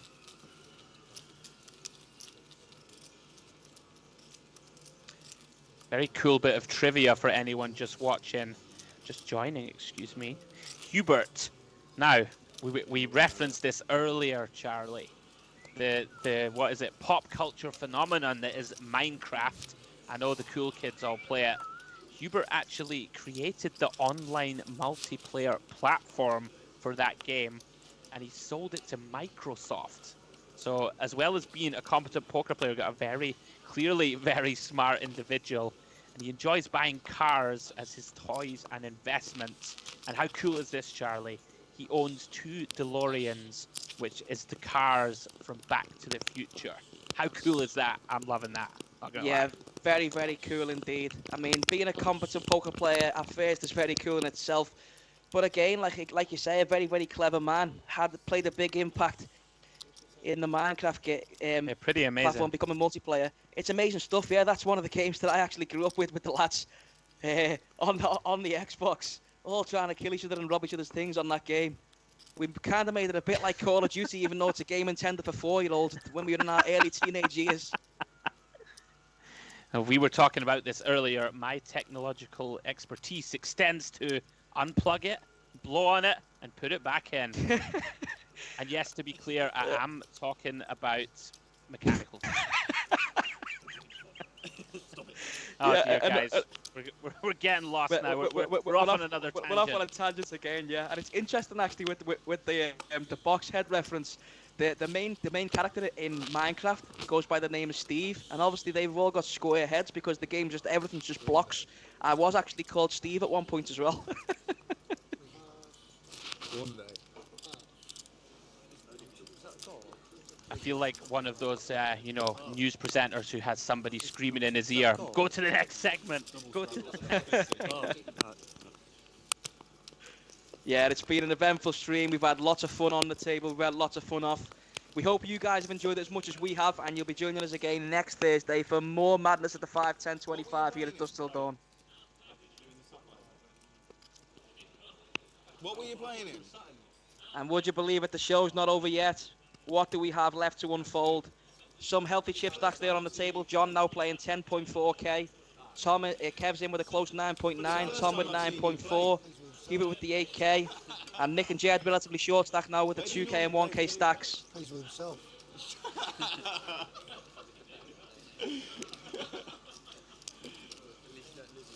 Action has been plentiful here in the 5, 10, 25. Still not over yet. Yeah, absolutely, guys. Last 15 minutes or so. Probably the last 6 or 7 hands. Everybody's still in high spirits. You know what? We're supposed to be, you know, what is it? What's the word? I'm losing it in the tiredness of the day. We're supposed to be non-biased, Charlie. I'm rooting for Nik here. I want Nik to find a double. Yeah. Nothing's gone his way at all. See if he can find it in the last sort of orbit or so. Yeah, definitely Nik's due to be on the good end of a cooler. He's just found it really difficult today. Things haven't gone his way. He's not been making hands. His card distribution hasn't been very good. And then also in the spots where he's bluffed, he's just being picked off. On a different day, a lot of his plays may have worked, but today nothing's gone his way. Really hoping for Nik to get some run good in the last 10 or 15 minutes. We have a case of double domination here. Tom dominating Nik, dominating Kev.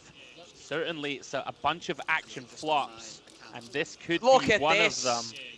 Look at this. 9-6. Top 2 for Nik. It's like I've called it in for the lad. He does lead for just under half pot. Now, Kev, you played very well. Dicey Waters does find the just call. Tom here with an overcard and a backdoor flush draw. And straight draws got to continue. Oh, the 7 of diamonds is pain. The turn is 5 of clubs. Like to see a large size here from Nik. Gonna check. Very interesting. This could be the double up, Charlie. If Kev bets here, which he is gonna do, seems like a pretty easy spot for Nik to check shove. I believe he has less than 2k. Looked like he had about 900 in front of him.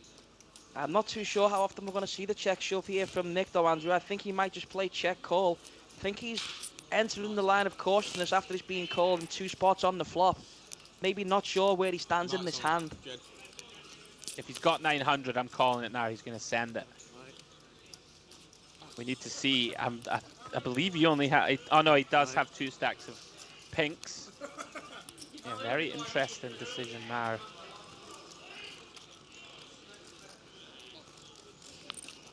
Yeah, and he does just call. They're not going to do it to him, Charlie. They can't do it to him. No. River is an ace. I'm just expect us to go check. Yeah, got to be some checks, maybe some blocky bets from Nik, but there's no way all this money's going to go in this time.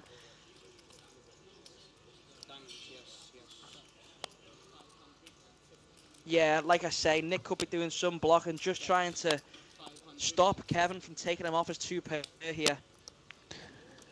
And wow, he does bet 550. I mean, Kev has got a very reasonable bluff catcher here. This line would be confusing.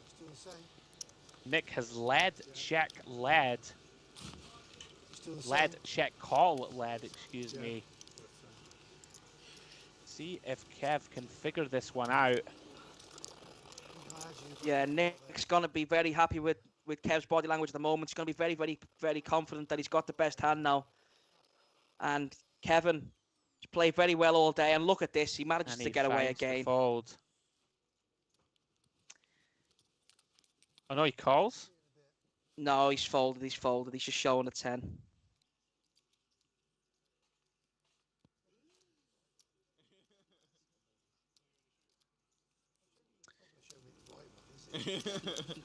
Feeling a little like Mystic Meg here, Charlie. Called in the Queen of Hearts and called in the pot for Nik. Yeah. It was bound to go his way at some stage. I mean, it's nice to see Nik win a pot, but arguably not running as good as he could be a game there after not getting all of the money in. But definitely good to shift the momentum back into his way. Just before the end of the stream, see if we can pick up a few more pots before we close. He's had a tough day, the lad, but nice to see him win that pot there. Yeah, would have liked to see him continue betting turn, I think, having decided to lead flop. You know, we do unblock a bunch of the draws. A lot of the time it's going to get checked through when we block top 2 pair. That's the way the cookie Yeah, crumbles. interesting line to take as played.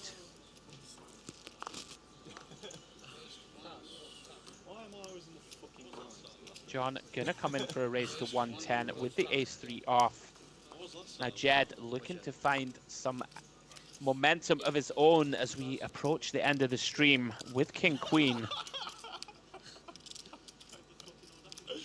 Yeah, you can definitely see the dynamics changing a little bit here, and a couple of the players are starting to loosen up now, just recognising we're coming towards the end of the stream. Jon decided to 4x in the cut-off, and Jed's in the small blind here. Off this stack size, I wouldn't actually mind just folding. However, he does decide to come in with the call with the King-Queen. Oh, sorry. I think this is a hand that we want to 3-bet or fold versus the chunky size, and maybe we've just elected to fold here. Wasn't you. So somebody back there. Flop is 10-6 deuce. Not much working for Ged. Does have 2 overs, but no spade in his hand. Jon electing not to c-bet, and now Ged has caught up, setting a little trap on the turn. The potential here to get a little bit of value. Jon has river to 3. Yeah, Jed's going to have to come in and try and target some pocket 7s through 9s here now.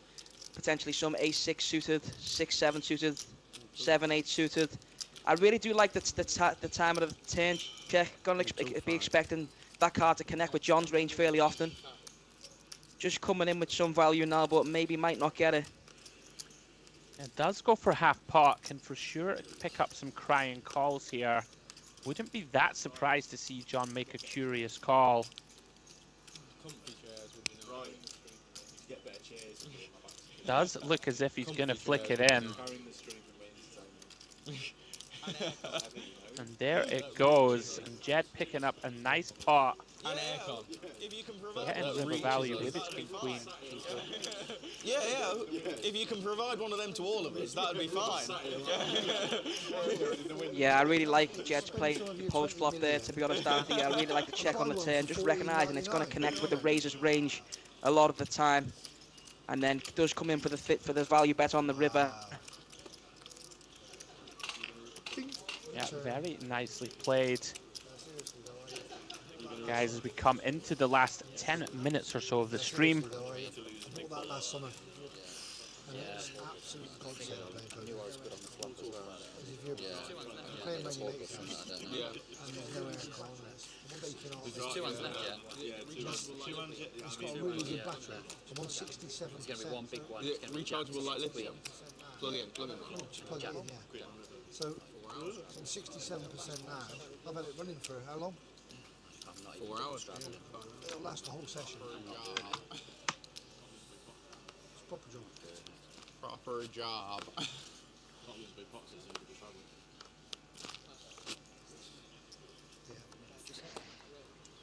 Now Nik, with the jack-8 of clubs, does come in for a raise from the cutoff. Ged with the 8 deuce. You commentating as well? Can't believe we haven't seen him with the 9-3 ones, Charlie. Yeah, I'm sure he'd have liked to have got involved with that one. Really interesting though how he really does keep up this posture though. He really never ever does fold his trash quick or raise his good hands fast. He always seems to keep up that consistent speed. Another illustration here of Hubert being very cautious pre, does not squeeze with the ace-king off. Which you would consider a mandatory squeeze in a short-handed game, but it's going to work out well. Flops a very, very disguised top pair, top kicker. Middle pair for Nik.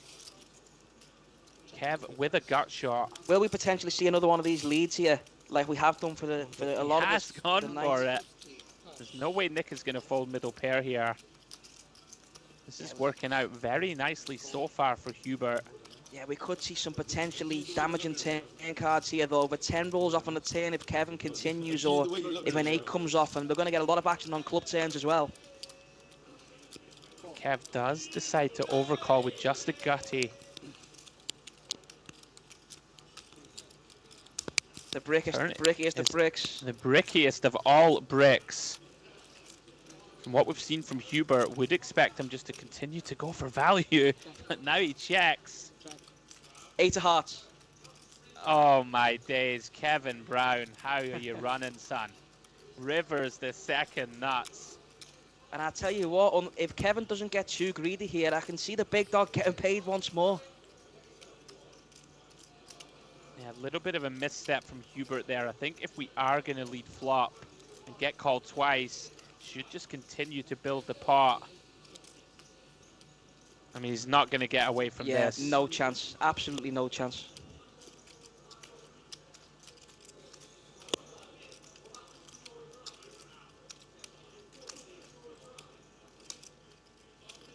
Just going to see a tank call, you would imagine.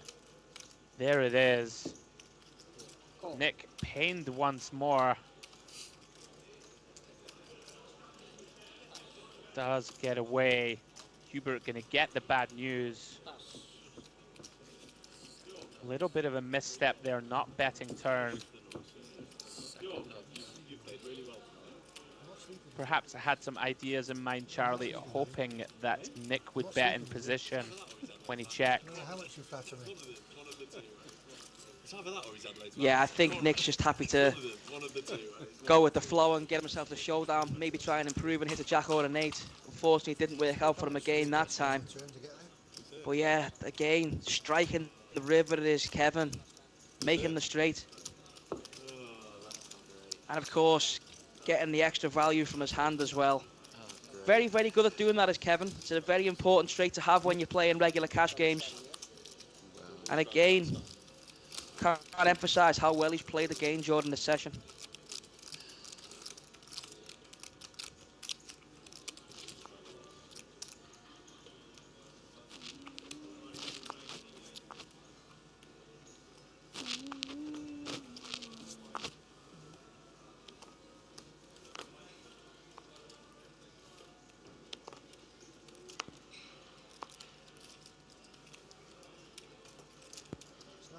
If this is not 80, I'm going. Well, I was just going to say what Last time, Jed, if this is not 80, I'm going. Well, I was just going to say what a time to pick cases up. Unbelievable, that. It's 80. 125. Raised to 125. That's not 80.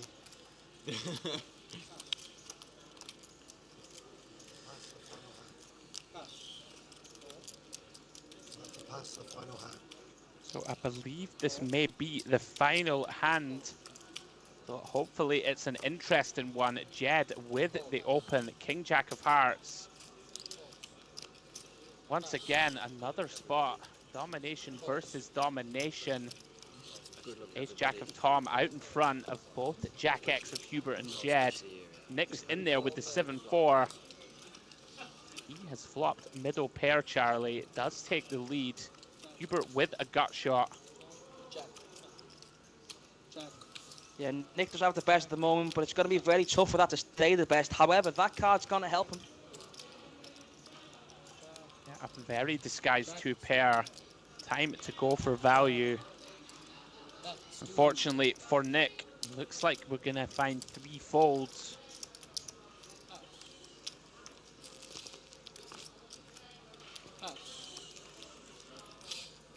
Hubert might choose to peel one off with his 2 overs in the gutter. Does decide to just get out of the way. And again, you really do have to feel for Nik here, because every time he gets some sort of value.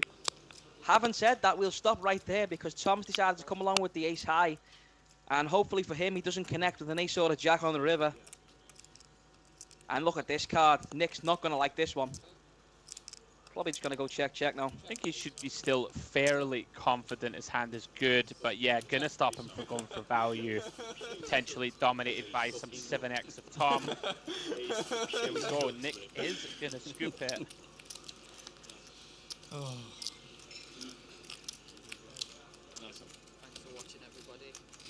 guys, I believe that was indeed the final hand. As you hear the guys at the table saying, thanks for watching, everybody. Carry on, but And that's it, guys, for the evening. That was our 5-10-25 catch game. We'll be back next week with another edition.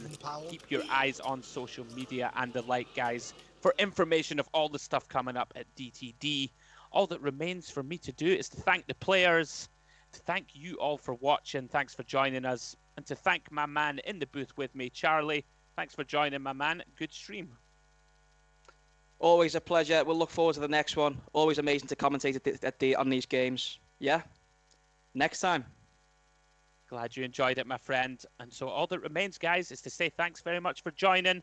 Good night, and we will see you next week on the Dusk Till Dawn live stream. Take it easy.